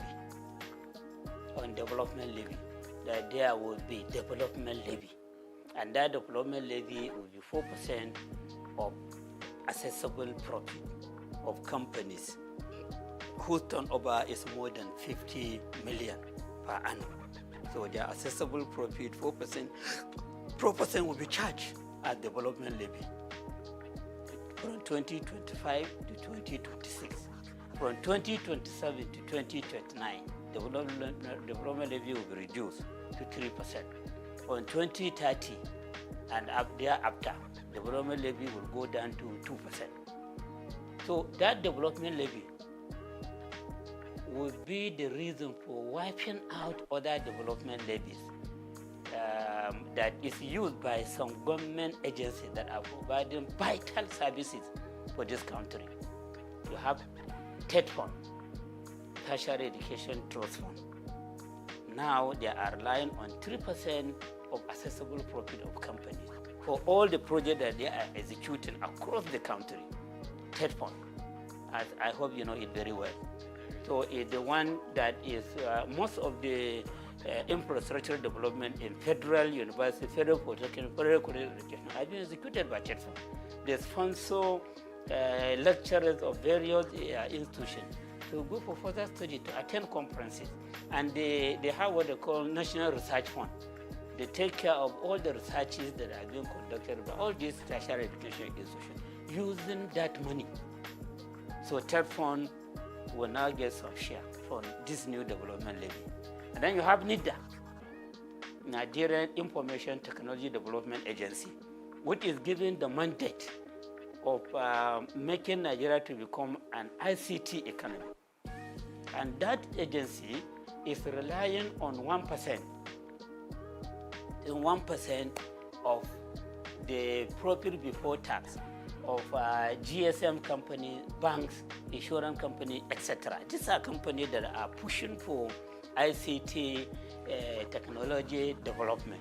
So the agency is the one to be monitoring the activities, and they want to be funding ICT development in various institutions and taking many other measures which should take Nigeria to ICT economic level. You have NASENI, Nigerian Agency for Science and Engineering Infrastructure. So that is an agency that has been given the mandate to make Nigeria become science and technology economy, to promote local manufacture of cars, local manufacture of motorcycle, and many other things that will show that we have grown up as an economy that can compete with all these developed economies. So that agency is also relying on a particular share, I cannot remember, from what internal, I think Federal Revenue Service is collecting. And now the government has introduced NEL Fund. So NEL fund is collecting 1% of the total taxes, levies, etc. that are passing through the Federal Revenue Service. So these are 4 agencies of government that are relying on levies, charges, etc. for them to take care of the mandate given to them. So this development levy is designed to ensure that 3 of them are phased out systematically. Only NEL fund, which is for giving loan to students, will survive. By 2030, that 2% that we are talking about, from 4% to 3% to 2%, the whole of that 2% will be for the NEL fund. While all these have been put aside, it's up to the government to decide whether to disband them or to put them into the mainstream budgeting system. So in 2025 to 2026, TED fund will get 50% of that 4%. And NEL fund will get 25%. NIDA will get 20%, and SEMI will get 2%. So by the end of 2026, NASENI, NIDA will no longer get anything from that development levy. So they will be on their own. It's up to the government to decide whether to pay them out or to continue to fund them through the budgeting system. And then by the end of 2029, TED fund will not be getting anything. Well, from that 27 to 29, they said TED fund will be getting 66 and 2/3%, and NELDA will get 33 and 1/3%. That is what will happen for 2028 and 2029. By the end of 2029, forget about TED fund. It is only NEL fund that will be getting that 2% development levy that will be charged. So you can see that by 2029, all the 3 agencies that have clear mandate for moving the Nigerian economy forward, they may either be passed out or they may be taken back into the mainstream federal government budget. And agencies that are used to being independent, are going to working on target, how can they survive under the mainstream government budget? So the other implication is that as you have only NEL fund, even before transferring everything to NEL fund is there to give loan to students. All this money that will be coming to you just for giving loan to students. So this shows that a Nigerian student will mainly become debtors. And when they become debtors, will they have the mouth to complain about the government being a debtor nation? Nigeria as a whole becoming a debtor nation. Every day loan is increasing. So students too will now become debtors. Secondly, the federal institution, all these federal universities, they are not charging tuition fee up to now. They only charge registration fee.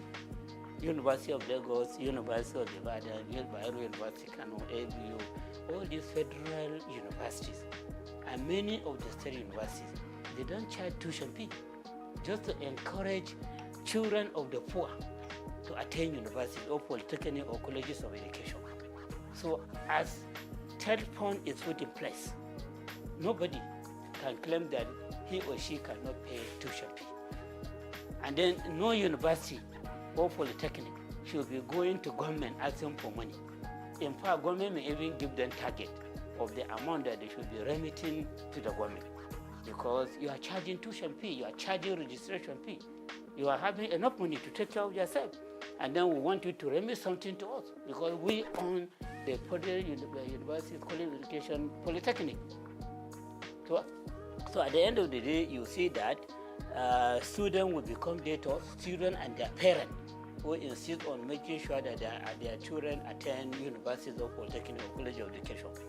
And then the universities will no longer be complaining about insufficiency of funds, because private universities are not complaining of it. They have their founders who are funding them and they are charging fee. Some are even charging 2.something million per semester. In Nigeria here, some are charging 2 million, some are charging 1.5 million per semester, and some per session. And so they have a lot of money to execute various projects, to pay high salary to their staff. And then the private universities, they are complaining that no money. When you go, they say no money. Even for execution of project, you either third point to do it for you, or you go cap in hand as for support from individual and organization to execute project for you. But now that you are allowed to charge fees, and the student, if they don't have money to pay, or their parents don't have money to pay, they go to NELPO to collect loan for the payment of the tuition fee and the registration fee, and even for living costs. And they made it very clear that when you borrow such kind of money, you will start making repayment 2 years after graduation. And even 2 years after graduation until you get a job to do. And then from the job that you are doing, you'll be paying 10% annually up to when you finish paying the loan. How will that be feasible in Nigeria? How would that be feasible? So this provision too is a matter of concern. Yes, for people that will look about what will happen in the future. Look at the implication of the policies contained in that bill. Okay? So I am of the opinion that to correct these lapses, they should just stop at the first formula. When you collect 4%, you increase the rate to 3%, as again to 4%, as again 3% for third point, in order to accommodate other agencies, and you stop charging the other rate. And then, so the first year they said 50% will go to third fund, which is like reducing what third fund is getting from 3% to 2%. I hope you understand. When I say 50% of 4, that is 2. Before third fund is getting 3% of the accessible profit. So we can manage with the decrease from 3% to 2%. And then NEL fund, which is the baby of the government, will give you 20%. Okay? Then NISDA, which is having very clear mandate of making the Nigerian economy an ICT economy, 20%. Then NASENI, 5%, saying we don't care much about the technological development that may come to manufacturing cars, motorcycle, etc. We give them 5%. And then allow them to look for means of further funding themselves. So you stop at that, but not to scrap any of these agencies. So that's my own advice. Okay? So that is another important area that need to be addressed in this bill before they are passed into law.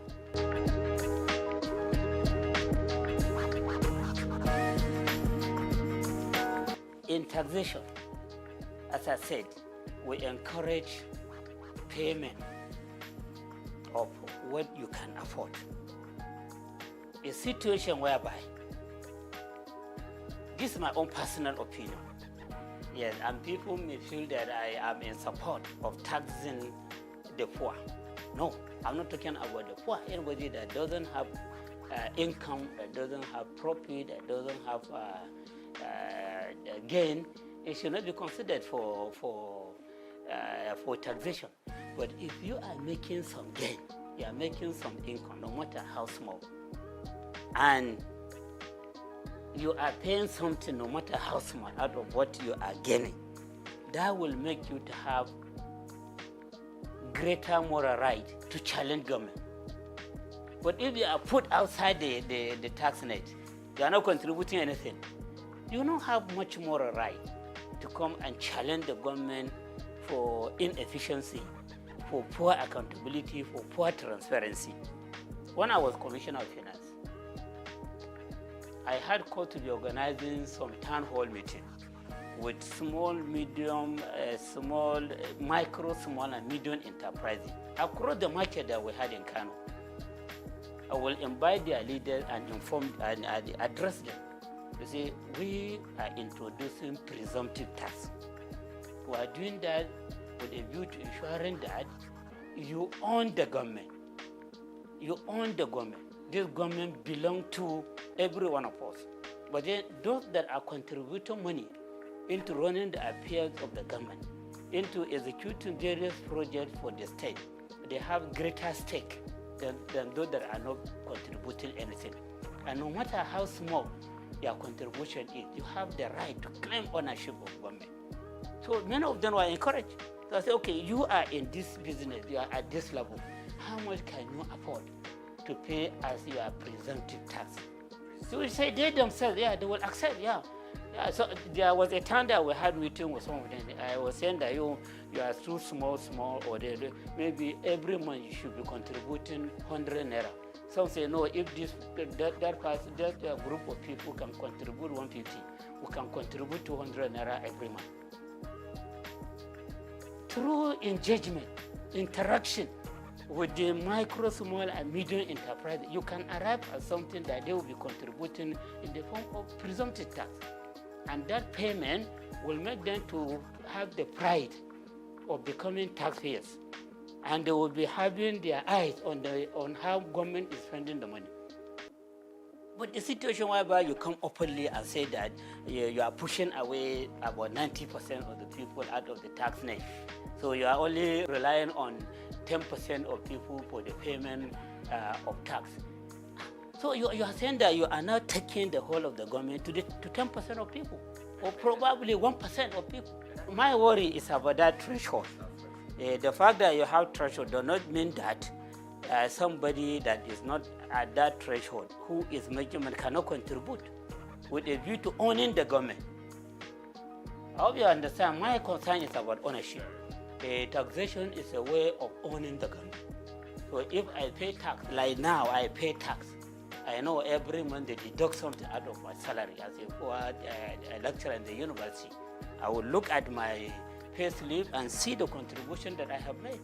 So if I need tax clearance certificate, I can go there and collect it, whatever reason. But you that are not paying anything, what tax clearance will you ask for? Okay? And then if something bad is happening in government, you see them stealing money, do you have any right to complain? Is it their money? What have you contributed there? So a situation whereby we want people to be economically empowered, to own government. And then we are now having a reform that is saying that, that is even proud to say that about 90% are made not taxable, even presumptive tax. So in other words, I am of the view that as we claim for transactional tax to be paid by the rich and luxury asset to be taxed as that are at the lower level, they should also be paying some presumptive tax, even if it is 10 naira per month or 20 naira per month, so that those rich people claim that the government belongs to them, this one too will say, yes, the government belongs to us. So provision like this is not there in the act. All they are just claiming is that they have pushed people away from the tax net. And pushing them away from the tax net, just pushing them away from ownership. So you are just surrendering the whole of the government to very few people who will now be teleguiding those in the position of authority. And you will just be asking for help all the time. Where you can also claim ownership with pride, or no matter the amount that you are contributing to government.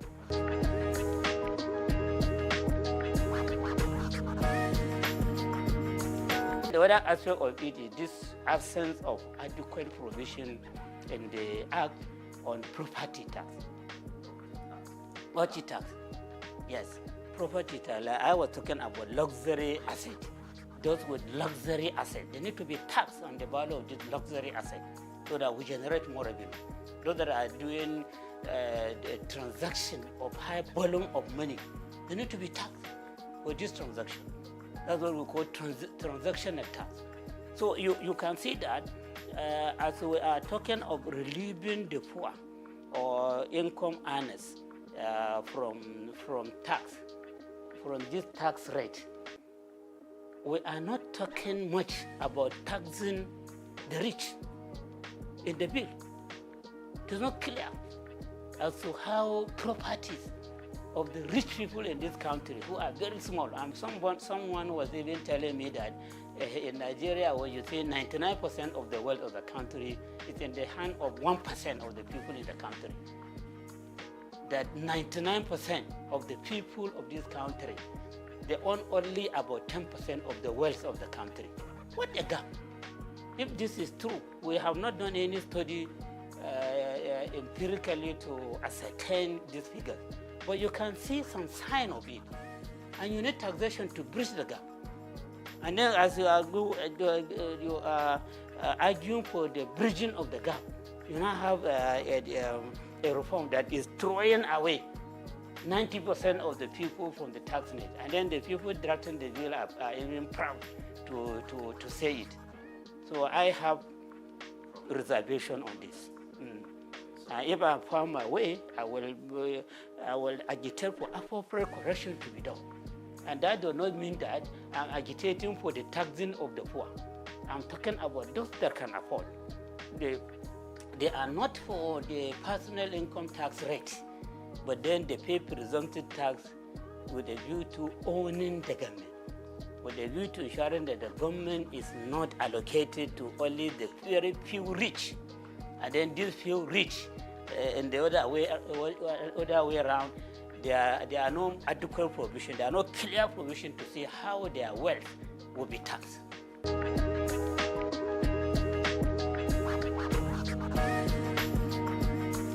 No. If you look at all the statements that I've been making, there's nowhere that I mentioned that the North is having this agitation. I'm just talking to you about areas of concern in the law. Areas of concern. I think I only made reference to the North when it comes to this issue of sharing of VAT, that the governors and traditional rulers in the North, they are forced to raise alarm. And they raise alarm on this matter only. But all the other matters that I mentioned, they have not said anything. Maybe they have not seen them. They don't have this perspective that I have. Okay, so I am a Nigerian first before becoming a Northerner. So I talk as a Nigerian. My concern is about the Nigerian people. And the Northern people are also part of Nigeria.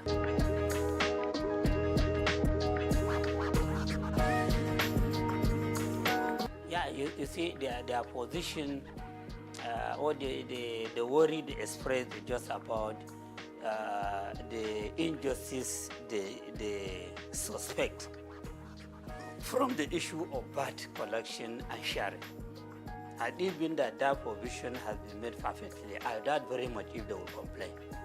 And then secondly, they may be having the suspicion that the drafters of the bill were just reading the mind of the president. A president who was a governor in Lagos State, who developed, people are just having the feeling that he was the one that developed the Lagos agenda, which is about making the Lagos State to have a special status in Nigeria. And special status is just about maybe putting it in a position higher than other governors, but not up to the level of the federal government. And then when you are targeting that special status position, then a lot of things could be designed that will be favoring Lagos. So those that are attaching the bill, one, they are doing that in view of the formula they discovered, which may not be, will not augur well for them on the VAT allocation. And then secondly, they may be having the feeling that this law was just designed to favor Lagos State in the course of its own effort to become a state that has special status. Okay? It says so that will make it to be seen as if it is a country of its own, even though it's not up to the level of country, but it is higher than all other states in the country. Probably this may be the reason why they are agitating. The one that you can see clearly is on this issue of VAT. And then they have other suspicion. So that is another worry that I have. The issue of trust. Trust, what some experts call trust deficit. Yes, will be promoted greatly by this bill if corrective measures are not taken. All these issues that I mentioned, I did that honestly as a Nigerian. By all standards, I should be accepted as a Nigerian. Even by virtue of my birth, people should accept me as a Nigerian. I don't have any reason to be sentimental against any part of this country. I don't have any reason to be favorable to one region against another. I don't have any reason for that, but even by virtue of my birth and my own level of experience, okay? and of course by my age, somebody that is around 60. So that person should only be thinking about what you meet when you die, when you reach your goal. Okay, so I think to be fair to them, we can say that their worry is mainly about that issue, and then all other issues are suspicion.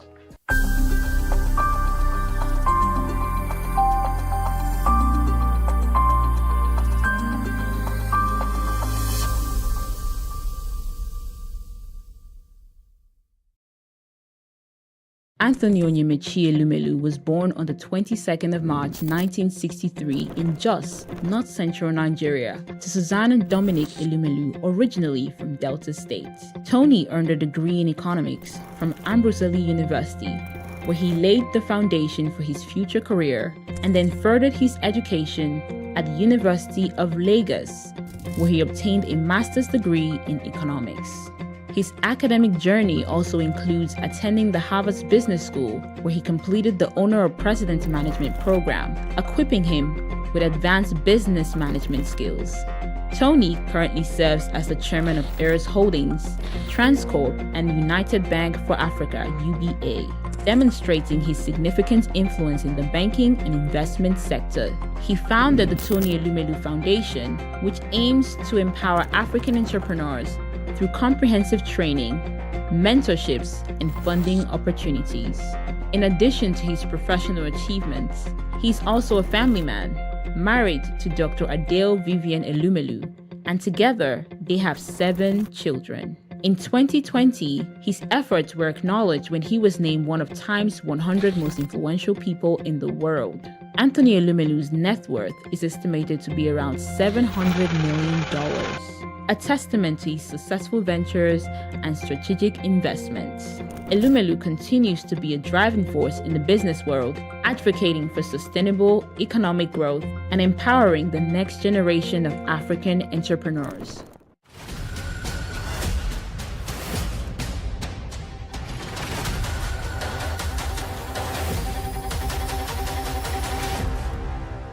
Hey guys, my name is Anna Maria Orlu. I am Miss Nigeria United Nations. This month is Cervical Cancer Awareness Month, guys. Make sure you are getting checked. It is important to get checked and make sure that this is prevented. And make sure that you are raising the awareness to your friends, your sisters, your loved ones as well.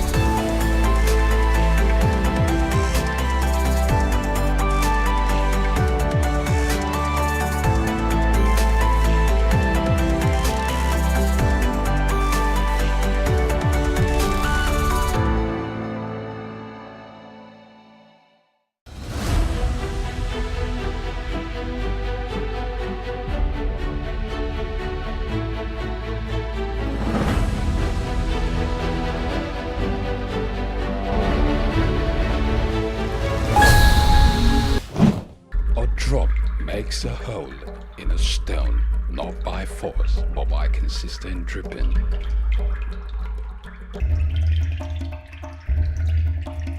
Nothing describes these women more apt than her indomitable and consistent drive for excellence.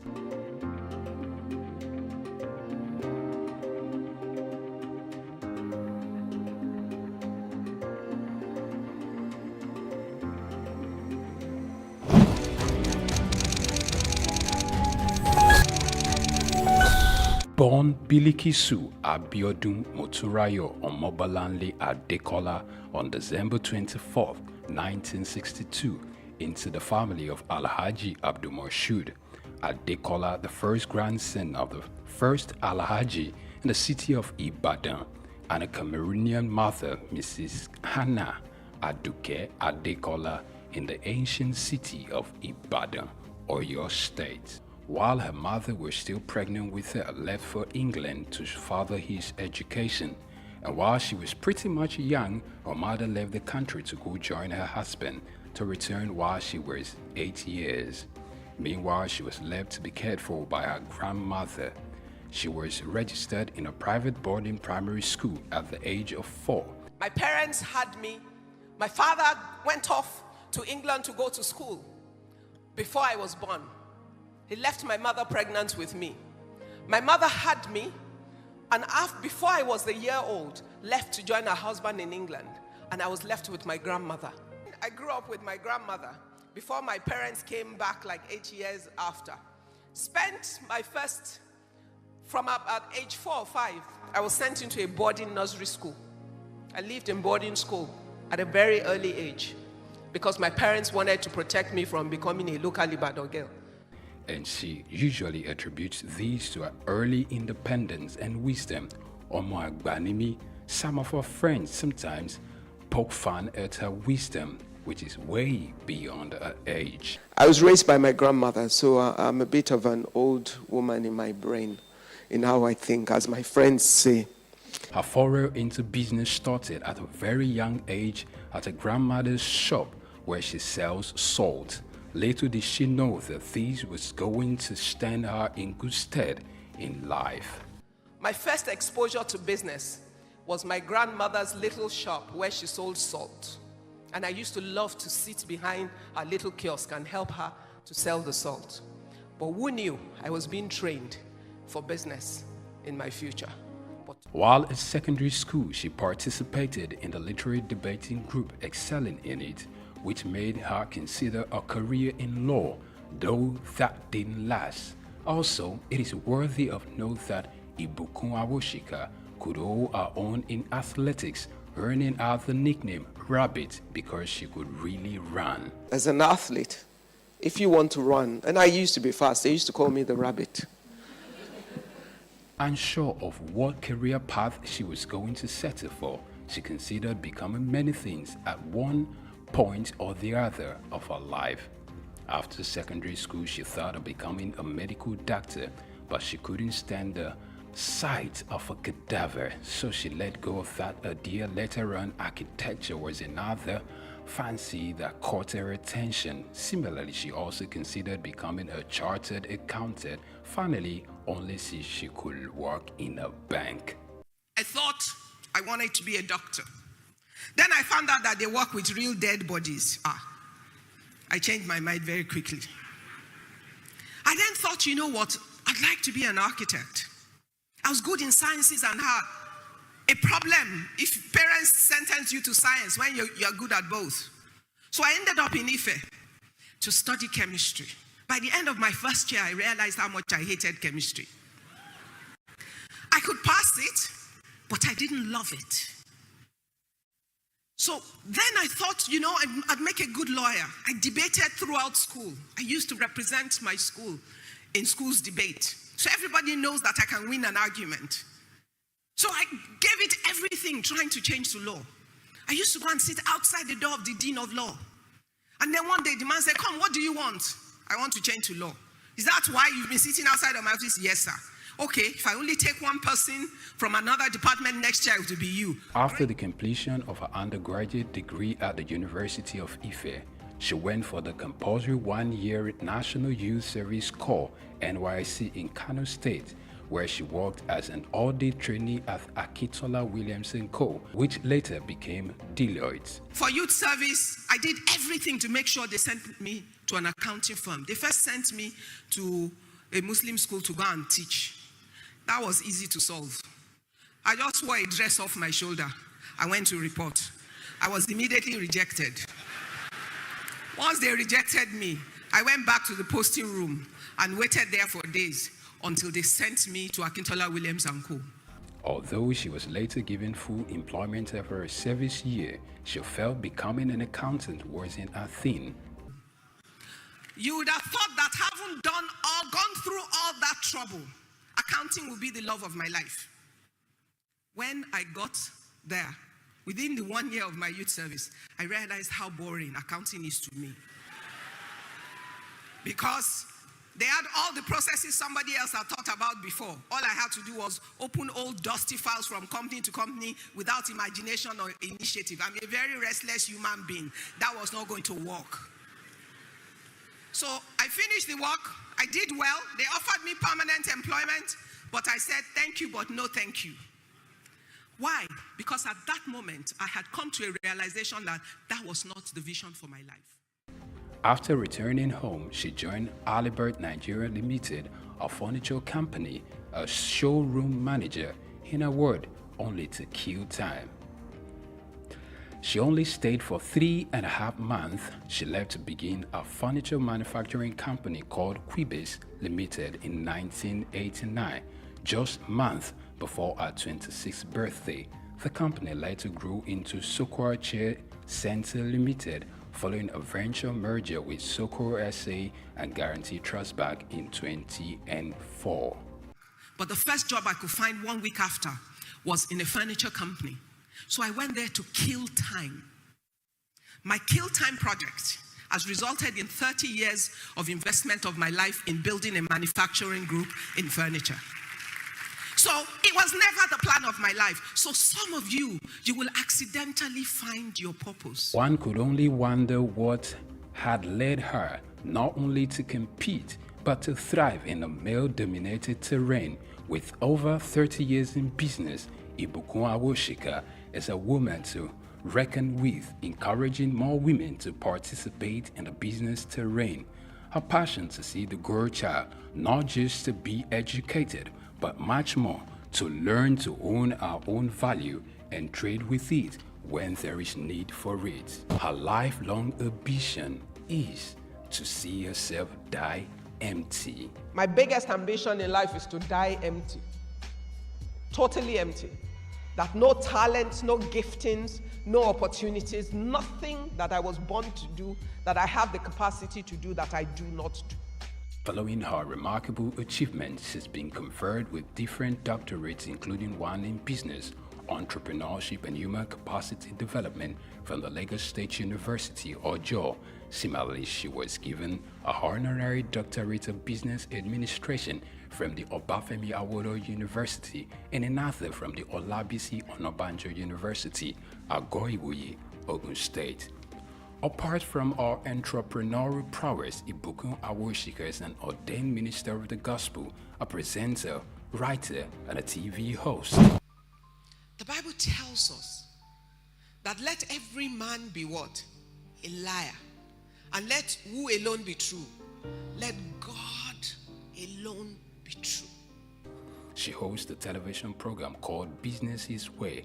Also, she acted in the 2020 Kunle Afolanyo movie titled Citation, which in addition to the books she had written, including Business His Way, The Girl Entrepreneur, The Girls in the Boardroom, and My Thoughts in Codes.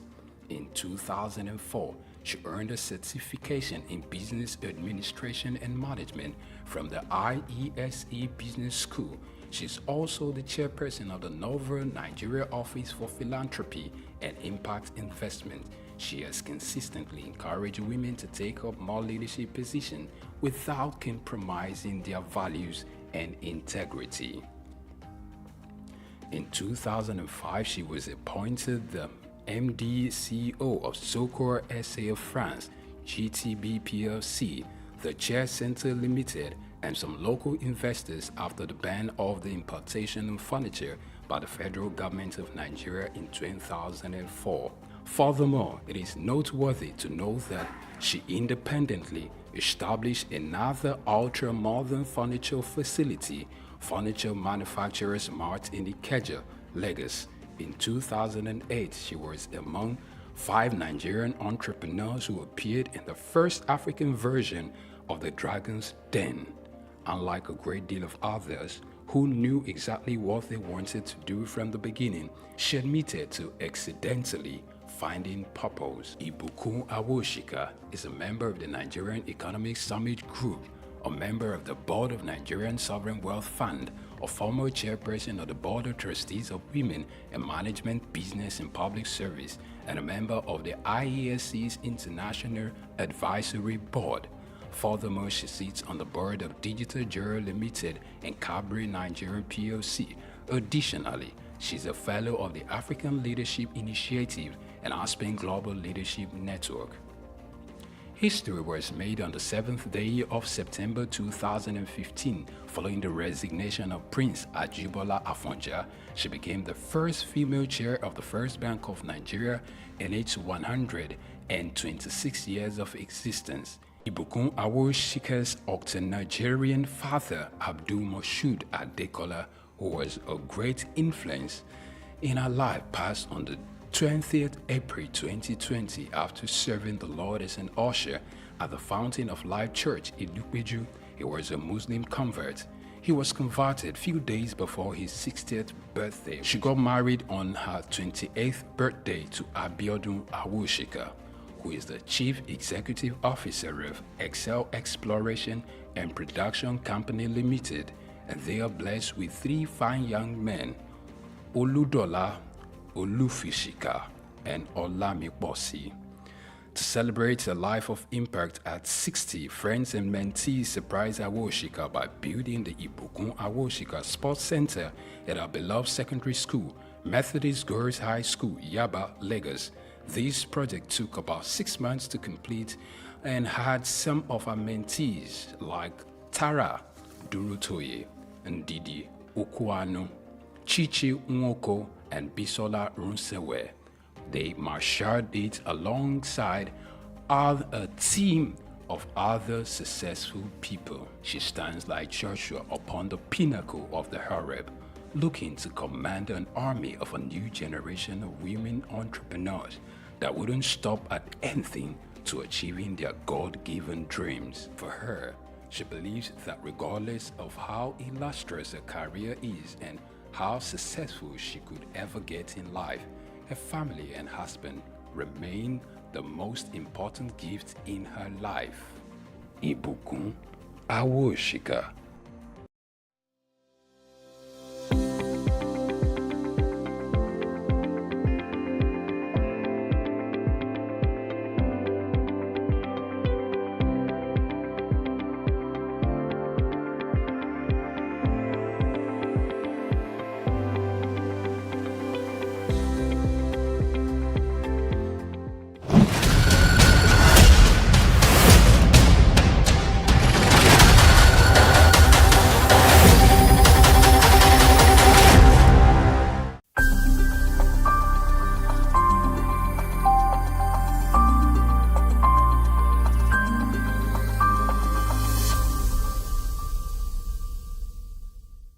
Thank you for having me, Souq News. I'm excited to be here. My name is Anna Maria Orlu. I am the current Miss Nigeria United Nations. As well as that, I am an actress, a model, and I also am the founder of Little Blessings Foundation, and we focus on orphanages in Nigeria.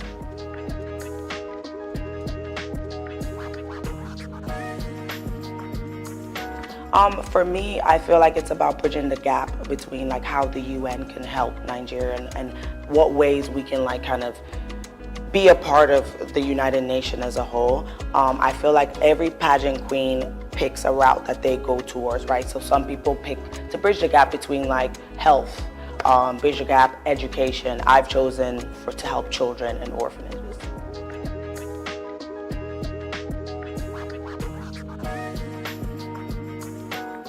So after my last pageant, I actually was reached out to. They were like, you did a great job.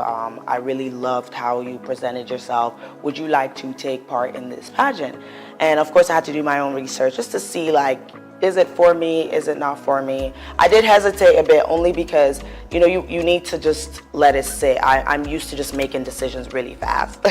So I like to just simmer down and kind of do my research. After that, the process was actually a lot of fun. I got to meet a lot of girls from different states and just interact with them and just learn a lot from their background and a lot of the sisterhood and just having fun in that whole 1 week. It's a week process, so it's like boot camp. You're waking up, you're working out, you're visiting different places, you're doing some charity work, different segments like the swimsuit, the also evening gown traditional, all of those things. So it is a week of like intense tend to work.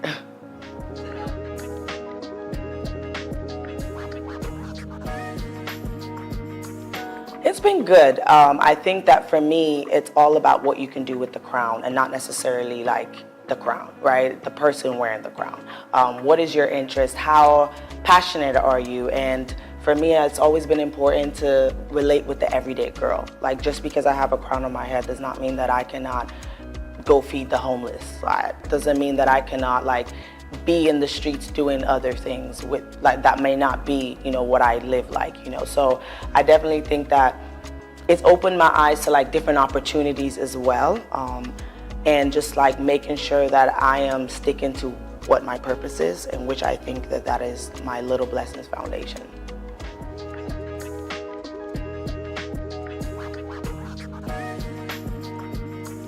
I'm currently working on my new project called The Dream Day Out. So basically what it does, it takes children in the orphanages to like amusement parks, zoos, all the things that children don't get to do in those places because they only go to the school and come back. I want them to feel like children. I want them to be able to just not worry about the circumstances, even if it's just for like 5-6 hours. My foundation already donates clothes, shoes, school supplies already. So I just wanted to kick it up a notch and just like try something else that would just enrich their life a little bit.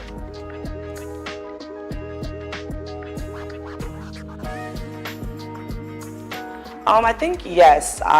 For me, I was a foster kid for 10 years, and I think like I might not have got like the same childhood as everybody.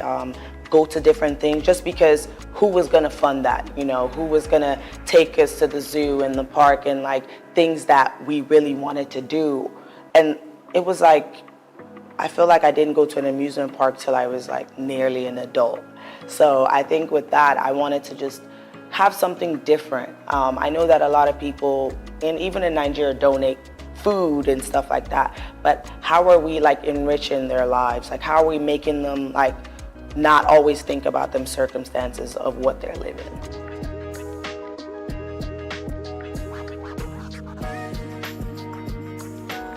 That's a really good question. For me, I think that my family also have done a really good job with that as well. My dad is always in Nigeria, and he tried to instill that you're Nigerian no matter what. My mom as well.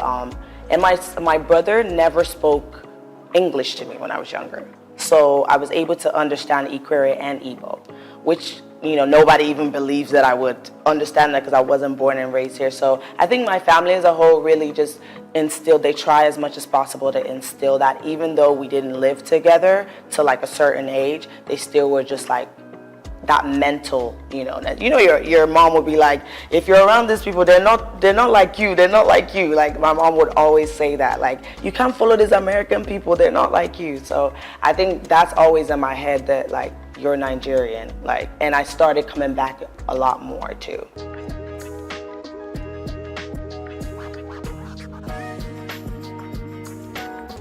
For me, it's always been anything I'm doing, I have to start at home. I have to start at home because that's where it feels right. That's the purest way to do it for me. So even though now I could go try to be Miss Ireland, but I know that I've done Nigeria first, and that's who I represent at the end of the day, always.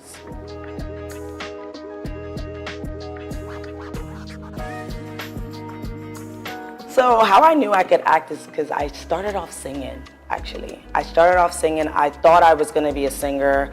I was very annoying to my family. I was singing everywhere we went. My mom actually encouraged it. She'd be like, go sing at church, go sing. I loved it. And then I got into musical theater because they were like, oh, you could sing. We need somebody who could sing. And that's how I got into acting, because with musical theater, you have to act and sing. So after I was like, wow, like I love this. This is what I want to do. I want to watching yourself, it's so surreal because how other people perceive your work, so if somebody sees something that I do and they're like, oh my God, like I really like you touched me, like I believed what you were saying. And that's the stories I want to tell. So I think like after the music theater, I was like, I want to act. Like acting is the destination, and there might be other routes, and I'm just grateful that God blessed me with other talents. Like I sing, I also dance, and those, and modeling. I just feel like everything would lead me into like the final destination, which is acting.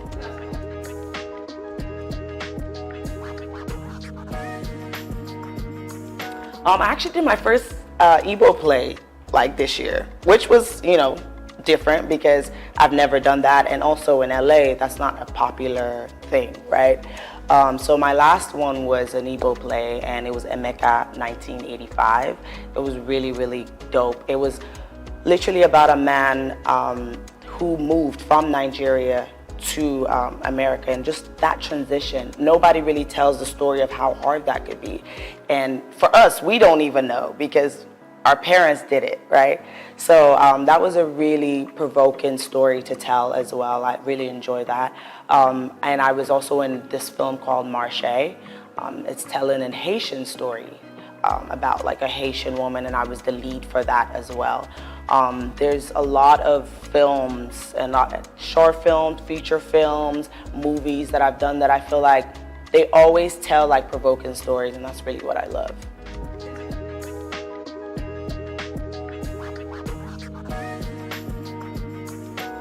Absolutely, and that's the main reason that after my projects with Little Blessing, I actually start filming a film on the 15th of January. My goal is to be able to work anywhere, and I don't want to just depend on Hollywood to fulfill what I need to do. If I have to be in India working, I will be there. But Nollywood has always been an interest of mine. I've had it on my goal every single year, like I need to be in a Nollywood movie. So this is really a great opportunity for me to be here and just meet other creatives, directors, and storytellers, and really get to work here as well.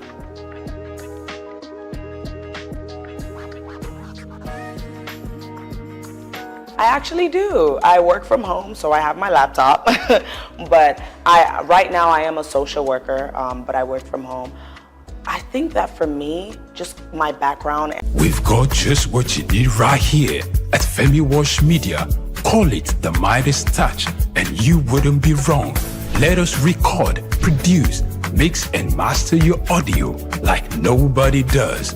Reach us on our contact today for the best quality job.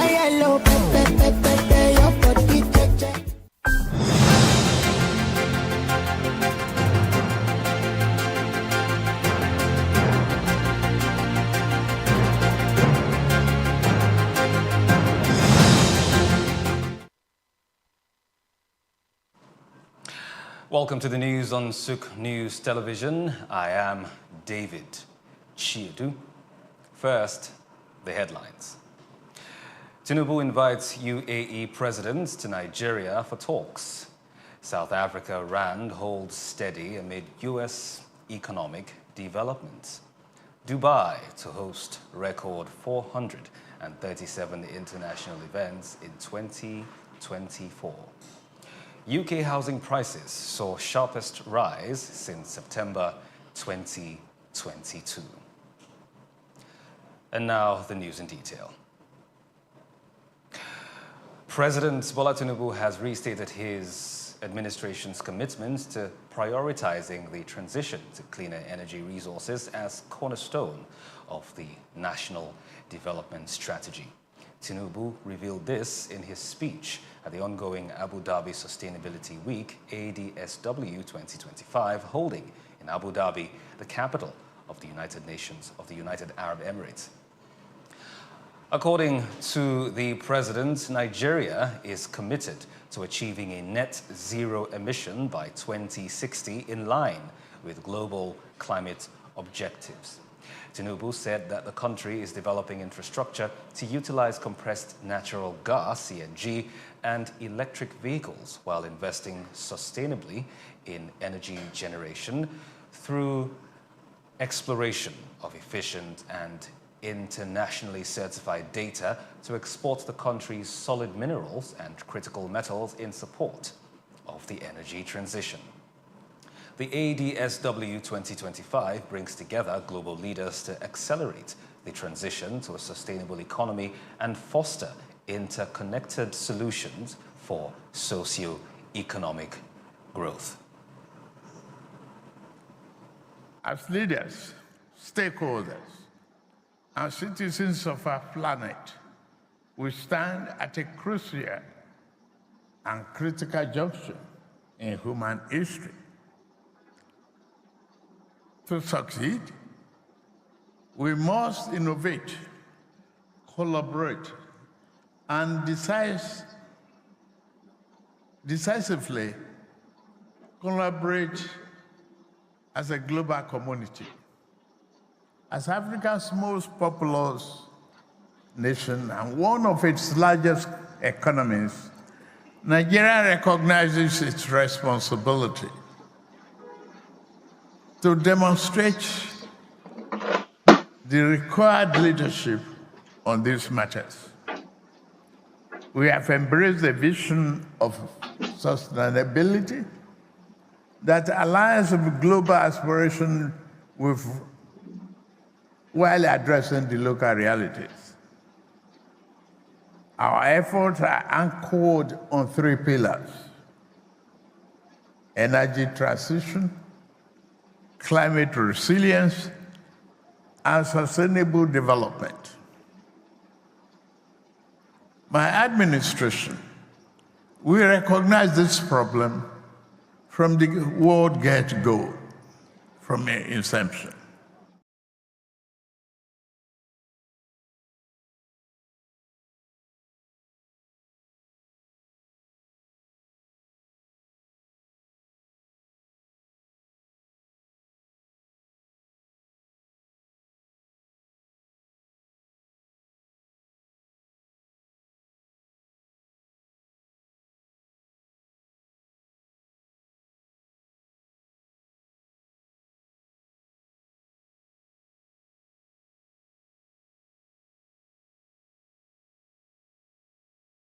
And the prestigious Zayed Sustainability Prize, highlighting its commitment to global sustainability initiatives.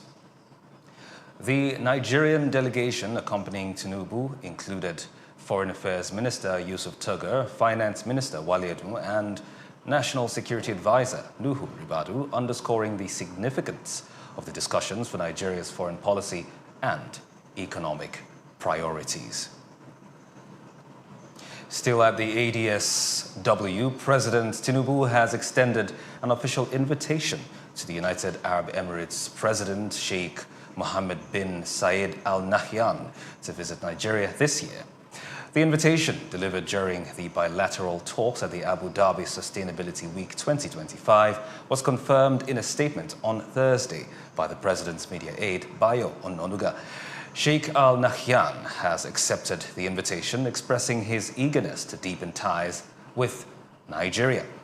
During discussings between the two leaders on strategies for fostering economic cooperation and attracting investment into Nigeria, President Tinubu highlighted his administration's successful economic reforms, which have stabilized the economy and boosted investor confidence, leading to billion-dollar commitments from foreign investors and oil companies.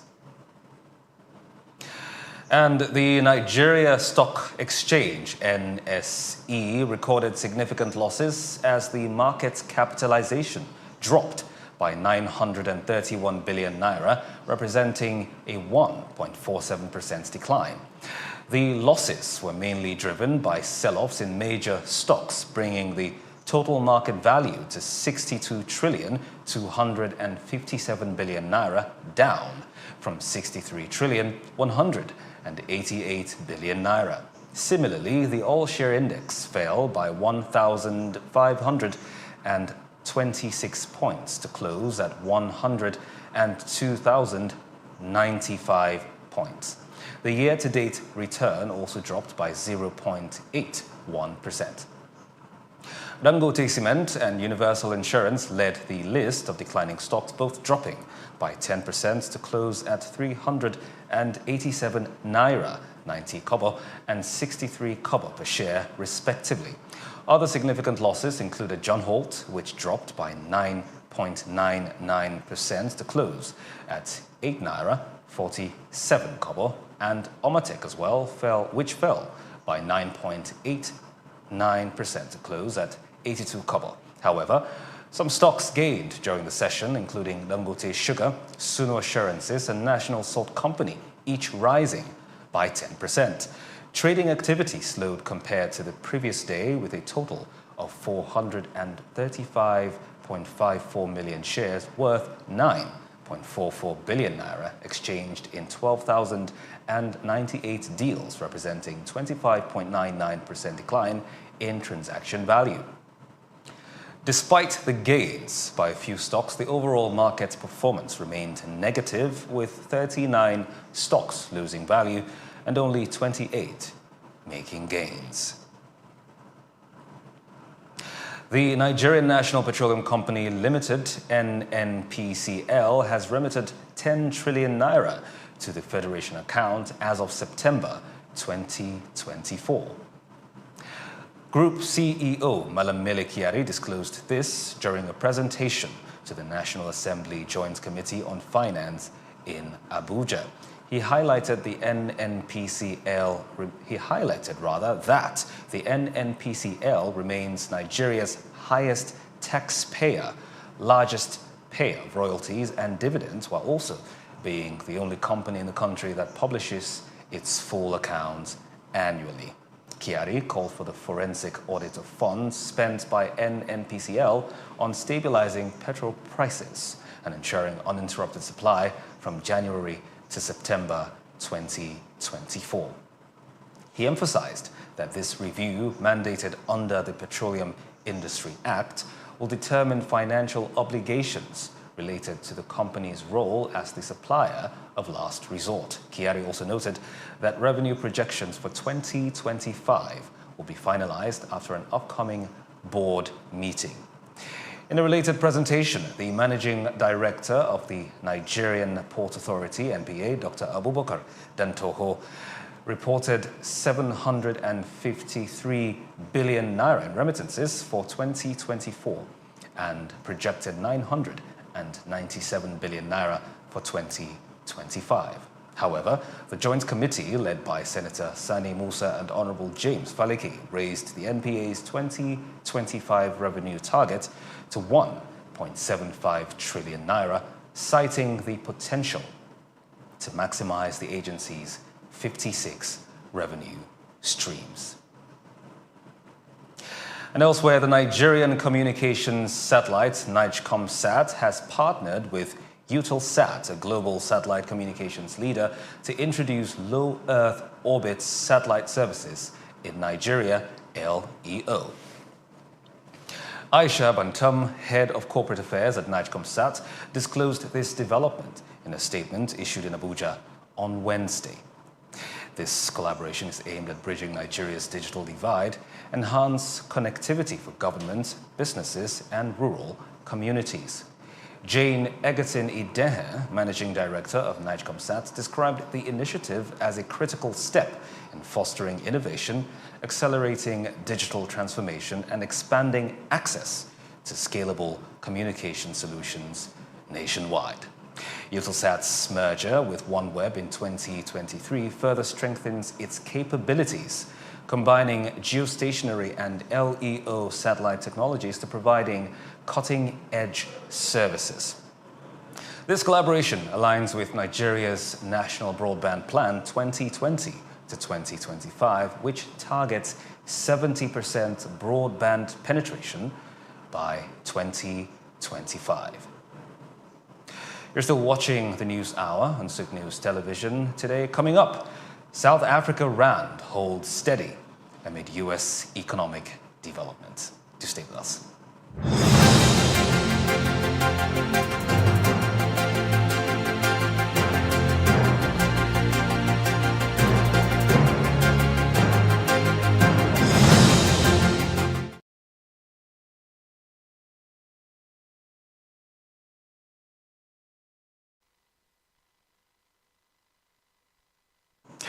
Welcome back. South Africa's rand remains steady as global markets react to U.S. economic development and await key political events.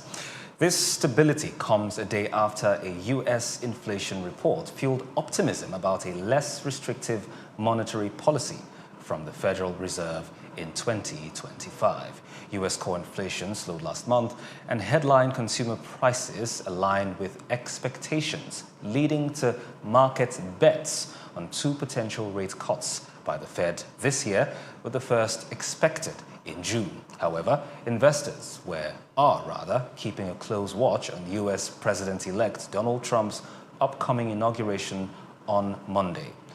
Markets anticipate a series of executive orders, particularly on tariffs, which could impact asset prices and the dollar. Elsewhere in the Middle East, Dubai has solidified its reputation as a leading global hub for international conferences and events, securing a record 437 events across various sectors for 2024. Led by Dubai Business Events, the city's official convention bureau, this achievement reflects a 20% year-on-year increase in successful bids. Dubai's innovation, infrastructure, and global economic influence continues to drive its competitiveness. These events are expected to bring 210,731 delegates to Dubai in the coming years, boosting the city's events, travel, and tourism sectors. The gatherings will also foster knowledge sharing, professional development, and networking on a global scale. Still in the Middle East, Saudi Arabia shared its plans at the Future Minerals Forum held from January 14 to 16 in Riyadh to become a global leader in mining. The kingdom wants to use new technology like artificial intelligence and satellite sensing to find hidden minerals and make mining a key part of its 2030 vision plan. Officials said mining will help create clean energy and meet the rising demand for important materials like lithium used in electric cars. The Saudi Arabia Vice Minister for Mining Affairs, Khalid Mudaifa, announced a $100 billion investment plan with $20 billion already in progress. They are also partnering with countries such as Pakistan to develop new mines. These efforts aim to make Saudi Arabia a major player in the global mining industry while supporting the energy transition.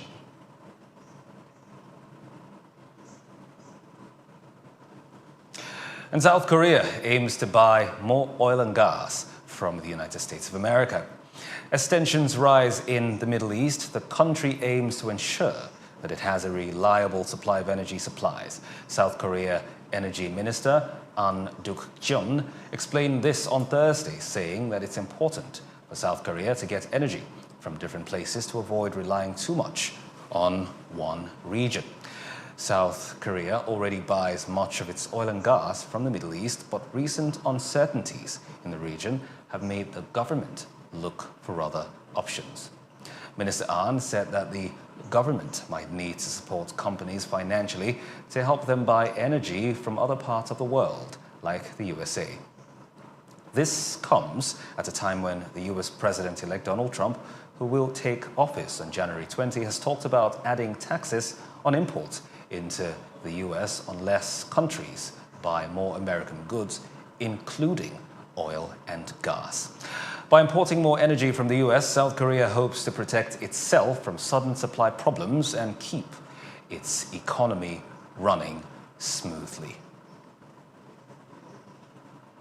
And Asian stock markets were on the rise on Thursday following an impacted day on Wall Street. This is due to a positive update on US inflation. In Japan, the Nikkei 225 rose 0.2%, while wholesale prices in the country increased by 3.8% in December, possibly pushing the Bank of Japan to raise interest rates pretty soon. On the other hand, China's markets were mixed, while Hong Kong's Hang Seng gained 0.4%, but Shanghai's composite index dipped by 0.2%. Meanwhile, Australia's stock market jumped 1.3% and South Korea's Kospi climbed 1.2%. Elsewhere on Wall Street, US banks like Wells Fargo and Citigroup reported strong profits, helping the S&P 500 stock exchange rise by 1.8%, the Dow by 1.7%, and the Nasdaq by 2.5%. Inflation numbers in the US were much better, giving investors hope that pressures on prices are easing. Oil prices also rose slightly, with US crude reaching $78.86 per barrel.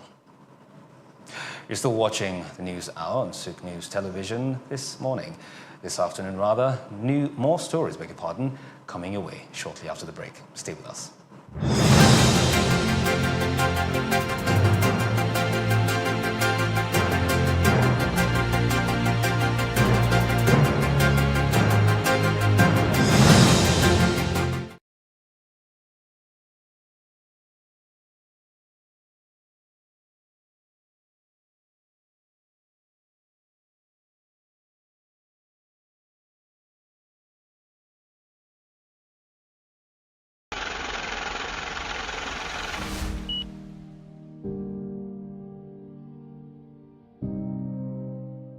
Wole Soyinka, born Akiwande Oluwole Babatunde Soyinka on July 13, 1934, in Abeokuta, Ogun State, southwest Nigeria, stands as one of Africa's most celebrated literary figures and a global icon of resistance against oppression. His life and works reflect an unwavering commitment to justice, culture, and the transformative power of art.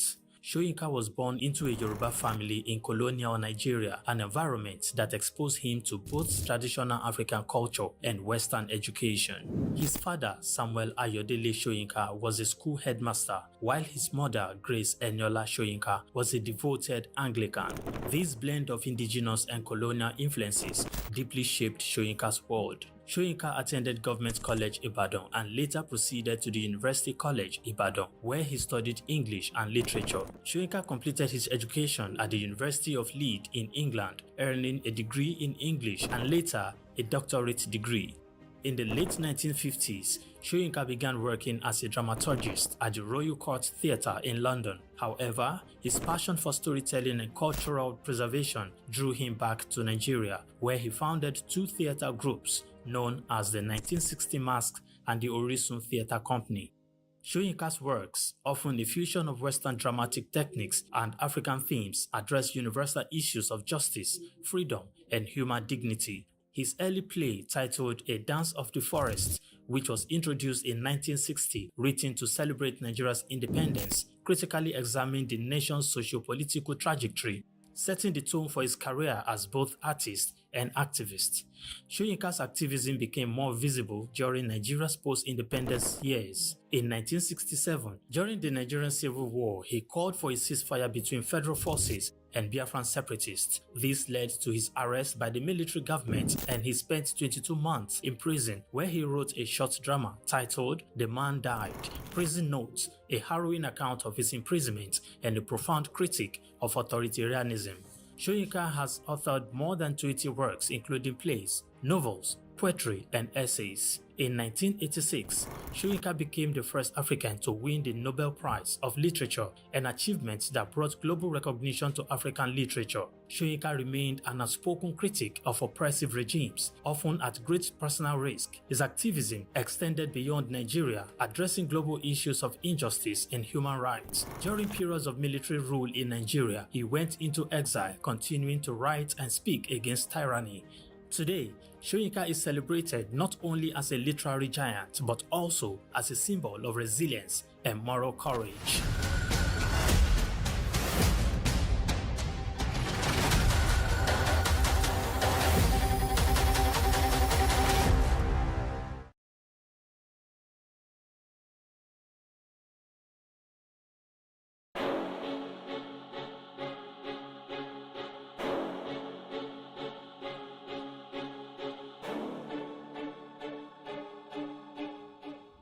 Elon Musk is a visionary entrepreneur leading innovative ventures in technology, space exploration, electric vehicles, and renewable energy.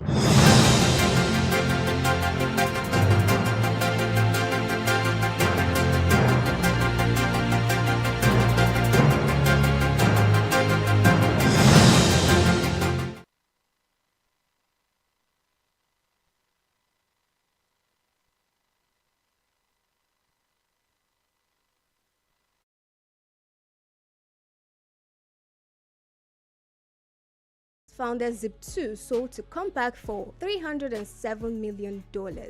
He also co-founded X.com, which became PayPal, acquired by eBay for $1.5 million in 2002. Driven by a vision for humanity's multiplanetary future, Musk founded SpaceX in 2002, developing affordable rockets to support International Space Station mission and NASA's Artemis program. He became a major investor in Tesla 2004, launching electric vehicles like Roadster, Model X, and Model 3. Tesla unveiled the Cybertruck, beginning deliveries in 2023.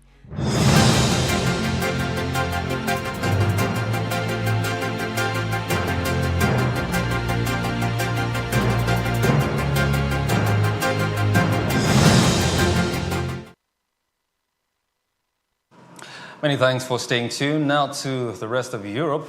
The government of Estonia is at the moment discussing a reform proposal presented by the Defense Minister Hanno Pevkur to set up an explosive production plant in the country. The facility, if approved for commissioning, would represent a state-private sector partnership, which is part of a planned strategic defense industrial park aimed at enhancing ammunition and combat munitions production for enhanced security. While the country lacks significant facilities on such a scale of military and ammunition explosives production, a study by the Ministry of Defense has highlighted the feasibility and economic benefits of the defense industrial hub. And still in Europe, Portugal's National Statistics Institute, INE, says that total revenue from accommodation in tourist accommodation increased by 11.0% at the end of November 2024. The tourism activity statistics released by the INE indicates a growth of 4.1% in overnight stays between January and November 2024. The average revenue per available room hit €72, while the average revenue per occupied room was €121, corresponding to annual growth of 7.0% and 6.5% respectively. Highlighting the figures for the month in review, the Greater Lisbon region of Portugal contributed to most of the overall revenue at 39.4% and 42.1% in total revenue and accommodation revenue. Elsewhere on the continent, to the UK, British property surveyors have reported the sharpest increase in house prices since September 2022, alongside a steady rise in sales and new buyer inquiries. This is according to the latest data from the Royal Institute of Chartered Surveyors, RICS, released on Thursday. The RICS monthly house price balance, which tracks the difference between surveyors reporting price increases and those reporting declines, rose by 28% in December, up from 24% in November. This marks the highest reading since the turmoil triggered by former Prime Minister Liz Truss's mini-budget in September of 2022. Still in the UK, the British pound weakened after new data revealed that the British economy grew more slowly than expected in November, potentially giving the Bank of England more room to cut interest rates later this year. According to the Office for National Statistics, the UK's gross domestic product grew by just 0.1% in November, following a 0.1% decline in October. This fell short of analysts' expectations for a 0.2% increase as forecasted in a Reuters poll. Following the report, the pound edged lower, trading down 0.31% against the US dollar at $1.22 rather, compared to $1.22 just before the data release. Against the euro, sterling dropped by 0.26%, trading at 84.29 pence from 84.18 pence prior to the GDP announcement. Meanwhile, the derivatives market indicates that investors are pricing in 58 basis points worth of interest rate cuts from the Bank of England by the end of the year. Over now to the USA. Stocks soared this week with all three major indexes recording their largest daily percentage gains since November the 6th. The rally was driven by lower than expected December core inflation data and strong earnings reports from major US banks. The Labor Department reported the Consumer Price Index rose the most in 9 months due to higher energy costs, but underlying inflation pressures eased. Stocks have faced challenges recently, with the S&P 500 declining in 4 of the last 5 weeks. There are still concerns about the Federal Reserve policy on interest rates and potential tariffs from President-elect Donald Trump's administration, further impacting inflation. Now we wrap up the news with some sports stories. After this time out, for the headlines, Nigeria enters Group D of the 8th African Nations Championship break. Stay with us.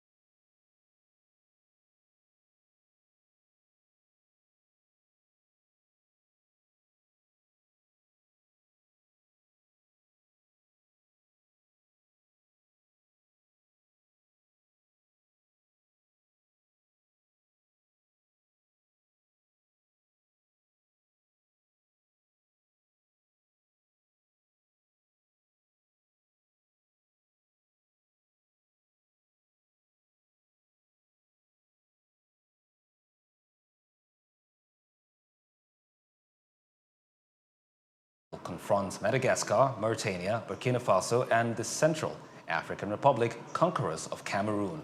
All 5 will fight for 2 slots in the knockout rounds. Uganda, the 3rd joint host, will battle Niger Republic, Guinea, and 2 wildcard holders to be determined by the Confederation of African Football in Group C.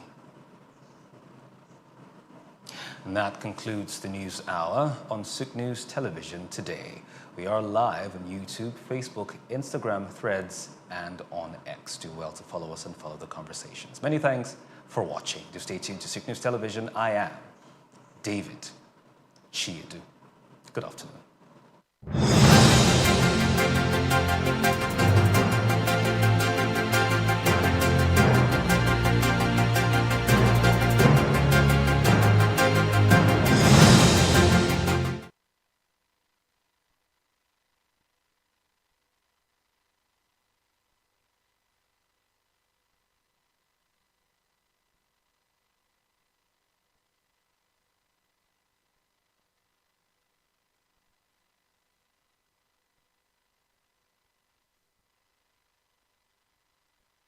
Afrobeats is a classic overnight success story, except it didn't happen overnight.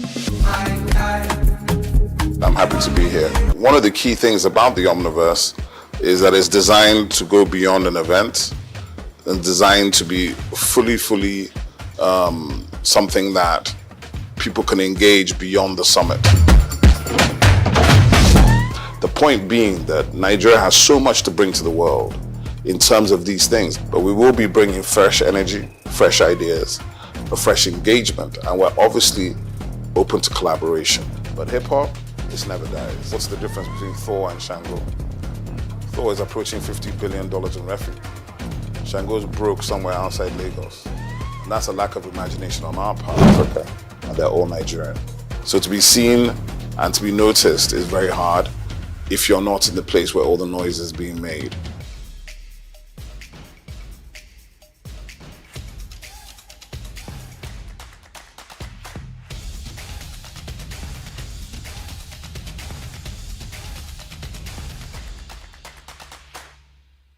We've got just what you need right here at Femi Wash Media. Call it the Midas Touch, and you wouldn't be wrong. Let us record, produce, mix, and master your audio like nobody does. Reach us on our contact today for the best quality job.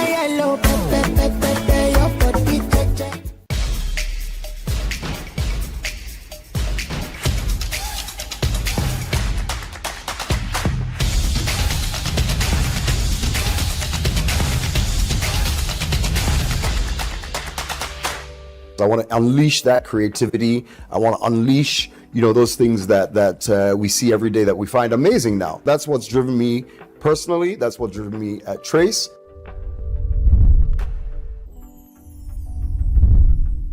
All right, welcome again. It's Inside Life. My name is Hans Mba, and as usual, we have an extra special guest for you each week. Today we got Sam Onyemelukwe. I was about to murder your name. Yeah. And he is, I say that he is Trace TV, right? He's been doing this for eons, some say decades. And it's in the system. You know how the line goes. When they're in the system, ain't no telling. So Sam is here, and we want to really talk his life, his inside life, how he's come this far, the things he has done to create a paradigm shift in the business. And I'll let him do all that talking. Sam, welcome to the show. Thank you so much, bro. How are you? I'm well. Good to see you. It's been a while. It's been a really long time. Yeah. So talk to us about Trace. For those that don't know, let us know just a brief introduction about you. Sure. Well, so for those of your viewers who don't even know Trace, maybe I'll tell them. You want to start from there? Yeah. I like it. Well, so we're lucky to be what I would say is one of the most influential and popular music and entertainment platforms on the continent. When I started with Trace, yes, like you said, eons ago, so more than a decade. Oh, yes. And when I started in the entertainment industry more than 2 decades ago here in Nigeria, we've been able to navigate and keep us one of the strong platforms. We started with 1 or 2 TV channels. Now we have over 30, and we're all across Africa and in most of the diaspora too. So what gave birth to this? Because looking at your history, Trace, it seemed like Trace just jumped out of nowhere and just started to, do things. And because we have the amount of young people, youth here, and many, especially in recent times, are being navigated towards the entertainment, towards the creative. Naturally, yeah. Back in my day, you told your daddy you wanted to make music. What are you talking about? That's even the list, But now parents are enrolling their children. They're pushing their kids to it. Yeah. They're buying them a whole studio setup, birthdays, guitars and stuff. Yeah. So what influenced y'all just jumping out and making this happen? Well, no, to your point. I mean, I love the fact that as you said, back in our days, I would see a kid in the village, one of my nephews or niece, and all they were interested in was just kind of surviving, maybe finishing school. They were hoping maybe they'll have a bigger farm. Now they believe they're going to be the next whiz kid. Oh yeah. Right? And so for me, it's that. And it's doable. It's very doable. Yes. And so it's that excitement, that burning passion and ambition that we have as young Africans that has driven me. Because I want to unleash that creativity. I want to unleash, those things that we see every day that we find amazing now. And then now parents are saying, take this, go forward with it. So that's what's driven me personally. That's what's driven me at Trace, and how we just jumped out. Well, that's a magic trick that I'll keep in my sleeve. But no, we've like I said, I'm very humbled, and that we've really been able to make a big impact on the music, on the creative industry in Nigeria directly, as well as across the continent. Speaking about impact, don't make me jump the gun, because I have those questions. So in influencing or affecting the economy, we have seen what the numbers that artists bring in. Yeah. We're talking the Burna Boy numbers, we're talking Wizkid numbers, we're talking Davido numbers, and how it's affecting the economy. It's real. And they're bringing a huge amount. We're talking billions. The other day we're interviewing, talking to a few people, and we're talking about how Nigeria is missing out on the billion-dollar movie industry and all that stuff. Yep. So based on that, what do you think our stake is in that whole? I'm not even going as far as Hollywood now. Sure. In Africa, Nigeria, what's our cut in the cake, the massive cake? No, look. I'm a proud Nigerian. Some of you pretending I'm not Nigerian because I'm yellow, but I'm a proud Nigerian. Okay, I'm a proud Nigerian. Yes. And I'm only that piece of it because we are also proud people. And it's that and our attitude and our confidence that has made us dominant in the music and the film and the entertainment industry across the continent. So truthfully, we should really, Nigeria should be benefiting even in a better way. But I won't fault where we're at. I would say that there's a lot of the right energy, a lot of the right efforts, and a lot of the right people in the right places for us to continue to grow this industry, both locally and internationally. In government, we're very excited to see the lineup of those getting involved, from the Honorable Minister himself, across to Minister. I'm talking of Information Technology, down to the Minister of Creative Industries, Obi Asika, Tola Akerele, who's DG of Tourism, Culture, Tourism, and then Tola Akerele at the National Theatre. So many great players are getting involved who know this industry, who can help us make this a sustainable thing, right? One of the things that you think we're affecting the economy for the music part? Do you think we're affecting it positively, having listed these names? And what they're doing or what they should be doing? No, absolutely. And what I would go back to say is that, first of all, for me, and I think for a lot of them, one of the biggest focuses, I think one of the biggest focuses should be and is the local aspect of it.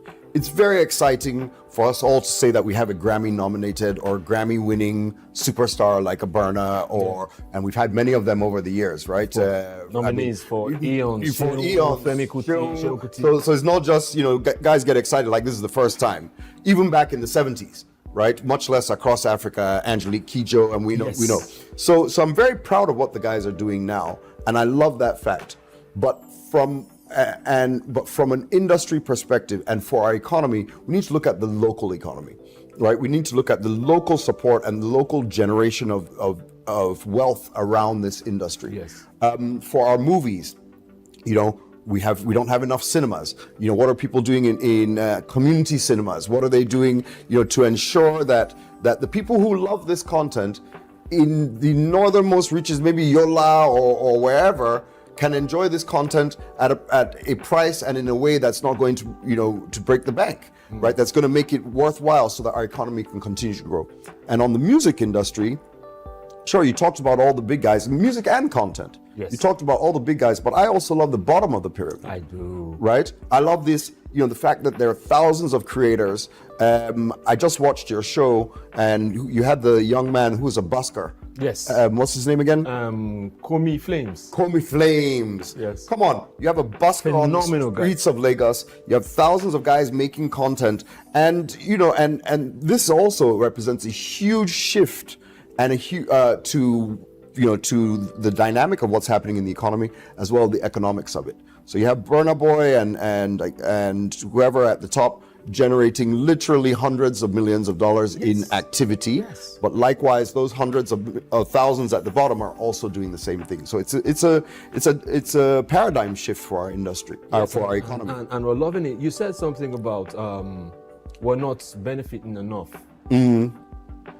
Shed more light on that. Yeah, no, definitely. Look, one of the basic things is the protection of intellectual property. Yes. Right? On a very show like this, in the mall, I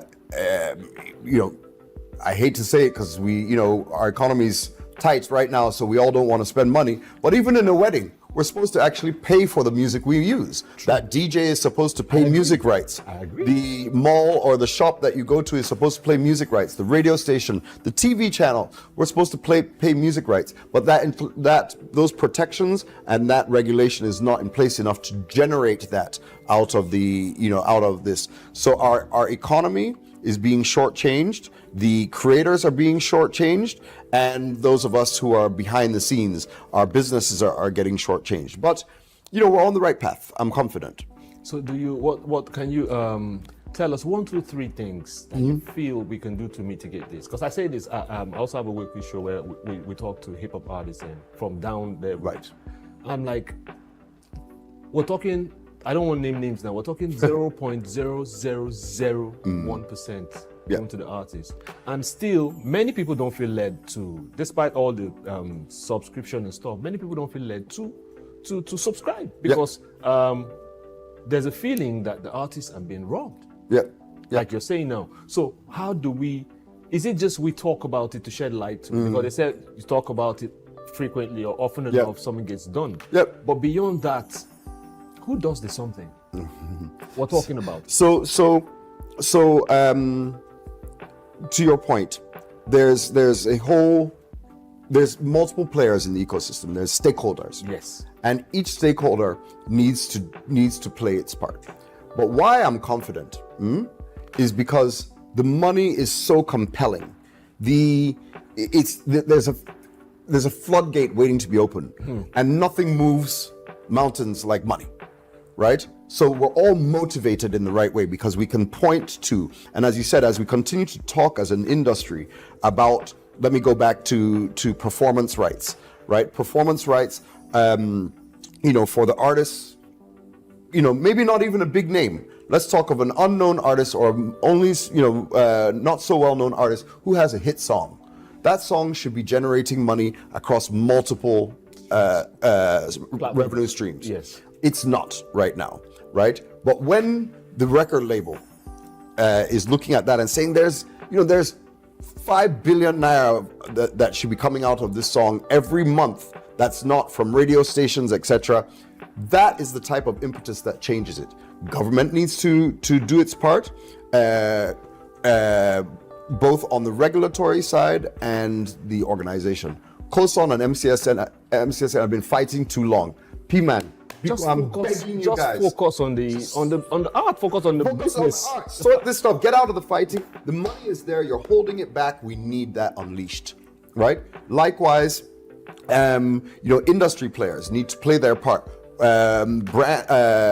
Radio stations, TV stations, hotels, bars. We need to fess up and say this music is worth something. Yes, it's not free. It wasn't not even made free. It wasn't made free, and it's the way. Me as a TV station, it's the way we make money, right? The reason that people watch my channel is because I play these music videos. So I can't take this for granted. So we pay almost 25% of our revenues at Trace to music rights.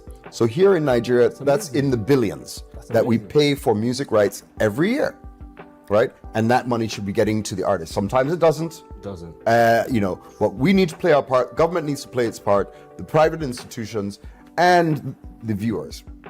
The public needs to recognize there's value in this thing. It's real. When you jump and dance to a Davido song, sure, you see him rich on Instagram, but just know that this thing is real. It's real money. It really costs money. Guy, will you enjoy it? You make hit song, you won't collect.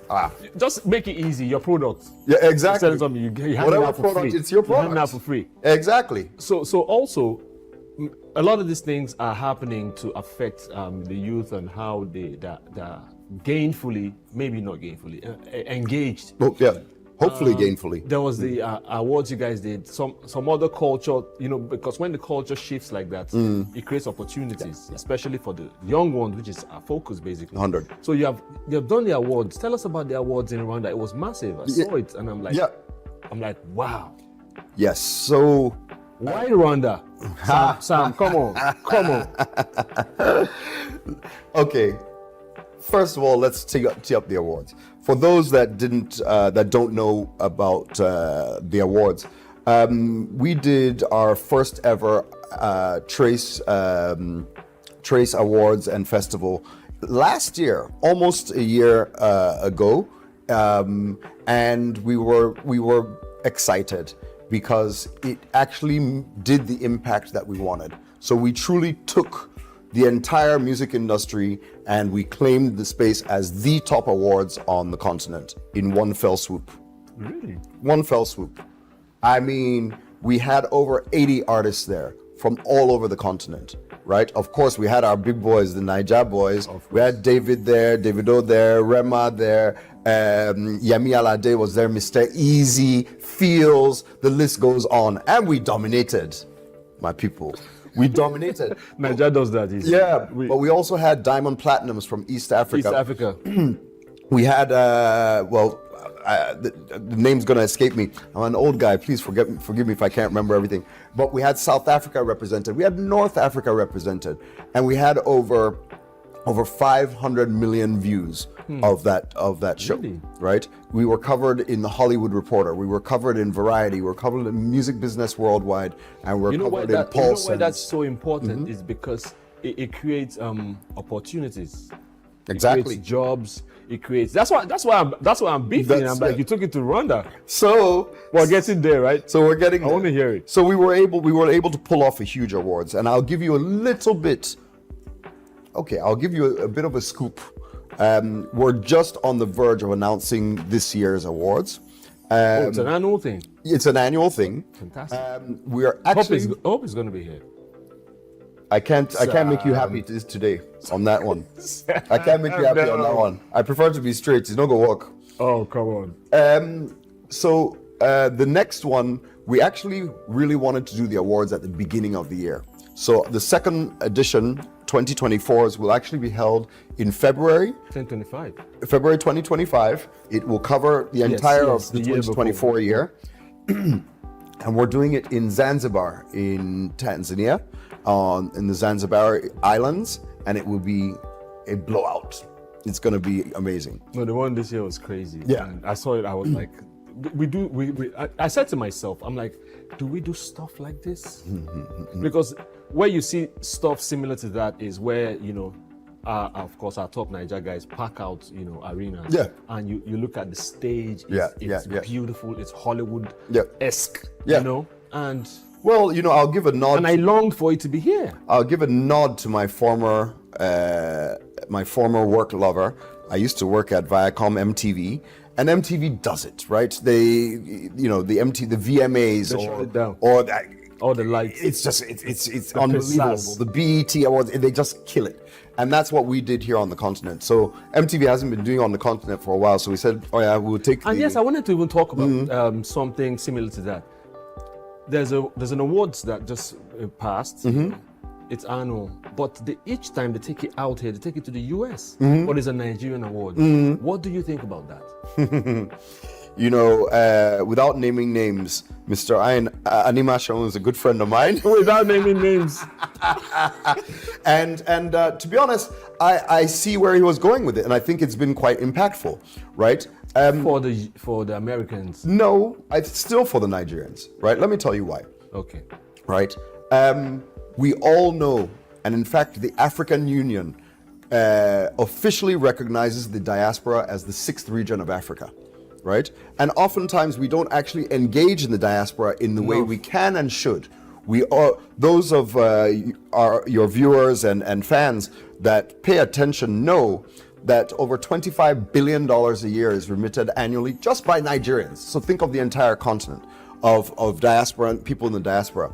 So being in the diaspora made sure that the audience there knew that they're not just a separate thing, right? That they're part of us, whether they're separated by an ocean or as close as a video call, that we wanted them to feel and experience that. And that's what IO did, right? He's bringing it back.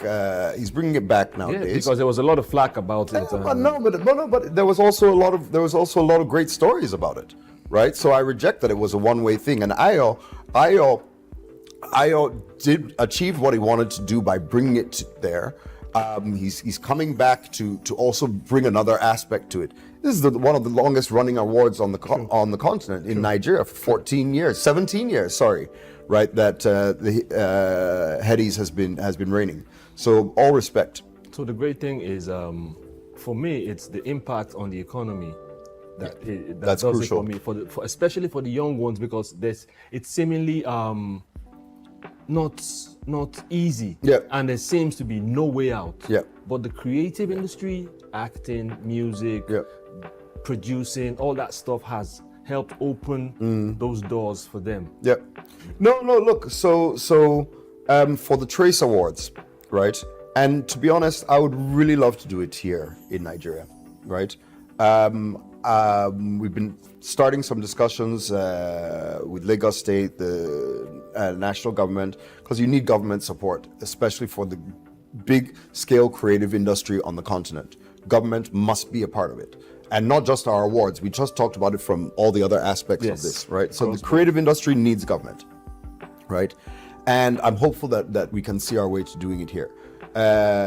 We have some issues to sort out from our tourism aspect, travel, safety, etc. But so we're definitely open to bringing it here. But the awards that we did, the night itself, as in the cost of the night itself, was about 5 billion naira for the setup, the event, the travel, everything that happened around that night. And during that week, and even more, about a 2 to 3 week period, we generated over $30 million of economic activity. That included... Which is why it hurt me each time I said... That we didn't do the awards here, right? That we were doing it in Rwanda and we're bringing it to Tanzania. We had over 2,000 people fly and stay a week, because we extended. It wasn't just one night. There was this festival, there was a summit. This year we'll do a more music summit.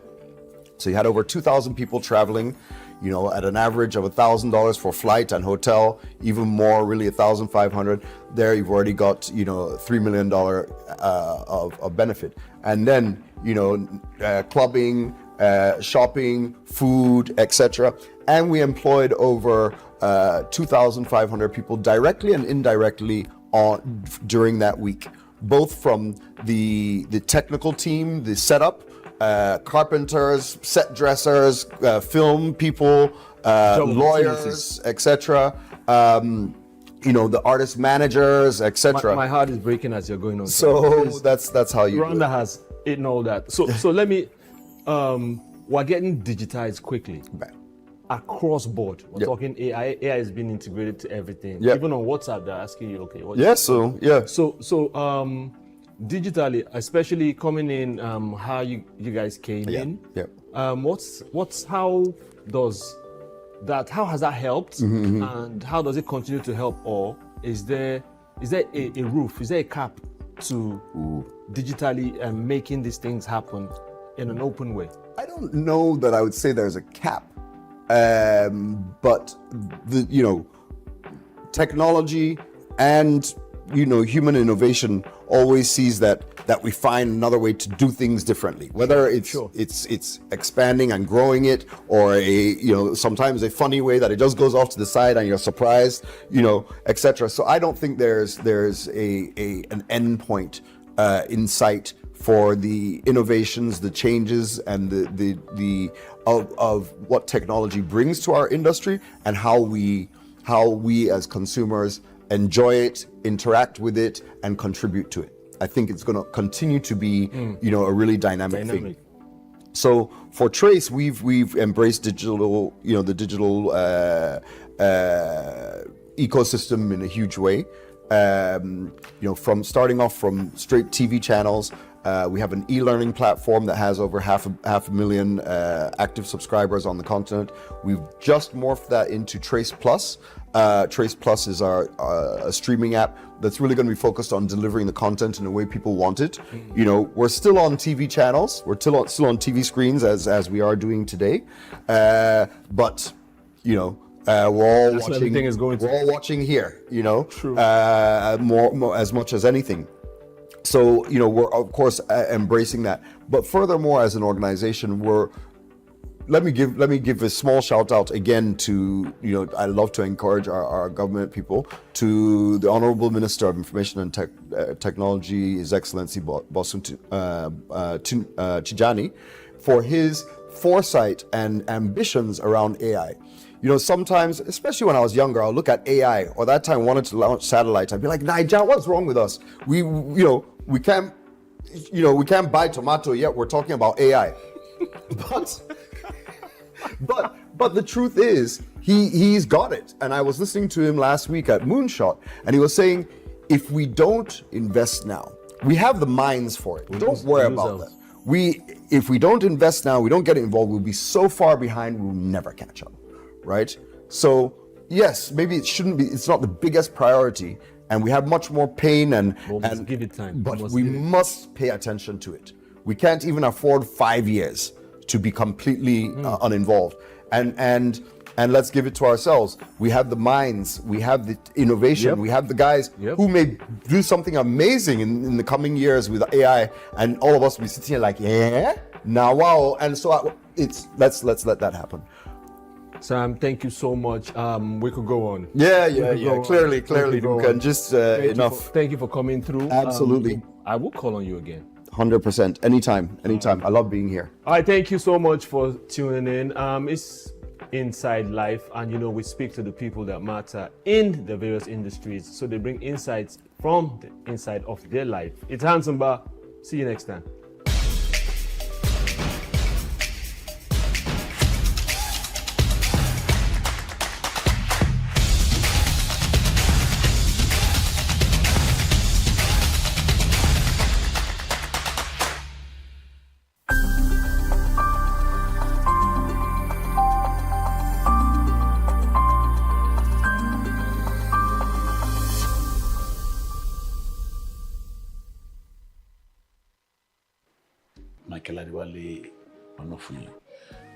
I'm a shepherd of the church called Celestial Church of Christ, White City Parish, reside in UK. I started the ministry right from my youth age.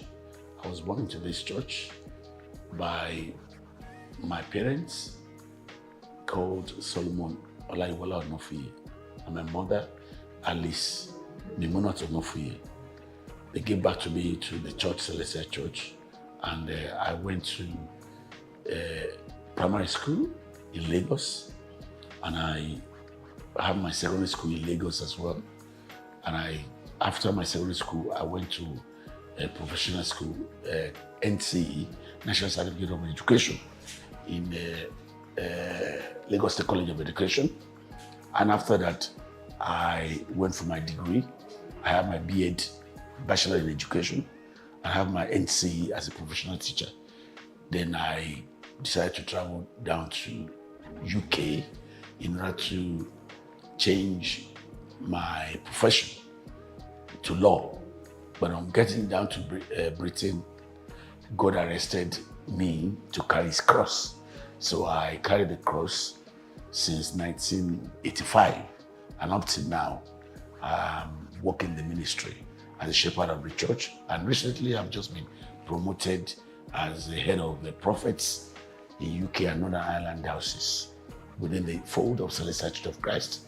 And I'm still the shepherd of the church called White City Parish in UK, in Barking, in SS area. So, and at the same time, I love doing business. I'm into business, I'm an entrepreneur, and because why I went to businesses, I don't depend on church money, because the church money is meant for the church. and I have to have a living for myself. So that's why I went into business, different kind of business. You know, I learned that trade through my late parents, because I usually carry ogede, sell ogede around Fade area for them everywhere along the street while I was in Nigeria. You know, since from there I pick up an entrepreneurship. You know, so I've been doing that alongside with God's work, pastoral work.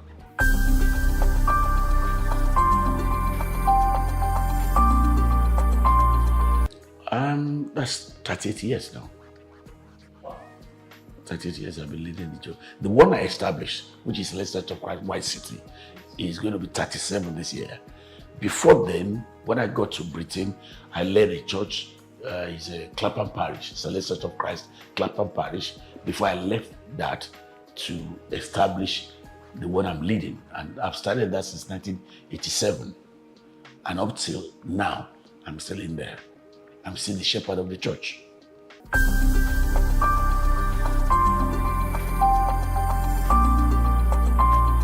You see, I've mentioned in my introduction, because I believe church money should stay with the church, and I believe I must have a living because I have a family and I have to train my children, and because I don't want to delve, the church has got its own setup, and there are some pastors that do winners take all, but I don't believe in that. I believe I have got to work for my living.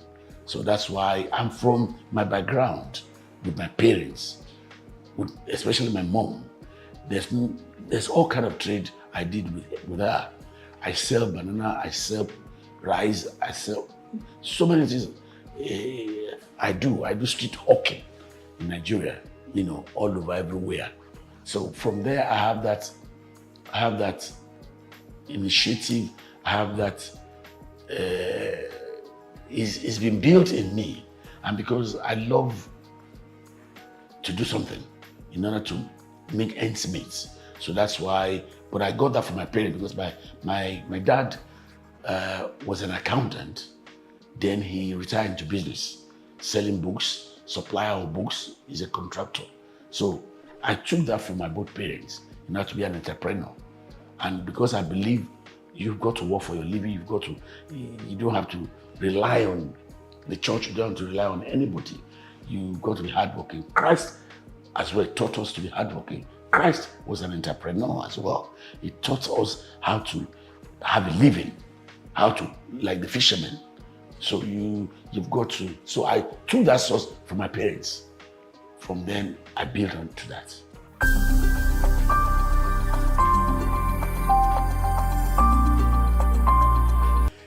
You see, if as a pastor, as a shepherd, as a head of the church, to earn respect, you need to separate yourself from the church. I separate, and maybe that is what is still making me to be successful today, because I've got about 9 kids. Out of them, I've got five graduates who are PhD holders, and I pay their school fees. You see, so if I don't separate the church, yes, it's in the Bible that Levites don't. You have to live. You have to feed with the church. You have to feed from the church. But my principle is, you've got to separate the church from your lifestyle. You've got to find. I depend on. I have the church. I'm on the salary, so the church has got a treasurer. The church has got an accountant. It's got a church financial secretary. I separate the church. So, and that's why I always tell my kids, if I'm no more today, don't think that position is hereditary. Don't think the position is hereditary. My position is not hereditary. If I'm no more, somebody else will take over, not my children, not one of them. That's why I took time to educate them very well, so that they can have their own source of living. I've got 5 of them who are PhD holder. 1 is in architecture, 1 is in journalism, 1 is in music, 1 is in the medical line. So I've got 1 is in media, they help my calling in the church. All areas of the church, we have the media. One of my daughter is she's the one heading the media. I have all the posters I have. My daughter Ayotole, she's the one that designed all the posters of the church, my posters, all programs I'm running. She's the one that, and I have a son. He's called Dr. Tosin. He's into music. He has PhD in music. He heads the music area of the church. So all my children are cut across areas of the church, but the principle is we must walk out of the church, have a living out of the church, not feeding from the church. That earns me respect among the members.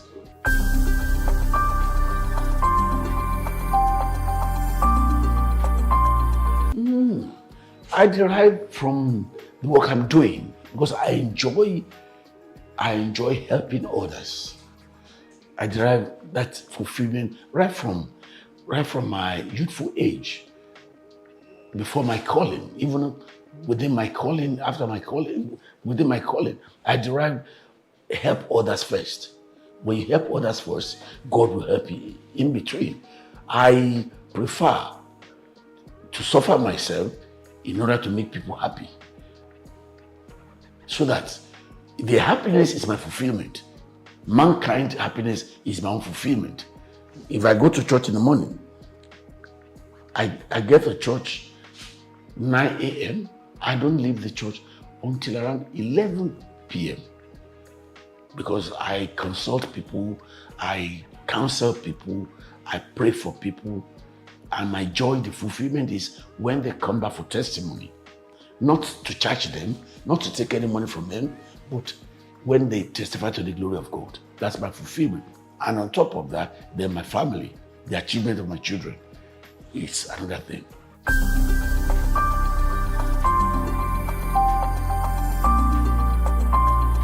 You see, all I've achieved, all my background start from spiritual inspiration, God's inspiration.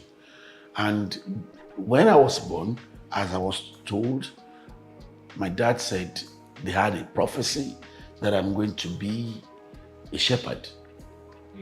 But I did not rely on that. I went on education. I have my primary school, I have my secondary school, I have my diploma, I have my degree. So I did not rely on that. But because it's been prophesied that I'm going to carry the cross, after my service, youth service, then I'm in search of looking for a job. But I couldn't get a job. I ended up working in the church, praying in the church, being a prophet in the church, just doing one thing or the other in the church. Then at one point in time, somebody came into the church and said, okay, why are you leaving? Why are you, young man, why are you here? And he said, what do you do? I said, I'm a graduate. He said, are you a graduate? I said, yes. He said, okay, are you not looking for a job? I said, I'm looking for it, but I haven't got anyone. He said, okay, I'll take you somewhere. There and then, they gave me an employment as a teacher before I left. So after that, because there is a prophecy of my life that I'm going to be a shepherd of, after all said and done, I don't know, maybe on a service day, I just realized that, I want to have an opportunity of going to Britain, travel out. Something just inspired me that why can't you go abroad? I said, how will I do it? I don't know how I'm going to do it. Then something came to my mind. I said, go and get a passport. I took his passport. That time, you don't need visa to go to Britain. So I took the passport. Then I said, okay, what do I want to do with this passport? I'm going to. Then something inspired me and said, there must be a Celestial Church in UK. I said, okay, let me go to our headquarters. I got to the headquarters. I said, I went to the head of the church there. I want to travel out, but I don't have anybody there. How can I do it? Then the Baba said, okay, if you can sleep in the church, I will get somebody to help you. Fortunately for me, the head of the UK just came down from London. So he introduced me to the Baba. The Baba said, what rank are you? I said, I'm Superior William. He said, are you a prophet? I said, yes. Okay, one church will need you in UK. Then he said, I'll give you a letter. He gave me a letter. Then, and I got the letter. I said, okay, what next for me? To buy tickets. Then that time, because I work in the church, I have so much money, so much with me to buy the ticket. So I bought the ticket. Don't forget, I've got the passport. With the ticket and the passport, I went to go and meet my dad. I said, Dad, I'm traveling. He said, when do you start planning this? I said, it's God's inspiration.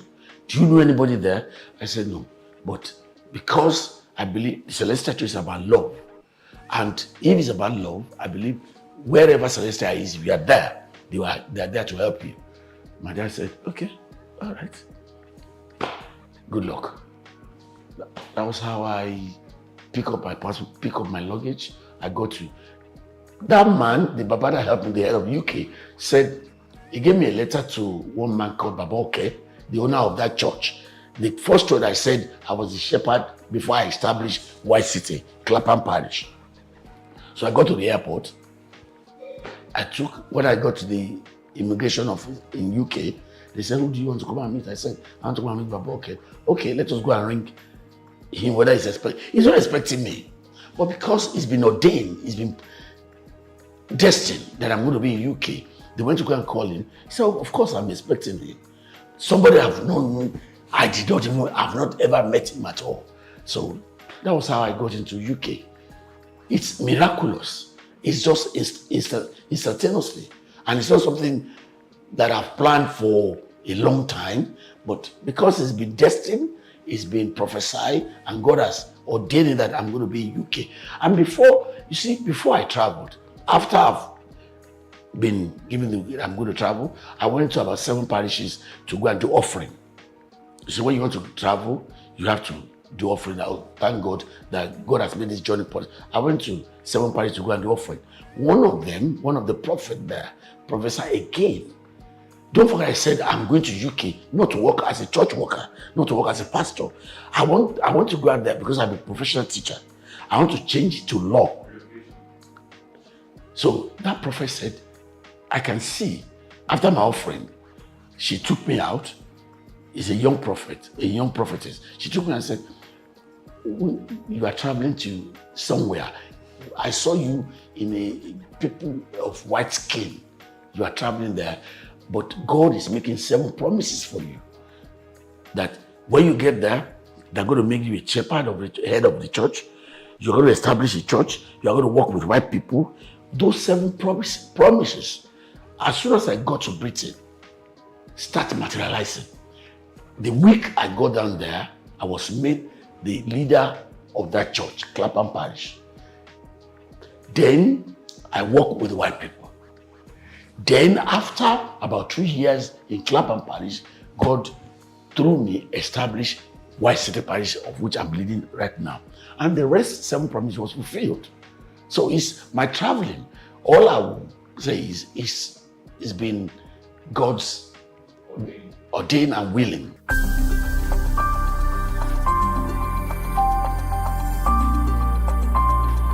I love writing.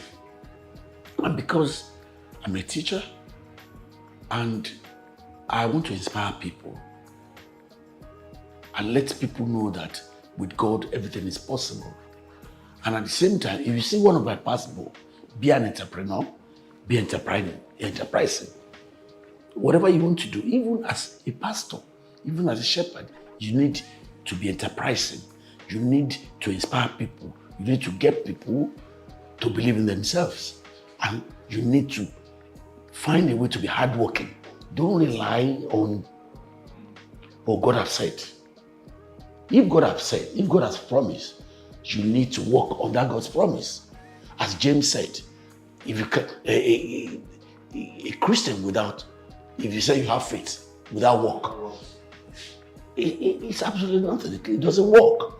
So I have joy in writing, and I'm inspired through the Holy Spirit. I've got about three or four books I've written in the past. I have Living Above Limitation, Power of Spirit, Spirit-Filled Life, and I've got Be an Entrepreneur, Be Enterprising, and the one I'm launching this Saturday is about 4. One is God's word of insurance is a sure word of assurance. God's words of assurance is a sure word of insurance. And what that means is when God assure you, when God promise, it's a fulfilling God. He's insured. It's just like somebody having a building. If you have an insurance on your building, of course, you're 100% sure. If anything happens, you have your insurance to back you. So that when you have God's word as of assurance, it's your sure word of insurance. If God says he's going to bless you, it's God's assurance. And take the word and work on it. That's one of my books. The other one, in follow-up of Living Above Limitation, it's War Against Limitation.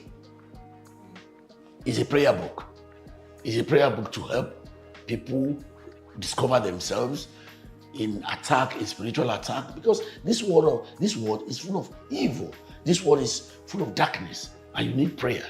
You need a constant prayer to help. That's my second book. The other one is Maximizing of God's word upon your life. Maximizing of God's divine upon your life. Then the other is 3. 1, God's word of assurance, your sure word of assurance. 2, living war against limitation. And the third one, maximizing of divine God upon your life.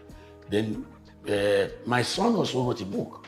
The one there, The World Around Me, is a compilation of his stories of his life, because something tragic happened to him when we came on holiday about 4 or 5 years ago. So, and I told him, put it as a story so that you can inspire people as well. So we are launching that as well on Saturday with him. So I'm excited because that book is to motivate people, is to inspire people, and to rekindle people's hope and faith in God and in humanity, and also to guide people and to help their prayer life. So these are my assignments for Saturday.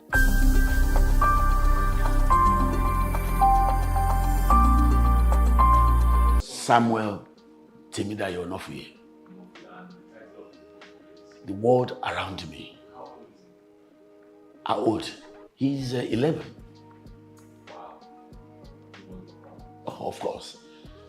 In his school, he belongs to Junior Writers Association.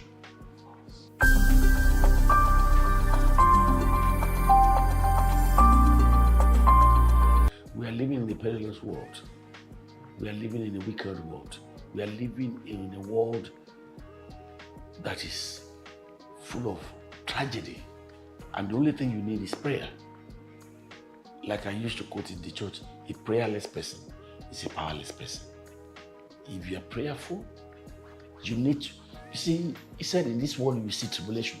But be of good cheer, because I've overcome the world. So we face all that you are facing in the world today is being predicted by Christ. It's going to happen. Famine is going to happen. Nation will rise up against nation. So many things. So, but yes, 2 people will be going, 1 will disappear. So a lot has been predicted by Christ in the Bible. And the only thing that you need is prayer. Without prayer, you cannot survive this evil world. And that's why I have written this book to people to discover that with Christ, the only way is Christ, and the only way is prayer. Yes, I'm not discriminating other religion, even Muslim, they pray as well. So the only sect that doesn't pray is the traditionalist. And you see even the traditionalists, when they give you anything, they will say, in the name of Orunmila. What is Orunmila? It's Olubentomala, and it's Christ. Christ is the way. So that is their own area, you see. So everybody believe in prayer. Everybody believe that Christ is the way, is the prayer. So that's what I am using the book to motivate people, to inspire people, to let them know, to discover themselves, to let them know that all things are possible with prayer, we believe in God, and steadfastness in worship.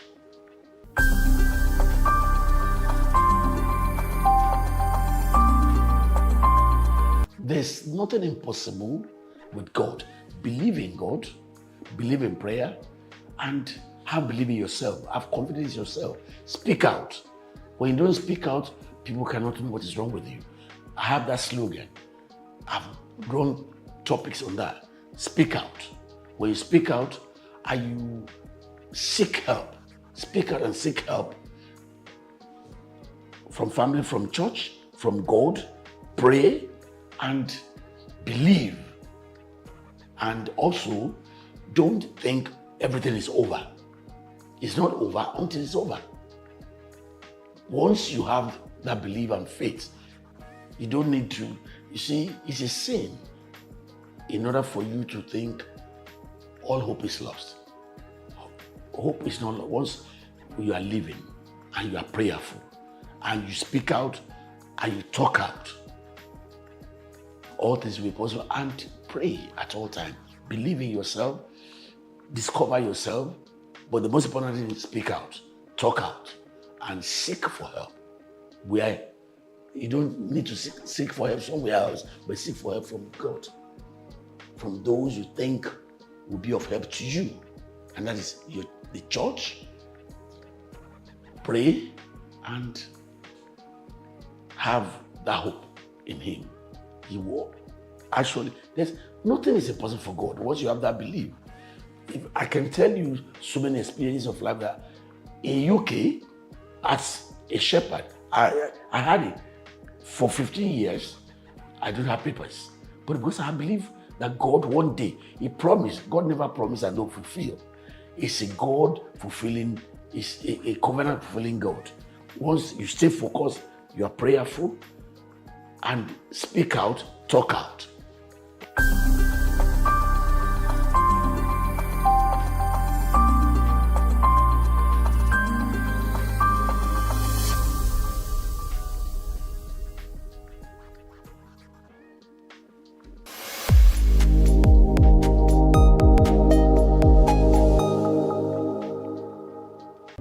Welcome to the Africa Development Studies Center, ADSC. ADSC is an organization focused on training and research to advance sustainable development and growth in Africa. We exist to facilitate customized training, research, and study exchanges worldwide on leadership, management, and critical development issues. The center offers a platform for the exchange of ideas and best practices. Our comprehensive services encompass research, consultancy, capacity building, training, and education programs, as well as publishing and disseminating development-related knowledge. Our faculty consists of experts and researchers with extensive experience in policy formulation, implementation techniques, and monitoring and evaluation. Our methodology involves talks, individual and group exercises, games, video screenings, and discussion seminar sessions in a cozy atmosphere, making learning enjoyable for our participants.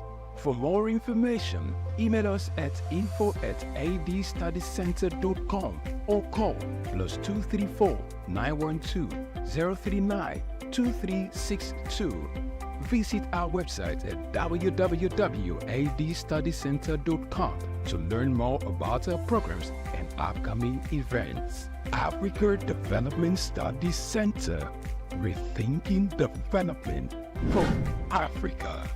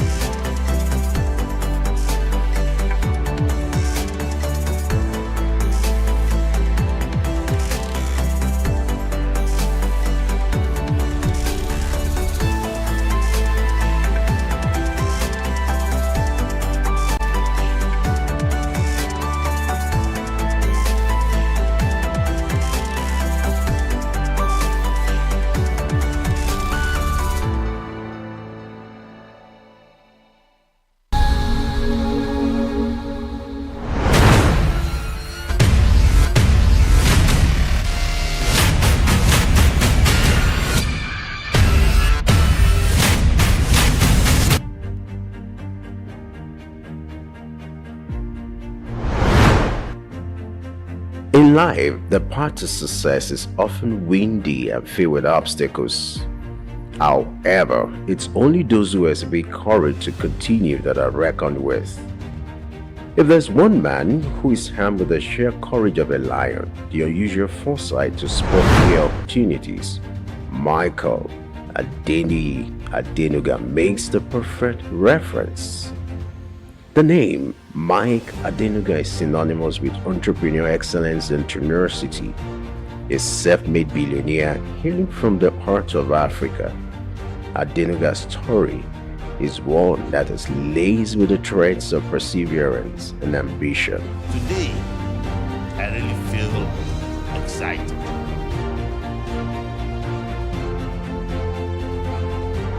Against all odds, Adenuga has risen to become one of the wealthiest individuals on the African continent.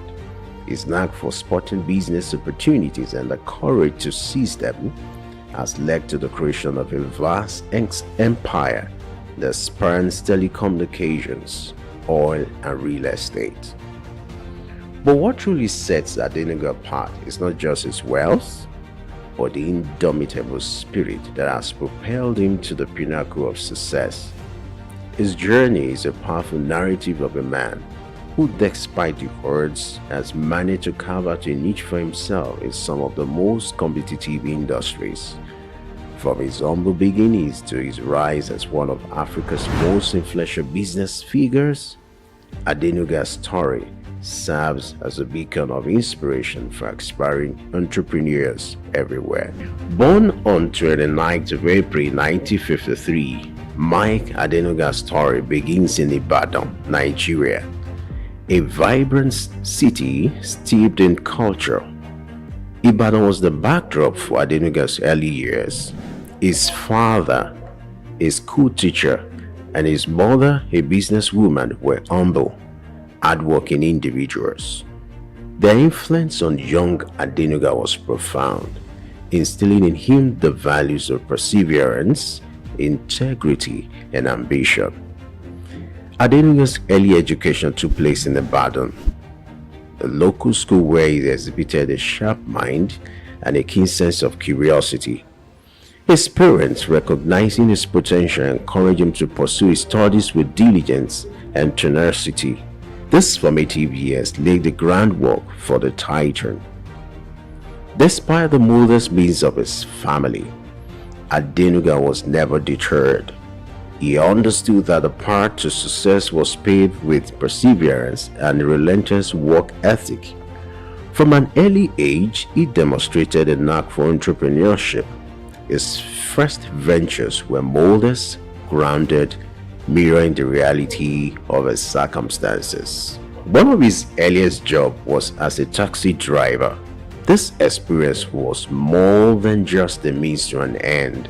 It served as a classroom on wheels, offering lessons in humility, resilience, and the importance of understanding people from all walks of life. Adenuga's entrepreneurial spirit led him to explore the avenues.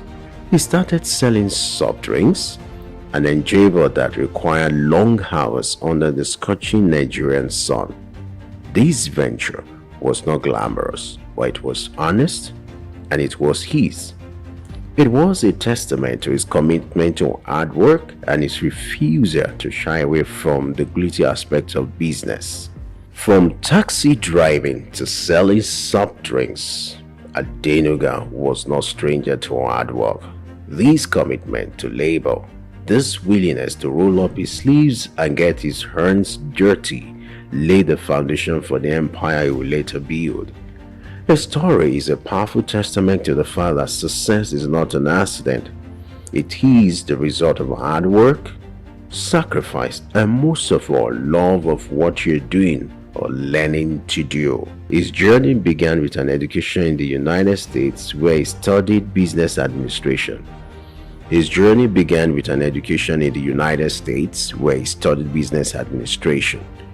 But it was his return to Nigeria that marked the start of his entrepreneurial journey.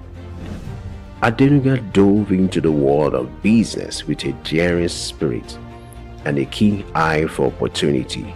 He ventured into trading of lace materials and other commodities, a business that was booming at the time. His ventures were diverse and often bold, including the distribution of Coca-Cola within Nigeria. These early business pursuits were not without their challenges, but they provided Adenuga with invaluable experience and a taste of what was to come. However, the road to success is often marked with unexpected twists and turns. For Adenuga, one of these came in form of a military coup in 1983. This event shook the nation and its effect reverberated through the business landscape. It was a setback that would have derailed his ambitions, but Adenuga was not one to be easily deterred. In the face of adversity, he demonstrated tenacity. He weathered the storm, navigating through the tumultuous period with an unvarying determination. It was during this time that Adenuga began to lay the groundwork for what will become his future empire. He was building a foundation, brick by brick, on which he will erect a business dynasty that will span across several industries. Regarded as a titan in the telecom industry, Adenuga is the mastermind behind Globacom, Nigeria's second largest telecom operator. Under his visionary leadership, Globacom has grown exponentially, connect billions across West Africa and beyond. In the oil sector, Adenuga holds the majority ownership of Corn Oil, one of Nigeria's largest oil exploration companies. Corn Oil has been instrumental in shaping Nigeria's energy landscape, and its success is a testament to Adenuga's strategic acumen and drive for innovation. When it comes to wealth, Adenuga's net worth is nothing short of impressive. The billionaire businessman ranks high on the Forbes list of Africa's richest people, rubbing shoulders with the likes of Aliko Dangote. In 2003, Adenuga revolutionized Nigeria's telecom industry with the launch of Globacom. This was a pivotal moment, not just for Adenuga, but for the nation as a whole. Before Globacom, Nigeria's telecoms industry was dominated by a single player, but Adenuga had the vision to democratize telecommunications, making it accessible and affordable for all. Globacom entered the market with a bang. The company was innovative, offering unprecedented services like per second billing, which was the first in Nigeria. This level of innovation was a game changer, challenging the monopoly of the existing telecoms giant and forcing competitors to step up their game. But Adenuga didn't stop there. He knew that to truly disrupt the industry, Globacom had to grow rapidly. The company embarked on massive network expansion projects, erecting thousands of kilometers of fiber optic cables across Nigeria and beyond. In less than a decade, Globacom has grown from a new entrant to a major player in the telecoms industry. Its services reached millions of Nigerians, even in the most remote corners of the country. Adenuga's entrepreneurial spirit didn't stop at telecoms. In fact, his business acumen was put to the test in a whole new arena where he took over Corn Oil, Nigeria's first indigenous oil company. Under Adenuga's leadership, Corn Oil expanded beyond its initial operations, becoming a front-runner in the Nigerian petroleum industries. It now boasts a strong presence, not only in exploration, also in downstream operation, such as the marketing of refined petroleum products. Yet, Adenuga's ventures didn't stop here. With a keen eye for lucrative opportunities, he delved into the world of real estate, immersing a portfolio of properties that span the globe. From commercial buildings in Nigeria's bustling city centers to luxury residences in some of the world's most sought-after locations, Adenuga's property investments are as diverse as they are extensive. Banking, too, has felt the Adenuga's touch. He has been instrumental in shaping the industry, contributing to its growth and stability. His influence and investment has helped foster a banking sector that is robust, reliable, and ready to serve the needs of Nigeria's growing economy. But Adenuga's impact extends beyond the world of business. His philanthropic endeavors are a testament to his belief in giving back to the community. Well, that's a special man to me. A very special person. That is a man that made my path, my ways very smooth. That's a God-sent person to me. Dr. Mike Adenuga Jr. is somebody that I will continue to thank, to appreciate, and to continue to pray God to help him, to give him long life and good health. Well, decades of our relationship, way back in the 80s, Rafi Ladipo was a nobody, but through the help of Dr. Mike Adenuga Jr. and God's grace and blessing, I am what I am today. I owe it all to God, and indeed, Dr. Mike Adenuga, my second God. I'm close. I know him. He's a man that loves to assist his friends. Even if he's hungry, he will come back and call his friend. This is the way it is done. So for me, my knowing Dr. Adenuga Jr. has been a blessing. Certification than getting knowledge. So at the end of the day, after school, you realize that there is a knowledge gap while they graduate with a mind-blowing certificate. And if we allow things to continue like this, the labor market suffers.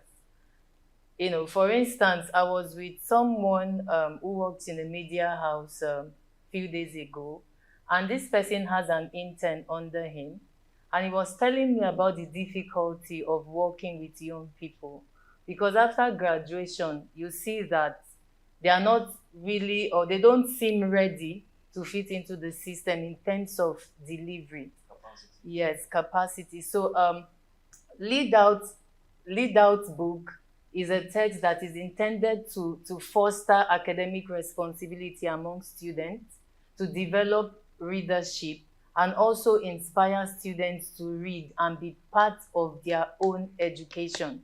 Because we believe that no matter the reforms, if students or learners are not part of their education, there won't be quality education. And if there's no quality education, how do we expect to produce graduates that would in turn drive development in our society? The knowledge will not be there, both the knowledge to transform Nigeria or even compete, or to produce something that they can use to compete in the global market will not be there. So if a child says, I'm going to school, you have to help that child realize that it's responsibility, right? I'm not sure how many parents tell their children the purpose of education. All we were told was to go to school, and of course, for the purpose of a better future. But we were not taught how to acquire that future. So there's the likeliness that, not even the likeliness, I think there is negligence towards knowledge, right? We've over time emphasized on certificate, excuse me, we've emphasized on certificate to the point that people can do anything, to acquire a degree, even if they don't have use for it, just because they want to go to school. But at the end of that, do they have the knowledge to function? I think that's key. And any education that is not functional will not be a useful one. So I think this is the book that raises that consciousness for every student. Awesome. You see, you mentioned it twice. I was going to ask you, but I said, let me let you finish the flow of your thoughts. Why is it so important today to show off certificates? Okay, I think certificate is important, right? We're not demeaning certificate, but we're saying that in spite of its significance, there should be a balance, right? For instance, if I have a first class and I walk into an organization and I'm given a responsibility and I end up disappointing, I think my certificate will be viewed as a sham, right? But certificate is actually the first proof of knowledge, because that is what people can see until you're given the opportunity to prove the education in you. But if you cannot prove the education in you, then I think it creates more embarrassment than the embarrassment that is associated with not being learned.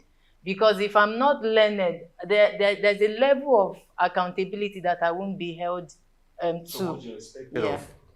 Sorry? So much you're expected of. When they know, okay, you don't have it. Yes. When you don't have it, people don't expect much. But when you have it, they want to see it.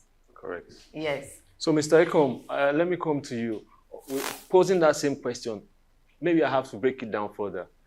In Nigeria today, we see the importance of the show-off, underlined show-off, of certificates, BSc, MSc, PhDs. People want to, appear like they know or they're learned. Why do you think that problem is? Thank you. I think that is part of the societal malaise and expectations from governments and institutions, employers of labors, that do use these certificates in terms of people that they need, in terms of manpower and capacity, personnel development, and all that. You see an advert in the paper, you see what they need is BSc, second class, upper, first class, and all those limitations. And people will now say, okay, if I didn't have a first class, I didn't have a second class, upper, then I have to try and get a master's by all means necessary. They acquired a master's degree, they couldn't get a job, they said, okay, let me go for a PhD. Let me do it part-time. And you see a plethora of degrees, someone who is looking for a job as a personnel manager will come with a master's degree in personnel management, master's degree in project management, PhD, and some even call names, business school, big business school, London Business School, Lagos Business School, just to make sure they get a job. And it's a problem because, as Irene rightly pointed out, you must be able to defend whatever paper you present, whatever documents or whatever knowledge you have acquired. And that is when you are given the opportunity to work and to prove. And they say the taste of the pudding is in the eating. When you employ these persons, you find out that what they have presented or what they portend to acquire do not line up with what the job, the expectation of the job and the position they have acquired. So you see the conflict in the workplace. So you see the staff turnover. Because by and large, those people might be relieved of that job. And then the hunting continues. And when we have an economy that is too weak, you might not find out that employers of labor these days are no more looking for so much of paper qualification. They will ask you to show what you have done, and then they probably might give you put you on probation for a period of time to see if you can actually prove what your papers represent. And these days that we are talking about practical work, people now looking for technical capacity and all other capacities beyond the papers that you have presented. So employers of labor are now looking for your ability to work with other people, social network capacity, the ability to use the systems available, and so many other inputs are being canvassed such that whatever must have been a deficiency in the paper you have presented, probably maybe you have personal marketing abilities, personal selling points. I call it key selling points. Individuals coming to work in a place now, they'll ask you, what are your key selling points beyond your paper qualifications? Thank you. All right, thank you so much, Mr. Ekom. I'll come back to you, Irene. So the import of each subject or whatever training they are undergoing, if you don't understand your mathematics properly, this is where it's going to land you from this part. If you don't understand communication, this is where it's going to land you. So the child has to be consciously involved. all right, thank you for that. It's still behind pages. We're talking to author Irene Udosian. Let's take a break. When we return, we'll talk some more on the book Lead Out. Stay with us.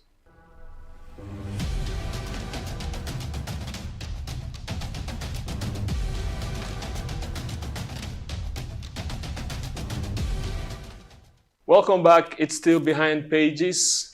We're talking to author Irene Okon Udosian and Mr. Ekom Henry. We're looking at the book Lead Out, an education reorientation handbook. And it brings me to my next question.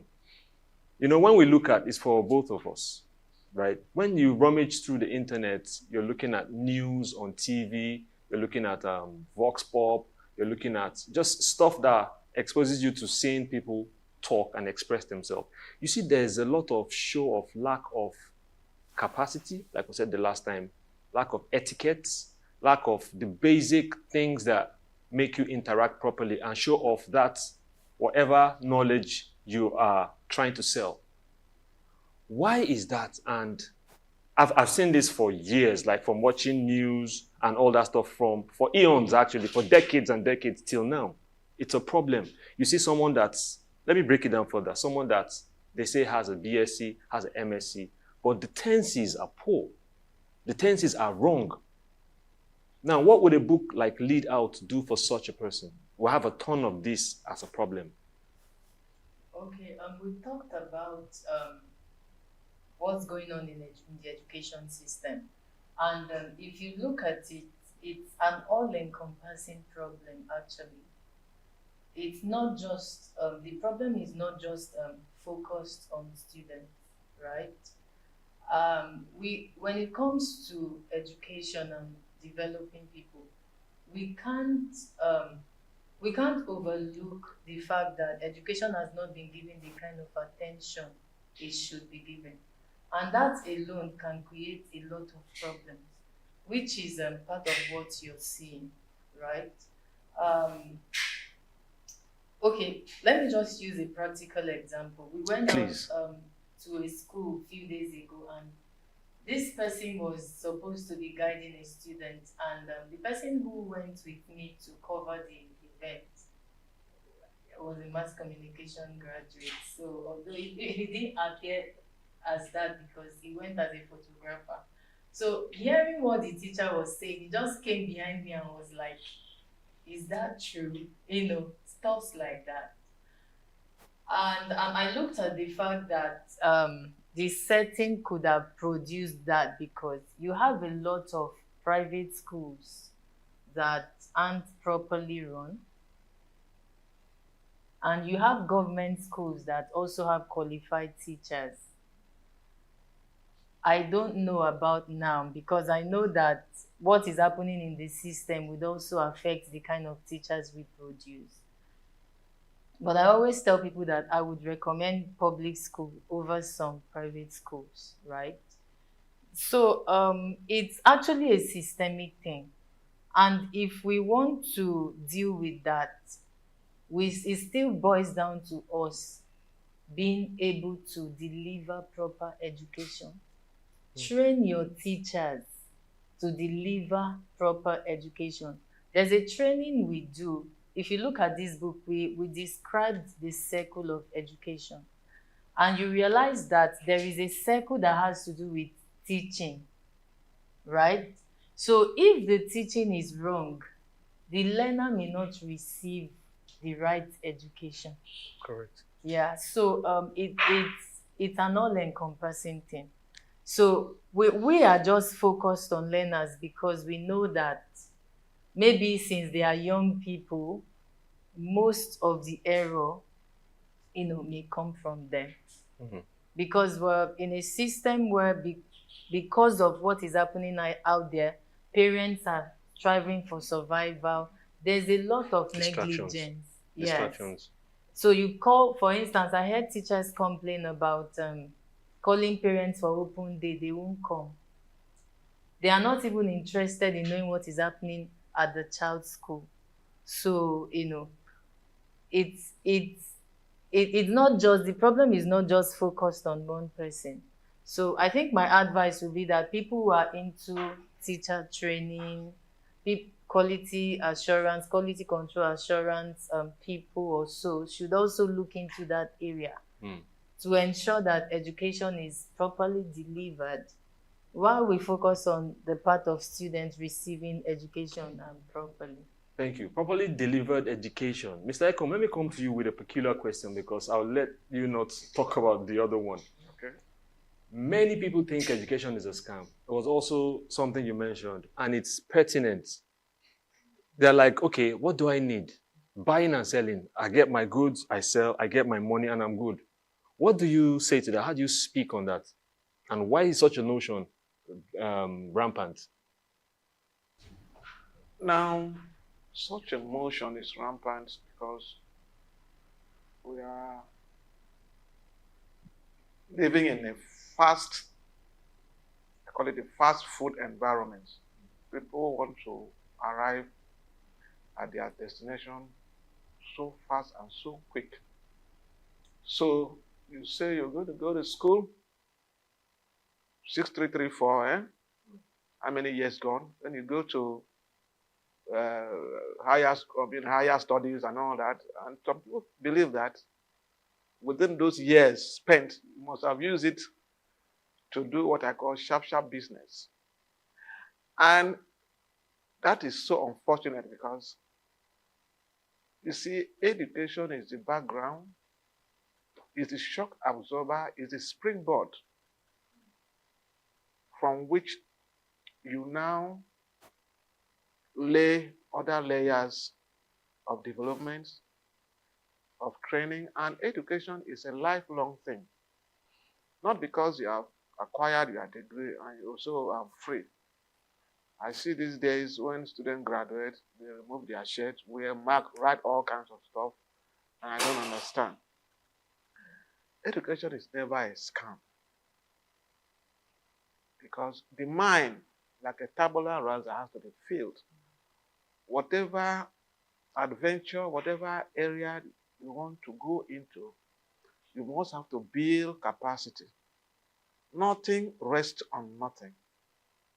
As she said, you want to become a medical doctor, you begin to start to read. And then even becoming a medical doctor, you might need to specialize after finishing your basic medical training. You want to become a gynecologist, you have to start a residency program. Do the primaries, do the part 1, do the part 2, and then you will be assigned to a health facility to practice it. Then a consultant will supervise you. You want to become an orthopedic surgeon, then you have to go to branch out, specialize. You have to learn about amputation. It's not we say, okay, it's not a scam. Okay. We have people who didn't practice medicine, who are practicing bone setting. I call it traditional bone setting and bone massage. To what extent have they succeeded in this field? Sorry to cut you short.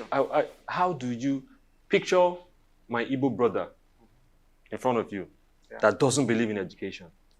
What are the few things you can say to him to convince him?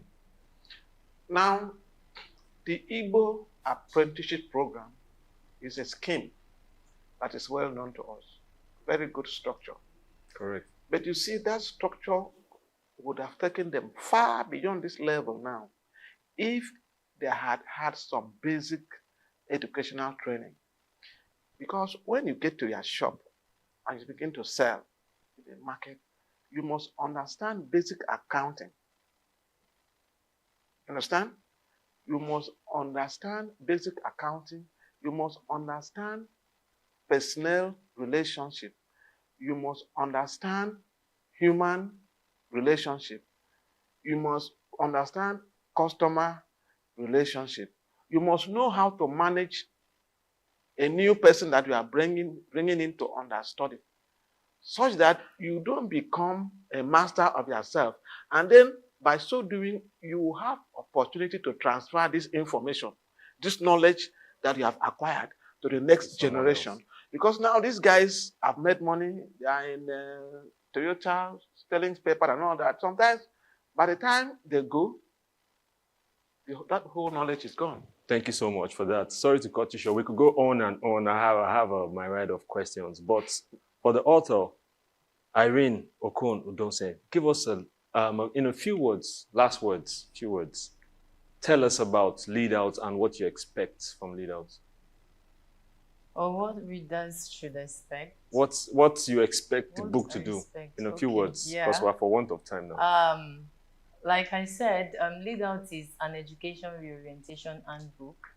I expect that as many students as would read this book would be driven towards being fully part of their education. They will do well in terms of gaining personal and professional values as well, and also being able to acquire a functional education, right? That would help them, that would benefit them as individuals, and also equip them to transform the society. Thank you so much, Irene. So that's it for our show today. We want to thank our guests for coming through. Thank you. You heard it all. Education is not a scam. Education is a bedrock for everything you're going to be doing in life. Keep a date with us same time next week. My name is Ikenna Mba. See you next time. Bye.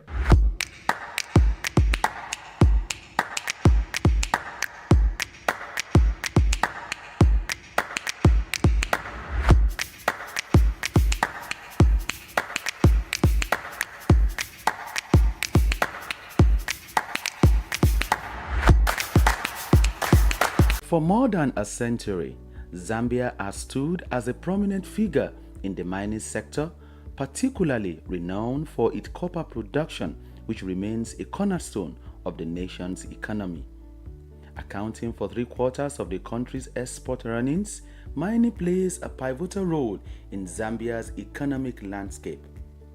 The focal point of this mining activity is the Copperbelt province, home to major copper mines like Lumwana and Konkola, alongside Sentinel in the northwestern province.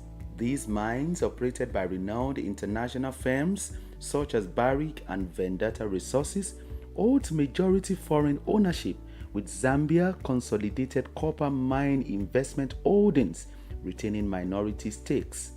Smaller mines in the Copperbelt region, backed by investors from countries like China, Brazil, and South Africa, contribute to Zambia's diversified mining landscape. However, the country's mining sector faces various challenges hindering the potential growth trajectory.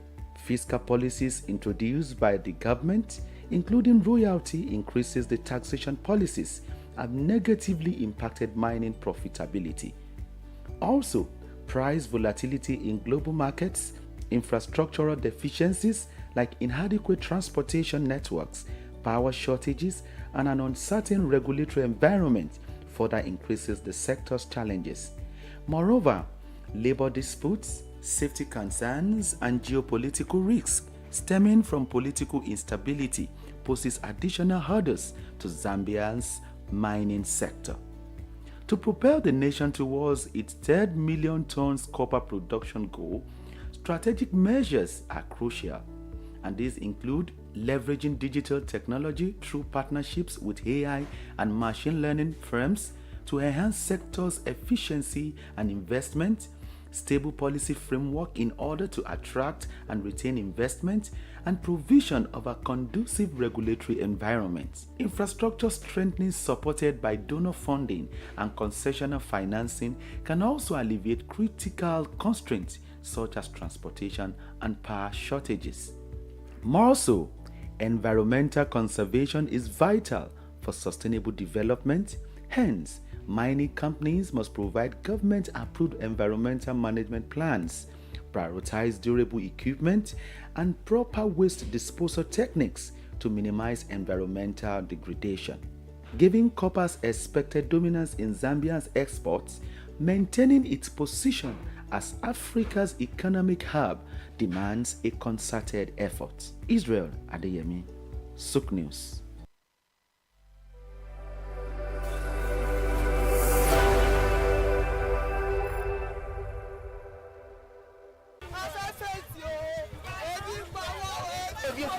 We are not playing because Ebin Power, Ebin Power. Why? Because money. Everything is cost. Everything is cost. But still involved now on a protest. Must be killing somebody. Why? A country is not merely defined by its borders or its natural resources. It is a collective entity shaped by its people, their well-being, and the strength of its economic foundation. The comfort of the citizens is a key indicator of a nation's prosperity, deeply tied to their purchasing power, the ability of individuals to buy goods and services with their income. When the economy thrives, purchasing power grows, allowing people to access the essentials of life such as food, healthcare, and education, fostering stability and development. Equally, when economic instability rises, purchasing power shrinks, leading to hardship and discontent. In recent years, Nigeria has faced significant economic challenges that have deeply affected the well-being of its citizens. Inflation, currency devaluation, and scarcity of foreign exchange have created a hostile environment for both businesses and households. Inflation has soared to over 26% in 2023, largely driven by policies like the removal of fuel subsidies and the decision to float the naira. This has resulted in a sharp rise in the cost of living, affecting basic commodities and eroding the purchasing power of millions of Nigerians. The removal of the fuel subsidy alone has caused fuel prices to triple, which in turn has led to widespread price hikes across various sectors, compounding the hardships faced by households and businesses. The naira has dramatically devalued, losing over 55% of its value against the US dollar, making it one of the worst performing currencies globally. By September 2023, the naira was trading at over 1,000 naira to $1, up from around 445 naira at the beginning of the year. The policy decision to float the naira was aimed at unifying exchange rates, but it has created significant instability in the market, driving up the cost of imports and escalating forex scarcity. The combination of rising inflation and a weakened naira has severely impacted the cost of living in Nigeria. Prices of basic food items have skyrocketed as Nigeria is heavily reliant on imports for essential commodities like rice, wheat, and cooking gas. We are not playing because the cost of food has surged by more than 30% in some cases, making it increasingly difficult for households to meet basic needs. Many businesses have also been hit hard, particularly those reliant on imported raw materials, leading to higher production costs and reduced profit margins. The removal of fuel subsidies further increased transportation costs, which directly impact food distribution and pricing. Many Nigerians now struggle with significantly higher living costs, with inflation affecting not just food, but also healthcare, education, and housing.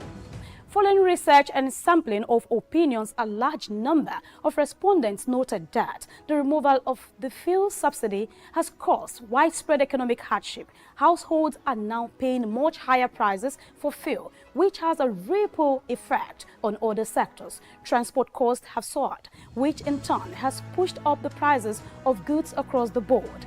Companies reliant on fuel, particularly those in manufacturing, logistics, and transportations, have reported substantial losses. Some industries are reducing operations or laying off workers due to unsustained costs. According to estimates, businesses and households have collectively lost billions in purchasing power since the removal of the subsidy. The informal sector, which represents a large portion of Nigeria's economy, has been especially hard hit, with many small businesses struggling to survive in an environment of escalating costs and dwindling consumer demand. The removal of the subsidy, coupled with the devaluation of the naira, has caused a significant contraction in the economic activity. According to analysts, Nigeria's GDP growth has slowed down as the cost of doing business have risen sharply and consumer spending has dropped. Many companies have been forced to scale back operations, and the risk of stagflation, a combination of stagnating growth and rising inflation, looms large as foreign investors become increasingly cautious due to currency risks and unstable policies. Foreign direct investment (FDI) in Nigeria have also seen a decline. Public reactions to these economic challenges have been overwhelmingly negative, as they seize every opportunity to express their frustration with the government's handling of the economic situation, particularly the rapid implementation of the subsidy removal without adequate social safety nets. Many feel that the government's policies have disproportionately affected the poor, with little relief in sight. Protests and strikes have been organized by labor unions and other concerned Nigerians, calling for government intervention to ease the burden on citizens. This Nigeria, hungry they wire people. President Tinubu, they can help us Nigeria, help us our brother. Mr. President is not fair. Attend to us. You cannot go to school. Why? Because money. Everything is cost. Everything is cost. But still work now on a protest. Must be killing somebody. Why? The whole thing that is causing hardship in Nigeria should be reduced, most especially the fuel price. The common man in society cannot feed themselves 3 square meals. The root cause of these challenges include Nigeria's over-reliance on oil exports, which makes the economy vulnerable to fluctuations in global oil prices. Policy shifts like the fuel subsidy removal were aimed at long-term economic reform, but the immediate effects have been painful. Forex scarcity is driven by declining oil revenues and the inability to attract significant foreign investment. This is the current reality, and Nigerians are looking forward to better days when the nation will fully recover and citizens will smile freely again. Grace Komalafe, Souq News Television.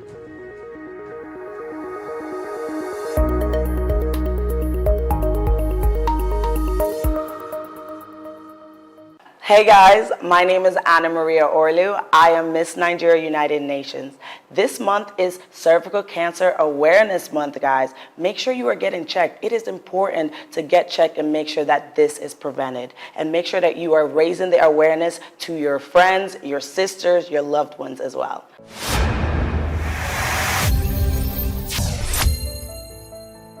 He who finds a wife finds a good thing and obtains favor from God, says the Holy Book. Among the many blessings of life, marriage stands as one of the most cherished. Today we gather to celebrate the union of Omaka and Augustine, and wedding bells rings as it marks the beginning of a new journey. Family, friends, and well-wishers are gathered together to share in their joy. My name is Grace Komolafe, and this is Souq Podcast, taking it straight from the studio to your destination, anywhere in the world. We'll be having conversations, I must say special conversations, as it relates to today's event, and that we will be doing right after this break.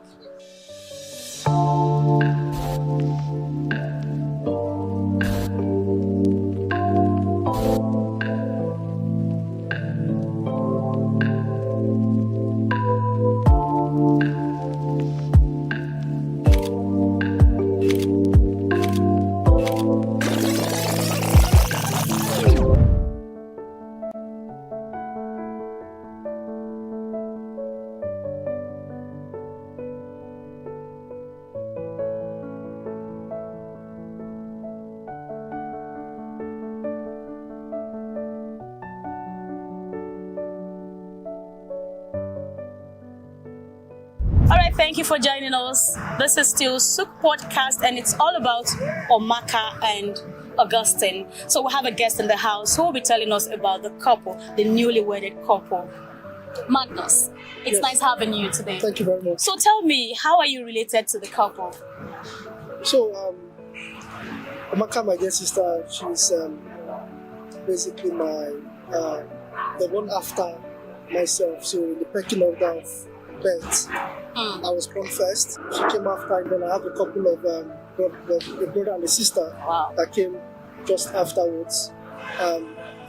So being the sister that directly comes after me, you can understand the bond that we have. Before the rest of my siblings were born, it was just two of us. Oh yeah. Who kicked it out in the world, who did all the hide and seeks and all of those things until the rest of them came. And of course, this relationship carried on and on and on, even all the way to primary school, secondary school. We did all the naughty things that kids would do. Fun things about Omaka is she's always loved cooking. Okay. For some reason, she ended up studying law in uni. Okay. And then did a backtrack in 360. Or should I say, is it 360 or 180? No, I won't say 180. I would say she did a 90 degrees and went to culinary school. And now she's now a But initially, she do not like cooking. No, she's always loved cooking. Oh, she's always loved cooking. Oh, I so see. No wonder she decided to go for It was so culinary notorious arts. that she would take the pots and the pans in the house, take them to school. They have this home economics in secondary school. And then she would just go there and cook food. And she would come back home with nothing. And we'll say, where is the food you cooked? You took all of our dishes. And then Okay, so how do you feel? How do you feel having a man, the love of her life, taking her away from you? I think it's a fulfilling experience. Being myself married, to a lovely wife, SA. I can understand, what they are both going through at the moment. The affection they have for each other, the bonding that they have for each other, the love they have for each other, and I can tell that it's genuine. And looking at the amount of time they've spent together, even before they got married, it's pretty obvious that these guys were made for each other. So there's nothing to worry about. All right. So before I let you go, tell us that beautiful moment, memory that you cannot forget about your sister. Something you just can't forget in a hurry. That's always been in your mind. Okay. Something I can't forget is the fact that whenever she's always the type that likes to manage things and manage people. And whenever she just comes around, she wants things to be organized. She's always, saying, do this way, do this way, do this way. A perfectionist in that sense. I see. No wonder she's an award-winning chef. I see. Multiple award-winning chef. Oh, wow. She's an award-winning chef. Multiple award-winning chef. This is to say that I think her husband wouldn't even dare to eat outside for one day. No, that's sorted. I want to believe so. That's sorted. Wow. So one word for the couple. One word. So the prayer is for God to just keep the family in marital peace. There shouldn't be any situation that will tear them apart, but rather every situation that they go through, positive or negative, should make their bond stronger.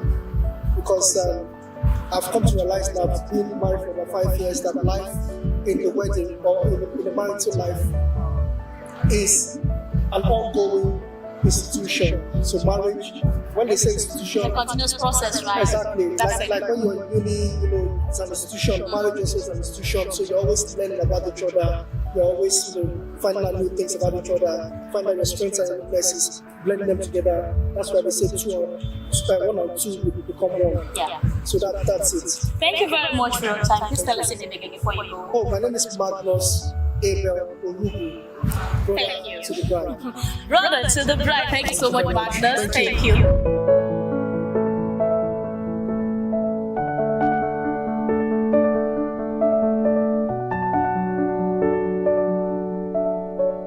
So again, I bring to you a special man. Oh yes, the father of the bride.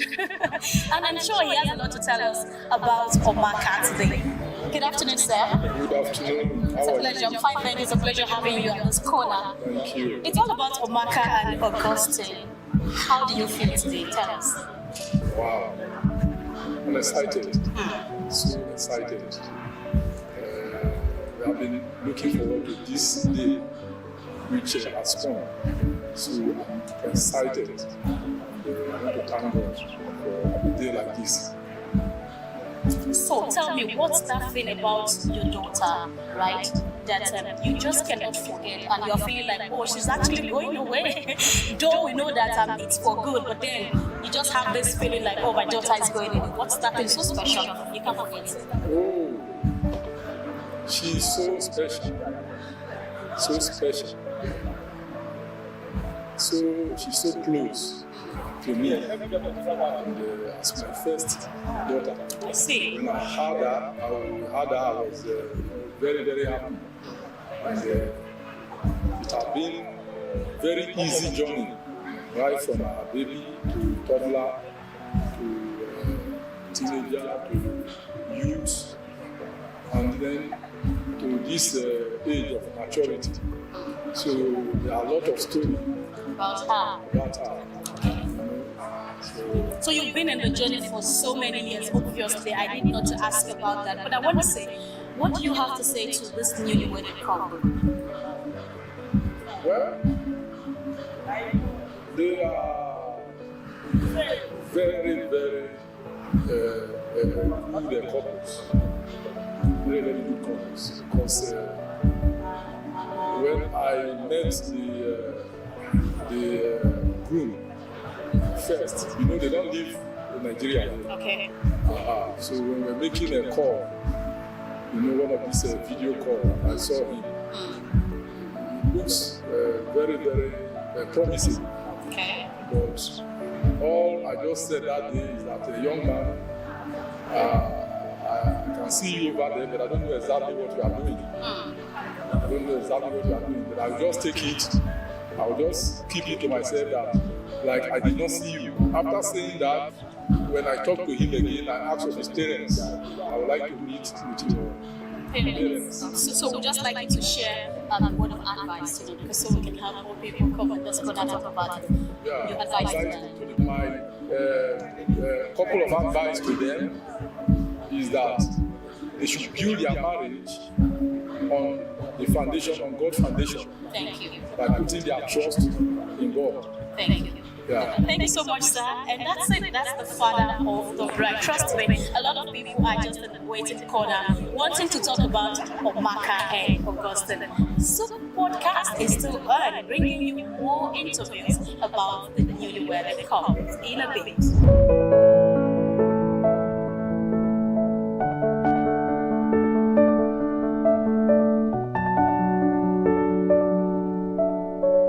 Like I told you, a lot of people are out there waiting to talk about Omaka and Augustine, the newly wedded bride. And right here, I have the mother of the bride sitting. And we, of course, I'm also super excited, I must say to you. How is it to have you here, mother?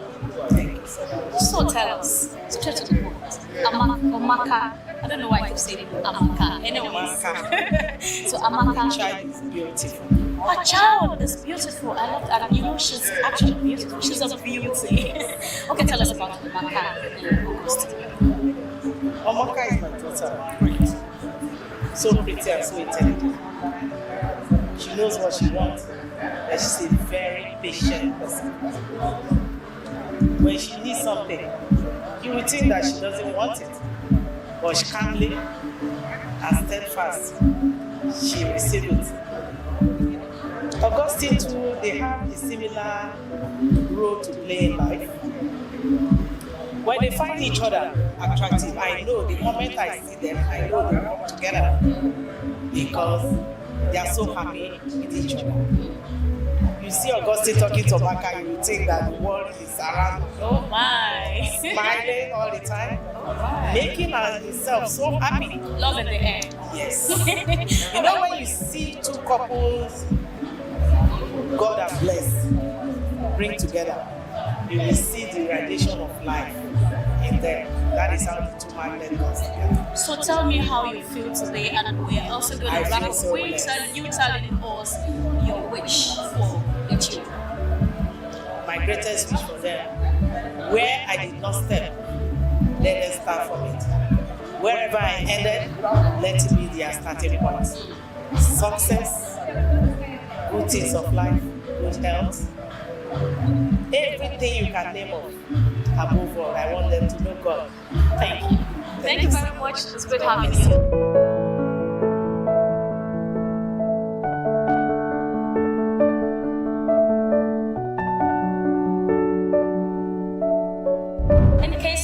Joining us. This is Souq podcast, and it's all about Omaka and Augustine. We have again at this corner Reverend Badebo. He actually did the joining of the couple. It's pleased to have you here, sir. Thank you very much. So tell us, what is marriage all about? I think you really need to go deep into this since you did the joining. Okay, marriage is God's plan for a man and a woman. I must emphasize that fact. A man and a woman, just the two of them. Yes, not a man and a man, not a man, but a man, and that is God's plan. Okay. According to the scriptures, to fulfill God's purpose here on earth, which is one, to dominate, to subdue, and procreate, and dominate the whole world, and which we have been seeing right from Adam and Eve even up till now. That's the purpose, and the purpose of God for marriage is to one, to avoid sexual sin, to avoid immorality, and then to create an avenue where you can have sex without feeling guilty. Then also, it's also to ensure that the man and woman have a companion, a friend, a comforter at all times. You know, many people in the world today are in the world, in the crowd, but they are alone. But marriage was where that is where the two of them are friends. But that is very, very vital. And they know what they are doing, and therefore the purpose of God will become friends of one another, and that we know that some of the problems we are seeing today that people are facing, which include loneliness, depression, all sorts of emotional issues. Okay, so a lot of marriages are crumbling today, and we really feel sad because it's a good thing to see people come together and stay together. But by the time we begin to receive reports like, oh, this marriage crumbled, or the divorce here and there, we feel so worried. What would you say would be some of these reasons, and how can it be at least reduced, even if you can have that eradicated totally? It can be reduced, perhaps even eradicated. But you know, when we are married for our own reasons, not for the reason for which the owner of marriage, it's like you going to go and buy a Toyota vehicle and you decide that, oh, this vehicle I will run it any way I like, any way I want. It does not work that way. The owner's manual is the Bible. So any home to succeed, like the teacher said today, you must follow the pattern of God, the order of God, which is one, the man must love.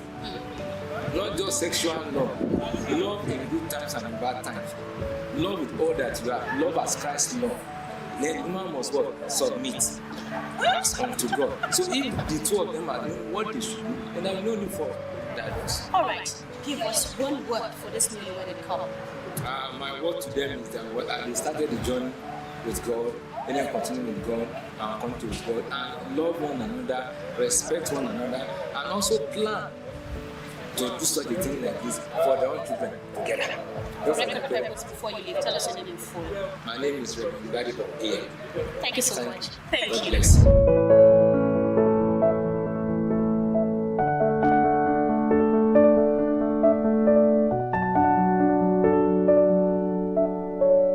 Again, we have a friend of the couple. At this corner, it's Souq podcast, like I've told you before, and we're still on. It's all about Omaka and Augustine. A former good afternoon. It's a pleasure having you sitting here today. Thank you. Tell us about this amazing couple. I think the one unique perspective I have about them is that they are individually responsible for meeting my husband. Oh, I see. So the first time I met him, God had invited me and my friends over to a party. And then the second time I met him, Omaka had invited me over to a different party, and then that was when At different occasions. like almost a year apart. So you're talking about how many years now? So the first meeting was in 2020, the second one was in 21. Yeah. So tell me, what is that unique thing that you just can't forget that's about them? I think it's really how close, like how slow and how slowly they've grown close together. I think initially it was friendship, and then they've just really taken their time. I think that's one thing I appreciate, and I would say about their relationship is that they took their time to get to this point. They have owned their journey. It's been years, 100%, and I'm not only happy for them, I'm very proud of how they've done it. Okay, so if you know them this much, tell me something about them, the food they like, the color, perhaps if you do know. I know that I'm kind of expert in a particular kind of cuisine, and then, she's a chef. One thing I find interesting about your relationship is that Gus also cooks once in a while, and then I know Omaka doesn't really like cooking at home. So I think it's a very weird, it's one thing I find weird, but that's it. All right, thank you so much for your time. For record purpose, could you just tell us your name full again? Sure, Afama Ofodili Karibo. Thank you so much. Thank you so much. Thanks.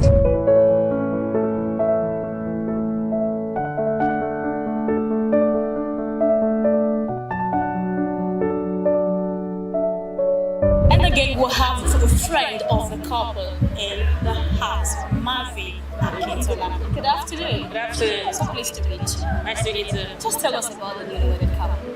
Well, of course, Omaka and Gus, they're my friends from Abu Dhabi, but I've known Omaka since law school. I met Gus in Abu Dhabi. So tell me something special about this couple. Something special. We didn't expect them to get married.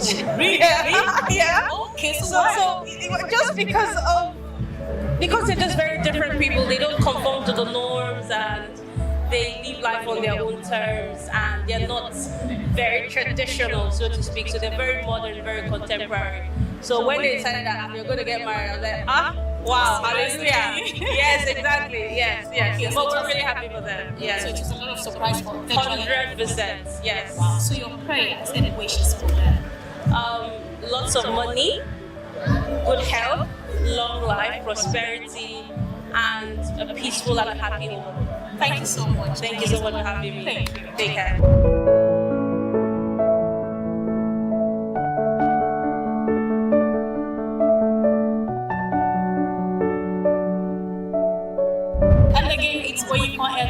on this side of Souq podcast, and she's a friend of the bride. Hello, Yoko. Hi, how are you? I'm fine, thank you. So pleased to have you here.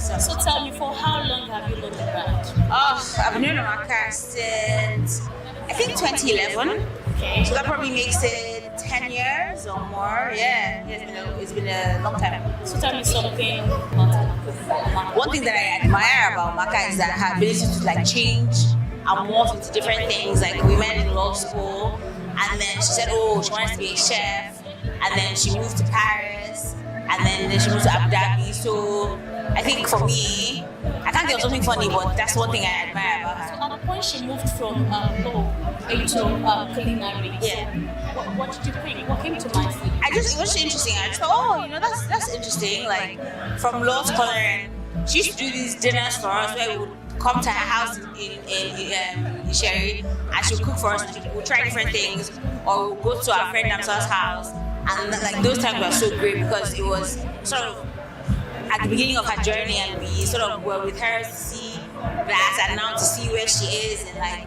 having creating a menu in a restaurant in Abu Dhabi and opening up a second restaurant. So like it's been a journey, and I'm just so proud of her. I think that's what. As a long-time friend, and I see Amaka in her downtime,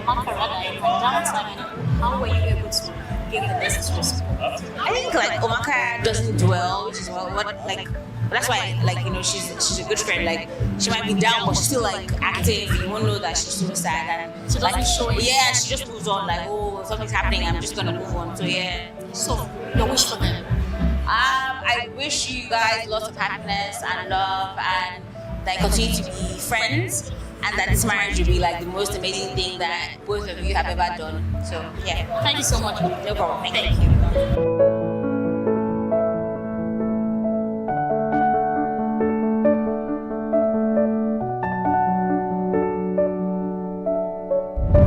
Again, I have another friend of the bride, Kemi or Jenny. Hello, Kemi. Hi. So pleased to have you. Thank you. Tell us about the bride. Okay. I've known the bride since 2006. Okay. We went to school together, and she's pretty amazing. I've sort of seen her evolve. Like, she's very committed to whatever she's doing, very willing to try new things. Such a good friend, and it was just such an honor to be here to celebrate with her. I'm really excited to be here to witness today. So you would agree with me that marriages, of course, are not always a beautiful roses. They can be down to another time. How do you want to encourage this newlywed couple to carry on whenever they have any challenges?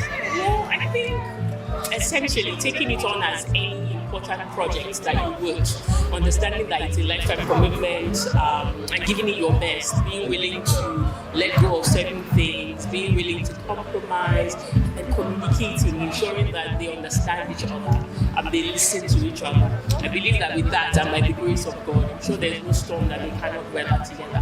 I wish them every success. I wish them abundance, bliss, joy. I wish them resilience. I wish them just everything good that marriage has to offer. Thank you so much. Thank you for having me. Thank you so much. Kemi is wishing you guys everything good.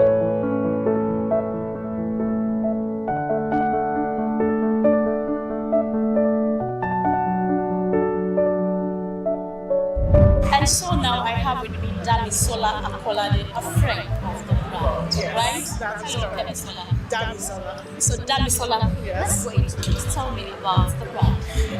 I've been friends with Amaka since 2006, so that makes 18 years now or so. And she's been an absolutely wonderful friend. We've known each other through poverty and career changes. Amaka is one of the few people I know that is very brave and determined.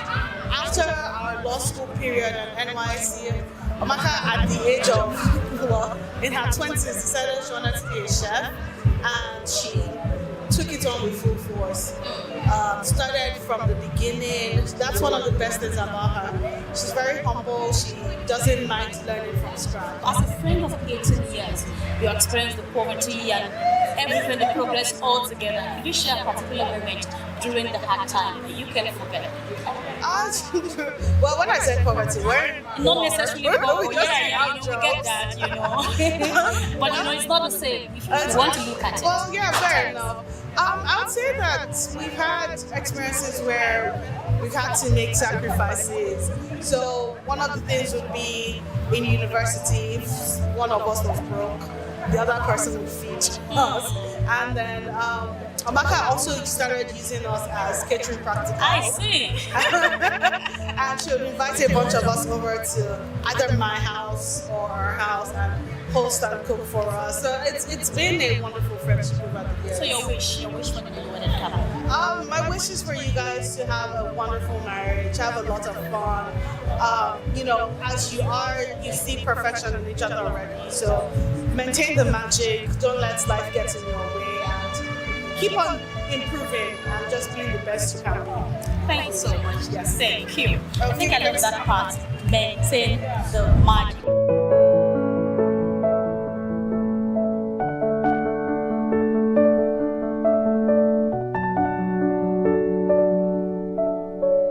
And now it's time for the in-laws. Yeah, we're having them coming in one after the other. Right here I have with me Essie, a sister-in-law to the bride. Hello, Essie. Hi, how are you? Fine, thanks. So tell me how you feel today. I feel excited.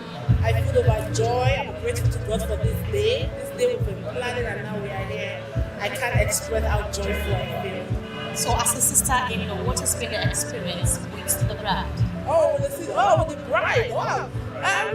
My experience, she's very fun, she's very jovial, she's very caring, very kind, easy to speak to, she listens to you, she's very calm in everything, even throughout the wedding planning, very calm. Yeah, have a very calm personality. Yeah. So as an experienced person, you were married for a couple of years. Yes.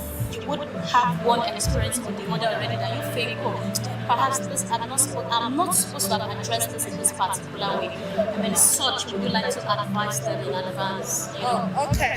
So my advice would be before you speak, think, because sometimes when you are angry, words can just come out and then you regret it afterwards.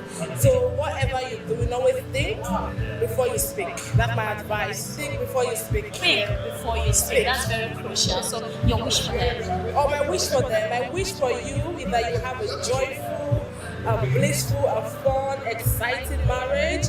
Marriage has ups and downs, but remember that through your difficulties, work through it together. And I can always tell you, always remember that God is the first. Once you put God in your marriage, everything else is secondary. I wish you all the best. I wish you a life of fun, happiness, lot of experience, and I pray that your marriage will be as joyful and as fruitful as mine has been for the past 5 years. And I want to say congratulations to Omaka and Gus, and I pray that God will sustain, keep you, and I can't wait to carry your baby.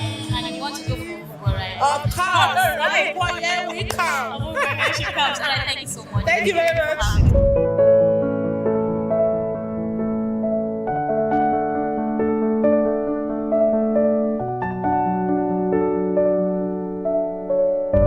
In case you're just joining us, this is Souq Podcast, and like I always say, we're taking it right from the studio to your destination, anywhere in the world. Well, I remain Grace Komolafe. My name hasn't changed yet, and I have the brother of the groom. Yes, let the men do their thing this time. It's the ladies. It's time for the men to do the talking. Hi. Hi. Okay, so I want you to start by telling us your name. So my name is Cyril Ojotuleacholo. I'm the older brother of the group. Great. So tell me about your brother. Or you tell me. About my brother? Yeah, okay. So, I mean, I've known him his whole life. He's one of my favorite people. Obviously, very fun, very kind-hearted, very, just a great person, I'd say, generally. And I'm not just saying that because he's my brother. Okay. You can see all the people that showed up to support him today. Okay. And obviously I'm very proud of him and proud of Amaka, of course. Okay, so a lot of people have actually talked about say so many beautiful things about the bride, about the groom. But because he's your brother, so Right. I'm sure you already know everything from brother, even to today. Right. So tell me about those naughty parents, those naughty. Okay. You Yes, know, very let's naughty. shake the table. He was a Let's very shake the naughty table. child. Yes. Okay, No. We had a lot of fun growing up. Got into a bit of trouble I see. now and then, but it was always a good time with the family. And I mean, I won't spill too much beans about it, but he's always been the baby of the house. So he's actually the youngest of my parents, so he's always the baby of the house. So he got away with a lot of things. So you can see how free he is now because But all jokes aside, he was a great brother, a great kid growing up. We went to school together as well, so we kind of spent all that time together, both at home and at school, and nothing but positive things to say about him. He always brought life to whatever situation we were in. Yes. Okay, so let's get a bit serious. Let's talk about support. How much of support do you think the couple need to keep them going, especially from the family? Oh yeah.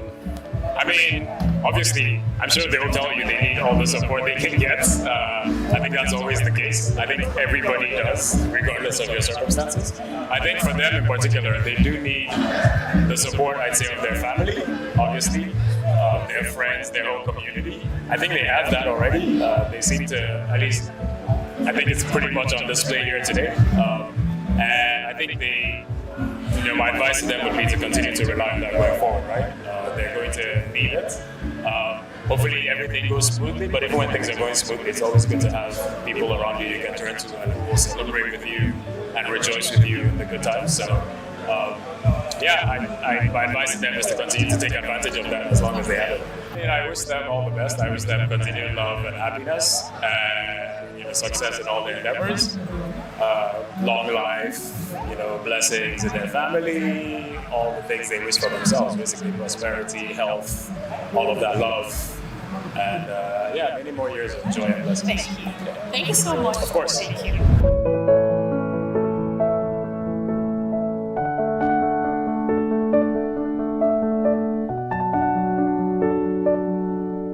And now the very main man of today, the man of the day. Of course, no other person but the groom. Good afternoon. Hi, good afternoon. How do you feel in weather today? Please tell us. As my people say, it's an auspicious day. Okay. So what can I do? I'm just happy to be here, They say you go and you find a wife and you found a good thing. That's it. I found a good thing and they said, do right by her. So, I'm actually I'm excited. So tell me, what was that attraction? What attracted the both of you together? I don't want to show you some secret messages that were true, but it was my first viewership. I saw her and I said, you know what? This is the one, this is the person, and thanks be to God. Okay, so I've actually interviewed a couple of people, your friend, her friends, and all of that, and somebody actually mentioned that at some point they didn't believe you guys were going to get married. Kind of really surprised that, wow, I didn't really get married. So tell me, aside the fact that, you decided to take that decision, were there any point where you feel, maybe it's not just the right step to take? Oh no, the point was never with her. It was with me and marriage to begin with. But, I see. As you grow, you mature and, you start making realizations and coming to, key moments and, the minute I crossed the threshold of, okay, it's time to get married and, be a responsible man, as they say. I knew what I had to do and I knew who it was going to be with. And the rest of the day is history. What are those special moments while you guys were still on the road before you got very, very serious? Those special moments you remember and you can't just forget? Like 2 days ago, when I married her. Just 2 days ago. And then 2 days before that, when I married her in the court. Okay. And then before that, we've had a good time. It's been a good number of years now. Her best food, her best color, her best. Ask me a question that no, now let's know. I don't want to say one now, and then my guy at the top will say another one. Are you sure? Her best color is whatever color she says. Okay. Her best food whatever food you Look at this is this is not accepted. But okay, we're just gonna let it go. So, alright, tell me, where do you see yourself in, let's say, another 5-10 years? Another 5-10 years, you know. Hopefully not here right now because. Oh, you know this is a reception. Yes, yes. It's a wedding. But you know, happy with my wife and hopefully maybe 1 or 2 children, depending on how God wants to bless us. How about 4 or 5? Again, depending on how, if God wants to give me a 4 or 5, he should give me like 4 or 500 million. Oh, great. Go with it. All right. 4 or 5 more patience and That's it. Yeah. All right, thank you so much. We appreciate you coming today. I wish you a very beautiful marriage. Thank you. All right.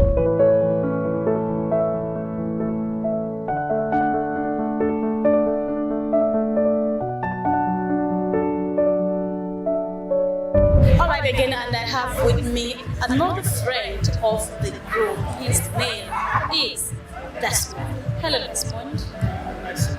It's a pleasure.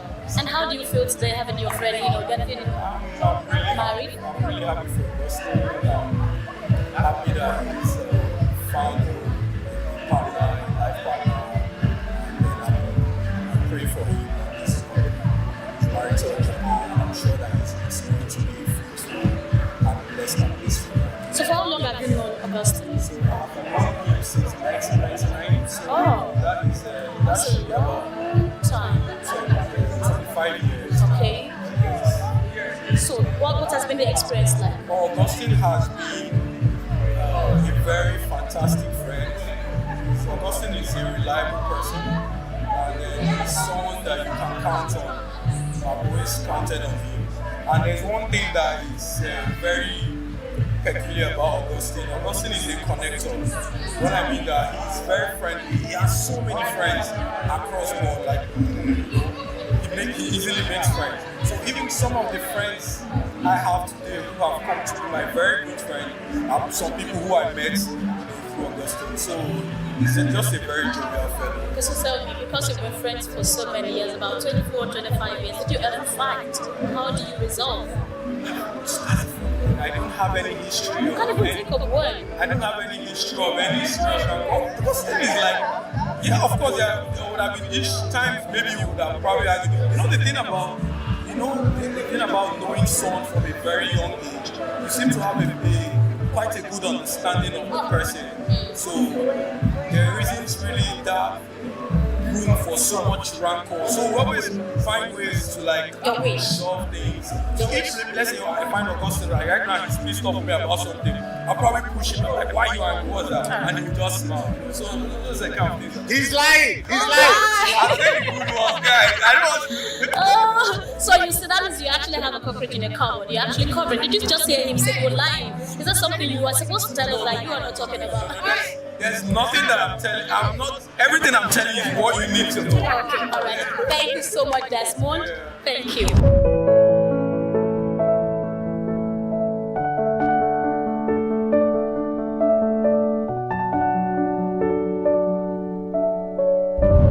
All right, it's still about Omaka and Augustine, and this is Souq podcast. Like I always say, taking it from the studio to your very destination anywhere in the world. Congratulations. Thank you so much. Congratulations, Augustine. So let me start with you. Yes. What was the attraction? Let's start with there. Oh, wow. He's not entirely wrong. I mean, I saw the picture and I swiped right. So that was the first thing. Oh, my. And that has kept you guys together. So at what point, that's been good, right? At what point did you make up your mind to say, oh, I'm just going to go with him? I can't pinpoint the exact point. But I remember we were taking a walk in Green Island, like I told you before, where we live. And he saw a man who was randomly by the side of the road. And this man was in tears. And most people would just walk by and it's not their business. But he made the decision to stop, to ask the guy what's going on with him, what's wrong, and to try to comfort him when he realized this was during COVID 2020. And I was shocked because I was like, you don't know this person from anywhere, but you just have the kind of heart where you feel for that stranger. And in my head, I was like, how much more for me? And it's just at that point, one of the points I would say that was like, yeah, your heart is beautiful and I want this happen for you the rest of my life. Oh wow, that's super amazing. Okay, so he's blushing. All right, so I mean, she just mentioned something very special about you. What's that thing that is so special that you think that made you make up your mind you'll be good? Yeah. I'm ready. Am I putting you? No, she's here now, so let's say it. I said it was love at first sight. Okay. Not love all the way, but definitely strong attraction at first sight. Okay. And then getting to know her, you know. Some people have like one defining moment that is like, oh, and this is what I realized. But me, I'm very playful, so I was just playing and then I woke up one day and realized I was in love. Wow. Yes. Just that. Yes. So how long? But I can tell you her date. She's lying to you. It was like March 21st, 2021. Oh wow. Yeah. Okay. Then she looked me in the eye so quietly and said, I love you. Oh my. Yeah. And I said, I love you. Oh, that's great. So 2021 till date, we're talking about 3 years. Have there been challenges? Have there been hard times? Have there been times you guys were like, I don't think I can do this? I mean, of course. So how did you manage? You just keep choosing. You just decide that, you know what, this is my choice and this choice I want to stand by it. And it just sort of works in the way that works for us. So before I ask you guys about your wishes, of course I know you're wishing yourself the best, but we just want to hear you say, now you're going to turn away and she's going to mention, tell me your color. I've asked this before. What color? Your best color. Yes, please. Actually, thank you very much. And you are going to tell us her best color. I don't even know that he has the best color. Let's not even go. However, he wears like dark colors. He wears blues. He wears a lot of blue. Okay. And he wears a lot of blacks as well. And it's very strange. That's about 3 colors already. I'm telling you, there's no specific color that is his favorite color. Okay. That's answer this question.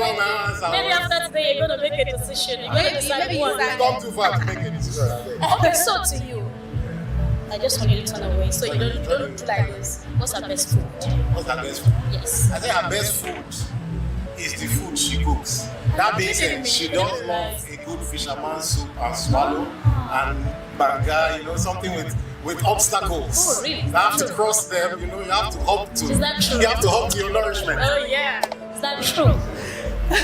Is that true? Answer the question, right? Yeah, I do love banga. Oh, he got it. Okay, so you I also like plantain. She also loves plantain. Plantain is not food, though. Plantain is accompaniment. Okay, so let's wrap it up by sharing your beautiful wishes. Actually, yeah. Just share. You can do for both of us, no? What is this? As a man. Okay. So what is what our wishes? Yeah. Like, you know, what can we wish for again? But long life and a fulfilling marriage filled with love, happiness, and the 20 children the MC said 2 days ago. We don't want that. Okay. I said 4 days. We want the 2 or 3 that she accepted. Okay, she said 2, I said 3. Okay, that's fine. All right, thank you. You have something you want to say to beautiful women that are hoping and trusting that someday Sorry. will come. I'm just sorry for you. My worries are finished. Your own are finished. Okay. I mean, it's a choice, no? If you want it, you have it. If you don't want it, that's also fine. It's just, you choose. All right. Thank you. It's so good having the both of you at the podcast corner for Souq News Television, and we wish you all of the best. Beautiful marriage. Thank you. Thank you so much.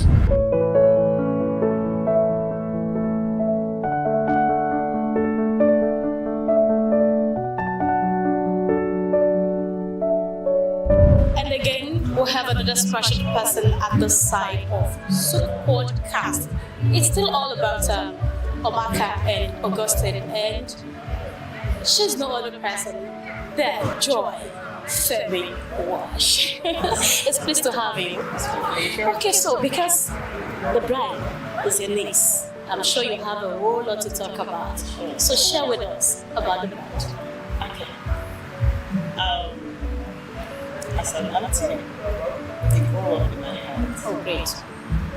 Practical and showing them what they call education. They started learning how to speak. They started learning how to read from our auntie that they never forget. Wow, that's so amazing. And tell me, those days while growing up, did you really see the future knowing that something beautiful is going to come out from such a child? Yes, because she's a child.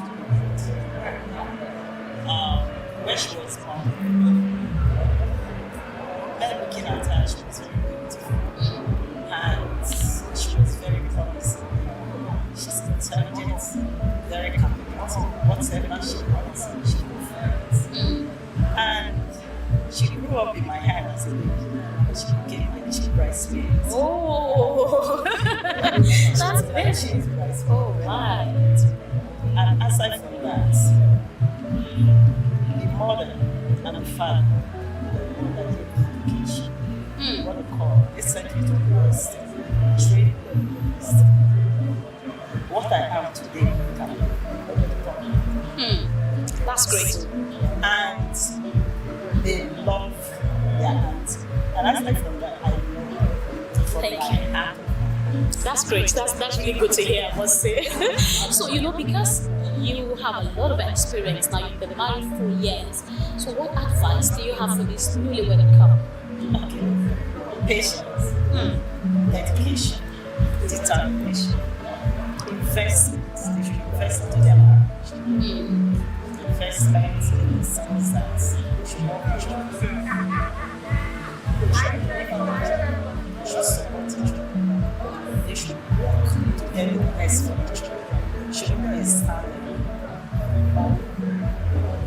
They should work in harmony, trusting each other, believing that whatever each one has is for them. So your wish for them? My wish for them is that we will be blessed for married with families, married that we will have children. That's the wish. Because it's what they desire. That's it. Thank you so much for your time. Happy home, lots of wishes that they wish for themselves. I also wish it for them as well, right? Thank you so much. Yeah. Thank you for your time.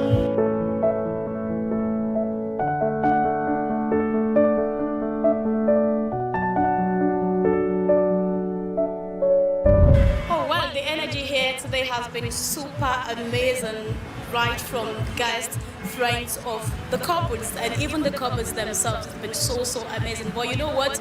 We just have to say goodbye. And so as we're calling it a close on Souq podcast today, I want to remind you that you can reach out to us for all of your full video coverage. And of course, you want a podcast session like this at your event, we are fully available. You can just reach out to us via the number on your screen or through our social media platforms. Once again, I am Grace Komolafe, and until next time, we'll see you again.